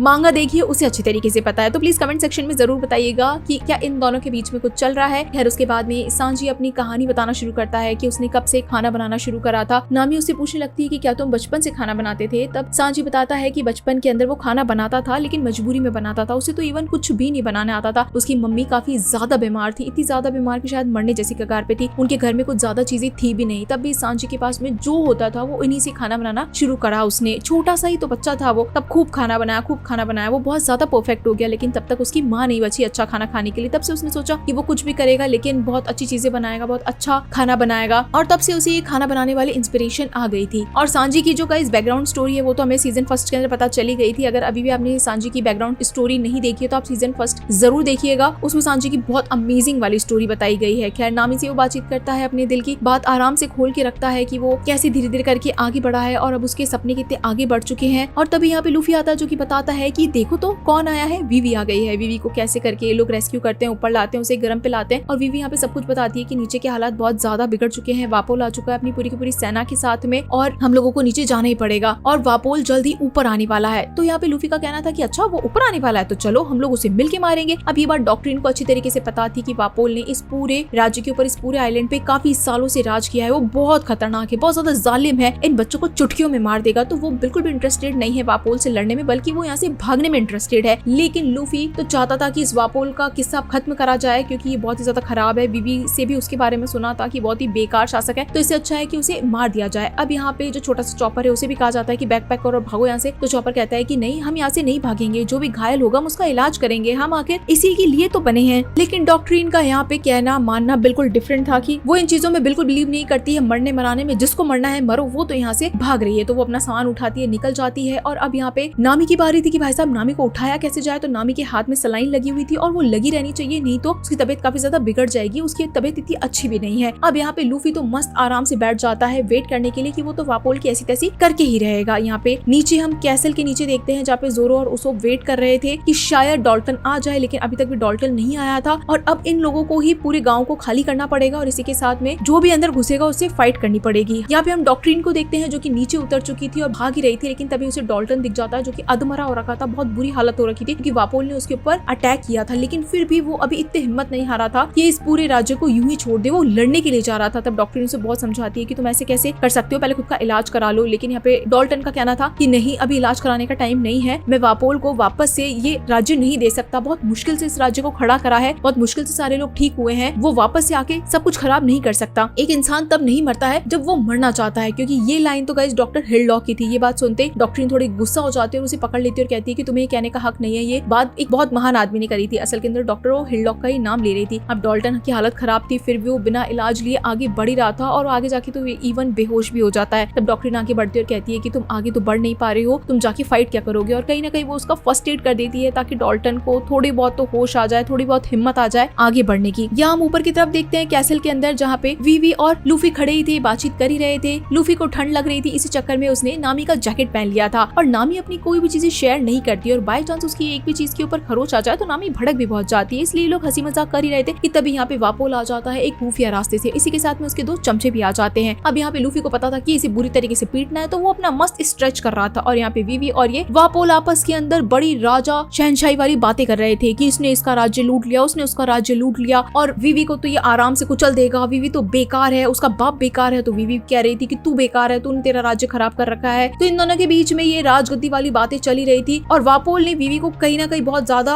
अग्रेसिव कर दिया था, बहुत ज्यादा मैनिपुलेट कर दिया था, बहुत ज्यादा उसे उकसा दिया था। इस चक्कर के अंदर वीवी गुस्से में आके उसे एक जोरदार मुक्का मार देती है। तब तो वापोल गुस्से में आके वीवी को जान से मारने वाला था कि तू आखिर है क्या चीज, मैं तो ये राज्य वापस लेके रहूंगा, पहले भी इस पे राज करता था, अभी भी इस पे राज करता रहूंगा, भाग गया तो भाग गया, ले मैं वापस आ गया। लेकिन वो जैसे ही वीवी के ऊपर अटैक करने वाला था तभी लूफी उसको पीछे खींच लेता है। यहाँ पे हम जोरो और उसोप को देखते हैं जो कि बेचारे दो अकेले खड़े थे दरवाजे के सामने की जो भी सेना आएगी अब ये दोनों अकेले लड़ेंगे। लेकिन तभी पता चलता है कि गांव के अंदर जितने भी लोग थे बेचारे जो नॉर्मल सिटीजन है वो भी अपने हाथ में हथियार लेकर आ गए कि मरने से क्या फायदा, इससे अच्छा तो हम लड़के मरेंगे ना। तो इनके पास जितने भी जैसे भी हथियार थे ये लेके खड़े हो जाते हैं। तभी एक ब्लास्ट होता है और जिसके बाद अंदर बहुत भयानक से सैनिक निकलते हैं क्योंकि ये सब कुछ वापोल ने किया था, उसके पास डेविल फ्रूट की पावर आ गई थी तो उसने नॉर्मल सैनिकों को भयानक राक्षस मॉन्स्टर्स में बदल दिया था जो कि इवन मर भी नहीं सकते। बेचारे यहाँ के लोग उसोप जोरो सब मिलके उनके ऊपर अटैक कर रहे हैं, तब भी इनका कुछ भी नहीं बिगड़ रहा। इवन अब तो यहाँ पे डॉल्टन भी आ गया था एक सांड बन के, फिर भी वो किसी को नहीं मार पा रहा था। यहाँ ऊपर की तरफ देखते हैं कि नामी को लेके जाना था तो इसीलिए सांजी उसकी ड्रिप हटाने वाला था, लेकिन चॉपर इतना ज्यादा गुस्से के अंदर आ जाता है कि वो बड़ा सा दानव बन जाता है और कहता है कि मैं जैसा कहूंगा वैसा ही करोगे तुम लोग। इसलिए ये दोनों पीछे हट जाते हैं और नामी की जो ड्रिप लगी हुई थी उसे वैसे ही लगे रहने देते हैं। इतनी देर में यहाँ पे वापोल के दो चमचे आ जाते हैं तो अब उनसे फाइट करनी थी। तो नामी को एकदम सेफ प्लेस पे रख के सांजी और चॉपर दोनों ही मिलके इन दोनों चमचों की बारह बजाने लग जाते हैं। यहाँ पे गजब का फाइट सीक्वेंस होता है। एक तरफ वापोल लूफी और वीवी से फाइट कर रहा था जहाँ पे इनकी फाइट बहुत अमेजिंग चल रही थी। वहीं पे दूसरी जगह सांजी और चॉपर मिलके इन दोनों चमचों की 12 बजा रहे थे। सबके पास में अपने अपने डेविल फ्रूट की पावर थी तो अपने अपने डेविल फ्रूट को काम में ले रहे थे। एक आदमी के पास अपने बालों की पावर थी जिससे कि पैर चिपक जाए तो उसे सांजी का पैर चिपक जाता है और सांजी बेचारा बुरी तरीके से फिर पिटने लग जाता है। यहाँ पे कैसल के नीचे का सीन देखते हैं जहाँ पे उसोप बुरी तरीके से पिट रहा था, ऑलमोस्ट मरने वाला था, लेकिन सही टाइम पे डॉल्टन ने आके उसकी जान बचा ली। डॉल्टन भी फंसने वाला था, तब पता चलता है कि जो डॉक्ट्रिन है वो भी लौट आई है, उसने भी मतलब पीछे नहीं हटी है वो और इनकी मदद करने के लिए आ गई है। यहाँ पे ऑलमोस्ट जो वापोल है वो लूफी को मारने वाला था, अपना मुंह खोल के उसके अंदर से एक तोप निकालने वाला था, लेकिन तभी वीवी ने भी अपने उन चाकुओं का इस्तेमाल करा और उसका मुंह बंद करने की कोशिश करी। सेम टाइम पे जब सांजी पिट रहा था तो चॉपर ने उसकी मदद करी और उन दोनों को पीटने लगे। यहाँ पे वीवी और लूफी एक साथ में मिलके इस वापोल के राजा को हरा देते हैं, उसके अंदर ही बॉम्ब फोड़ देते हैं। दूसरी तरफ सांजी और चॉपर ने मिलके भी अपने पैरों हाथों की जोरदार मदद से इन दोनों चमचों को भी बुरी तरीके से मार गिराया, मतलब अच्छी तरीके से हरा दिया और नामी को भी उठा दिया कि चलो भाई अब तो हमें यहाँ से निकलना है। दूसरी तरफ नीचे का सीन दिखाया जा रहा था। नीचे का सीन बहुत ज्यादा खतरनाक था क्योंकि ये जितने भी सैनिक थे ये हारने का नाम ही नहीं ले रहे थे। इन्हें जितना मारा जा रहा था तो भी ये खत्म हो ही नहीं रहे थे। डॉल्टन और जोरो को टेंशन हो रही थी कि अब आखिर इन्हें कैसे खत्म किया जाए, जब तक इनकी आखिरी सांस है ये तब तक लड़ते रहेंगे क्योंकि ये सैनिक तो मर ही नहीं रहे हैं, बहुत अजीब तरीके के सैनिक है। इसी वक्त बाकी सब एक साथ में रीयूनाइट होते हैं ऊपर कैसल के अंदर। लूफी बड़ा खुश हो रहा था लेकिन अभी भी जो वापोल है वो मरा नहीं था, वो वापस आ जाता है। अब इसका मरने का आखिरी वक्त था क्योंकि वापोल फालतू फालतू की बातें कर रहा था और लूफी आके उसे बुरी तरीके से पीट देता है क्योंकि वापोल ने एक बहुत बड़ी गलती कर दी थी। उसने उस झंडे को यानी कि गोल्डी रॉजर के झंडे के ऊपर बड़ा सा अटैक कर दिया था, एक मिसाइल चला दी थी और लूफी उसी पे जाके खड़ा हो गया। यानी कि वो मिसाइल से कोई भी फट सकता है, उसके चिथड़े हो सकते हैं, लेकिन लूफी पता नहीं किस मिट्टी का बना है कि उसे कुछ भी कर दो, काट दो, पीट दो, फोड़ दो, उसे कुछ भी नहीं होता है। लूफी उस बड़े से मिसाइल को भी झेल गया और वहां पे जाके कहता है कि तुम्हें कोई जरूरत नहीं थी कि इस झंडे को तुम हाथ भी लगाओ, ये एक पायरेट का झंडा है जिसे तुम डिजर्व भी नहीं करते हो, तुम्हारी हिम्मत कैसे हुई ये करने की, और अब तो तू गया वापोल। जिसके बाद तो लूफी मिलके इस वापोल की बहुत बुरी तरीके से 12 बजाता है। वीवी भी उसकी मदद करती है, ओवरऑल सब उसकी मदद करते हैं और वापोल को आखिर के अंदर उठा के बहुत भयंकर वाला जोर से सीधा शीशे से नीचे फेंक दिया जाता है। यानी कि इतने बड़े कैसल से जो कि इतनी ऊंचाई पे है वहां से वो सीधा नीचे गिरता है। उसोप जोरो सब जब लड़ रहे थे, अपने आखिरी स्टेज पे थे, तभी एकदम से सारे सैनिक रुक जाते हैं और झरझर करके गिर जाते हैं। यानी कि उनके अंदर का ट्रांसफॉर्मेशन हो जाता है क्योंकि जो वापोल था वो खत्म हो गया, उसका डेविल फ्रूट खत्म हुआ तो बाकी जितने भी ट्रांसफॉर्म हो रखे थे वो अपने नॉर्मल सैनिकों के अंदर बदल जाते हैं। लूफी एज यूजुअल इतनी भारी लड़ाई के बाद बड़ा मस्त मौला सा हो रखा था और हंसी खुशी सबको करता है कि चलो हमने तो इसका किस्सा भी खत्म कर दिया। यहाँ पे नीचे जितने भी गाँव वाले थे वो सब बड़े खुश हो रहे थे। डॉल्टन को भी बहुत सारी बधाइयां मिल रही थी कि उसने अपने राज्य को वापस से ठीक सही सलामत कर दिया। डॉक्ट्रिन भी आती है जो कि बाकी सारे डॉक्टरों के ऊपर कहीं ना कहीं गुस्सा थी कि तुम लोगों ने कभी कुछ किया नहीं, खैर अब तुम्हारा काम शुरू होता है, जितने भी मरीज हैं उन सबका इलाज करो। डॉक्ट्रिन जो है वो अब ऊपर आ चुकी थी क्योंकि अब तक ऊपर का माहौल बिल्कुल ठीक हो चुका था। डॉल्टन भी था। इन दोनों को विश्वास ही नहीं होता है कि इन स्ट्रॉ हेड्स के जितने भी ये आए हैं, स्ट्रॉ हेड पायरेट्स की टोली, इन्होंने मिलके वापोल को मार दिया है जो कि बहुत ही बुरा राजा था, उसने बहुत बुरे बुरे काम करे हैं और इतने ताकतवर होने के बावजूद भी वो जिंदा नहीं बचा। लूफी ने उसे मार दिया। इसका मतलब है कि ये लोग कुछ भी कर सकते हैं, कुछ भी कर सकते हैं। डॉल्टन कहीं ना कहीं पैरों में गिर जाता है, लूफी के झुक जाता है कि तुमने इतना अच्छा काम किया, लेकिन लूफी उसे ऐसा करने से मना कर देता है कि नहीं नहीं, इसके सबसे बड़े रक्षक तो तुम हो, तुमने इसे अब तक बचा के रखा था, हमने तो बस थोड़ी बहुत मदद करी थी। और नामी का भी कर्ज चूक गया था क्योंकि नामी इतनी बीमार थी और डॉक्ट्रिन ने उसकी इतनी मदद जो करी थी, लेकिन इसके पीछे इन्होंने इतना बड़ा राज्य को छुड़वा दिया था। साथ ही में अब क्रेडिट चॉपर को भी मिलने लगता है क्योंकि ऊपर उसोप और जोरो भी पहुंच चुके थे। अब ये तो चॉपर को जानते ही नहीं थे। चॉपर जैसे ही सामने आता है तो ये लोग भी बड़े शौक हो जाते हैं कि ये क्या चीज है, ये जानवर है, इंसान है, बोल सकता है, आखिर क्या चीज है। चॉपर भी यहाँ पे थोड़ा शर्माता है, आगे पीछे आता है और डॉल्टन तो उसे जानता था कि डॉक्टर हिललॉक का बेटा है जो कि इतनी ज्यादा मदद कर रहा है और इतना ज्यादा समझदार हो गया है। सब बहुत खुश थे, चॉपर की वाहवाही कर रहे थे और इवन अब तो ये लोग चॉपर को अपने साथ चलने के लिए भी कहते हैं, लेकिन चॉपर तो बिल्कुल हक्का बक्का रह जाता है कि नहीं नहीं, वो तो कैसे चलेगा, वो तो कहीं नहीं जा सकता, उसे तो कुछ आता ही नहीं, बहुत नाजुक सा है। लेकिन सब उसे समझाते हैं, उसे बहुत अप्रिशिएट करते हैं कि तुम बहुत अच्छा कर सकते हो, तुम्हारा यहाँ क्या काम, तुम हमारे साथ चलो, नए नए एडवेंचर करो, हमें डॉक्टर की भी बहुत ज्यादा जरूरत है। चॉपर बड़ा खुश हो जाता है और अब वो हाँ कर देता है कि उसके बहुत अच्छे दोस्त हैं और अब वो जा सकता है। वो आखिरी काम करने जाता है डॉक्ट्रिन से मिलने के लिए, लेकिन डॉक्ट्रिन ऑब्वियसली बात है चॉपर से काफी ज्यादा कनेक्टेड थी, तो वो भी बिल्कुल डॉक्टर हिललॉक जैसे उसके ऊपर चिल्लाने लगती है कि तुम कुछ नहीं कर सकते हो, तुम मर जाओगे, ये पायरेट्स आगे जाके ये भी मरेंगे, तुम पागल हो क्या, तुम आखिर क्यों जाओगे, वो एडवेंचर तुम्हारे लिए नहीं है, तुम छोटे से बच्चे हो, तुम कुछ भी नहीं समझते हो। लेकिन चॉपर इस बार बहुत ज्यादा एक्साइटेड था कि ये उसकी लाइफ है, उसे आगे बढ़ना है, अब ये उसका डिसीजन है कि वो यहाँ रहना चाहता है कि नहीं रहना चाहता है, उसे दुनिया देखनी है, उसे एडवेंचर्स देखने हैं, इसलिए वो तो जाके रहेगा। डॉक्ट्रिन बहुत कोशिश करती है कि चॉपर ना जाए, लेकिन फिर भी चॉपर निकल जाता है। यहाँ पे बाहर सब मस्ती कर रहे थे और चॉपर का वेट कर रहे थे कि शायद उसके लिए एक काफी मुश्किल डिसीजन हो सकता है, लेकिन तभी चॉपर यहाँ पे एक रेनडियर बन के आता है, साथ ही में पीछे एक ट्रॉली भी लेके आता है क्योंकि इतनी नीचे से ये लोग डायरेक्ट पैदल चल के तो उतरेंगे नहीं। डॉल्टन इनके लिए दरवाजा खोलता है, इन्हें सैल्यूट करता है और बहुत अच्छे से विशेष देता है कि चलो तुम लोग अपना ध्यान रखना। उसके बाद में लूफी भी उससे मिलके चाहता है कि तुम अपने राज्य का बहुत अच्छे से ख्याल रखोगे। वीवी भी सबको अच्छे से गुड बाय वगैरह बोल देती है। ये सब इस तांगे के अंदर चढ़ते हैं और उसके बाद में यहाँ से निकल जाते हैं सीधा अपने शिप में जाने के लिए, यानी कि मैरी के अंदर। मैरी के अंदर सब बैठ चुके थे, चॉपर का सब वेलकम करते हैं, सब बड़े खुश हो रहे थे। लेकिन चॉपर कहीं ना कहीं इमोशनल तो हो ही रहा था, क्योंकि वो पहली बार अपना घर छोड़ रहा था। छोटा सा बच्चा है, अनजान लोगों के ऊपर बिलीव कर रहा है, भले वो उनके फ्रेंड्स है, फिर भी वो थोड़ा सा इमोशनल हो ही रहा था। लेकिन सब उसे मोटिवेट करते हैं कि तुम्हारे साथ सब अच्छा होगा, ऐसे वैसे करके। ऊपर यहाँ पे हम देखते हैं कि डॉल्टन और डॉक्ट्रिन एक साथ में खड़े थे। डॉक्ट्रिन यहाँ पे काफी ज्यादा रो रही थी, क्योंकि वो चॉपर को रोते हुए तो गुड बाय नहीं करना चाहती थी, वो उसे एक ट्रिब्यूट देना चाहती थी, उसे और ज्यादा मोटिवेट करना चाहती थी। तो डॉक्टर हिडलॉक ने एक सॉल्यूशन बनाया था, एक पोशन बनाया था जो कि पिंक कलर के फ्लावर्स बिखेरता है, चेरी ब्लॉसम के फ्लावर्स बिखेरता है। तो वही तोप के अंदर डाल के फोड़ देती है। ऊपर आसमान में जाते हैं और चेरी ब्लॉसम के फूल गिरते हैं। अब ये राज्य ड्रम आइलैंड भी आजाद हो चुका था, तो यहाँ के लोगों के ऊपर भी गिरते हैं। साथ ही में जो मैरी यानी कि जो शिप जा रही थी, इतने सारे लोगों के ऊपर भी गिरते हैं। जैसे ही चॉपर इन पिंक फ्लावर्स को देखता है, चेरी ब्लॉसम को, यानी कि वो भी आजाद हो गया है, तो वो भी बहुत फूट फूट के रोता है कि उसने डॉक्टर हिडलॉक को मरते हुए देखा, वो अपनी डॉक्ट्रिन को भी छोड़ चुका है। तो बहुत जोर से रोता है। तो जोरो आके उसे उठा लेता है, मतलब उसे कंसोल करता है। कुरिया यानी कि डॉक्ट्रिन भी अब रेडी थी पूरी तरीके से इस राज्य को संभालने के लिए। डॉल्टन भी बड़ा ही खुश था। इन्होंने आखिर के अंदर एक कन्वर्सेशन किया कि लूफी अगर आराम से इस वापोल को हरा सकता है, तो जितने भी उसके मिशंस है वो पक्का उन्हें पूरा कर लेगा। कहीं ना कहीं गोल्डी रॉजर जैसा स्माइल करता है, वैसे इसके इरादे हैं। अब गाइस यहाँ से पता चलता है कि डॉक्ट्रिन और डॉल्टन दोनों ही गोल्डी रॉजर को जानते हैं, और वो भी यहाँ पे आके गया है, क्योंकि ये बात ऐसे कर रहे थे कि अच्छा अब उसका नाम गोल्डी है, अब उसको रॉजर कहते हैं। अच्छा वो भी वन पीस ही चाहता था और लूफी भी वन पीस के लिए ही जा रहा है, तो उसके सपने अभी भी सच होने वाले हैं, यानी कि उसके सपने अभी भी जिंदा है। ऐसा लगता है कि गोल्डी रॉजर को सब जानते हैं, क्योंकि लास्ट आइलैंड पे भी जितने भी लोग मिले थे वो सभी गोल्डी रॉजर को जानते ही थे। और अब लूफी उनका काम आगे बढ़ा रहा है, तो लूफी को बहुत सारी ब्लेसिंग्स मिल जाती है। जिसके बाद में सीन यहाँ शिप के ऊपर शिफ्ट होता है। सब यहाँ पे बैठे थे, हंसी मजाक कर रहे थे, बहुत मस्तियां कर रहे थे। लेकिन बीवी थोड़ी सी परेशान हो रही थी कि भाई साहब उसके तो जाने का टाइम आ रहा है। लेकिन लूफी उसे एक बहुत बड़ा वादा करता है कि अल्बास्ता जाने के बाद ऐसा नहीं है कि हम तुम्हें छोड़ देंगे, बल्कि हम परोक्ष वालों का पता लगाएंगे, उन्हें मार देंगे और तुम्हारे राज्य को भी आजाद करा देंगे। बीवी को कभी नहीं लगा था कि ये इसके सारे दोस्त मिलकर अल्बास्ता के लिए भी मदद करेंगे। तब यहाँ पे बाकी सब कहते हैं कि तुम पागल हो गई हो क्या, हम क्या तुम्हें अकेला छोड़ देंगे, जबकि तुम हमारे इतना मदद कर रहे हो, तुम हमारे साथ में इतने टाइम से हो, हम जरूर तुम्हारे राज्य को छुड़वाएंगे। लेकिन यहाँ पे बीवी कहती है कि अगर हम हमारे अल्बास्ता राज्य में जा रहे हैं तो उससे पहले हमें कुछ चीजें जानना बहुत ज्यादा जरूरी है। सेम टाइम पे हम स्मोकर और ताशिकी को भी देखते हैं, जो कि उस स्नेल की मदद से उस बात को सुन लेते हैं जो कि परोक वर्क्स छुपा रहे थे। असल के अंदर परोक वर्क्स जो है वो वीवी के पीछे पड़े हैं, अल्बास्ता की रानी के पीछे। और इसी के साथ में इन लोगों को मिस्टर जीरो के बारे में पता भी चल गया है कि वो कौन है और उसका मिशन क्या है। यहाँ पे वीवी बताती है कि मिस्टर जीरो परोक वर्क्स वाले जो हैं ये सब हमारे राज्य में आने वाले हैं, वहाँ पे तबाही मचाने वाले हैं और भी अपने राज्य को बढ़ाने वाले हैं। तो अगर हमें इसकी पहचान पता चल गई है तो हमें जल्द से जल्द इसकी पहचान बाहर लानी पड़ेगी, ताकि बाकी लोग भी इसे पहचान जाए और उसके जितने भी खराब इरादे हैं वो सब हम लोग बाहर ले आए। लेकिन उससे भिड़ना आसान काम तो बिल्कुल भी नहीं है, बहुत मुश्किल है। अब यहाँ पे स्मोकर और ताशिकी भी अपने मिशन को कर लेते हैं कि गार्ड को अगर पता चल गया कि मिस्टर जीरो कौन है और उससे पहले उन लोगों ने अटैक करा दिया, तो हो सकता है कि वो अंडरग्राउंड हो जाए, भाग जाए, तो हमें ये काम पहले ही करना पड़ेगा। जो अल्बास्ता की प्रिंसेस है जो गायब है वो भी स्ट्रॉ हेड्स के पास में ही है। ये सब अल्बास्ता जा रहे हैं, तो हम लोगों को भी अल्बास्ता ही जाना पड़ेगा। यानी कि अल्बास्ता थर्ड सीजन के अंदर हमें सबसे स्टार्टिंग में ही दिखाया जाएगा, क्योंकि सारे के सारे लोग वहीं जा रहे हैं। अब यहाँ पे हमें मिस्टर जीरो दिखाया जाता है, साथ ही में नीको भी थी। नीको बहुत ज्यादा परेशान हो रही थी, क्योंकि बार बार के अंदर इनके जो मिशन है वो फेल होते जा रहे थे। जितने भी एजेंट्स थे वो सारे फुद्दू निकलते जा रहे थे, मरते जा रहे थे, और बार बार के अंदर रायता नीको को संभालना पड़ रहा था, साफ करना पड़ रहा था। तो मिस्टर जीरो भी कहते हैं कि तुम कौन सा कोई बहुत महान हो, तुम्हें भी काम करने के लिए ही तो कहा गया है, तुम बस एक बार मेरे काम कर दो, उसके बाद में तुम भी ऐश में रहोगी, मौज के अंदर रहोगी। नीको को अपना नाम सुनना बिल्कुल भी नहीं पसंद था, उसे बस अपना जो सूडो नेम था बस वही पसंद था। अब यहाँ पे हमें मिस्टर जीरो की भी असलियत दिखा दी जाती है, वो है क्रोकोडाइल के नाम से जाना जाता है, बहुत बड़ा पायरेट है। बट अभी जो है उसका फेस वगैरह रिवील कर दिया गया है। नीको भी एक छठी बदमाशी है, उसके ऊपर भी काफी बड़ा इनाम निकला हुआ है, और ऑब्वियसली बात है कि उसके पास में क्रोकोडाइल की पावर है। वो है ही ऐसी जगह पे जहाँ पे उसने क्रोकोडाइल पाल रखे हैं। वही मिस्टर जीरो है, उसके क्या मोटिव्स हैं, वो क्या करना चाहता है, किसको मारना चाहता है, कहाँ पे जाना चाहता है, ये सब कुछ गाइज हमें थर्ड सीजन के अंदर पता चलेगा। और भी बहुत सारी कहानियां हैं जो कि थर्ड सीजन के अंदर आएंगी। तो गाइज आप सभी लोगों को ये वन पीस का सीजन कैसा लगा मुझे जरूर बताइएगा। तो चलिए फिर मिलते हैं आप सभी लोगों से अगले एपिसोड में, तब तक के लिए टाटा।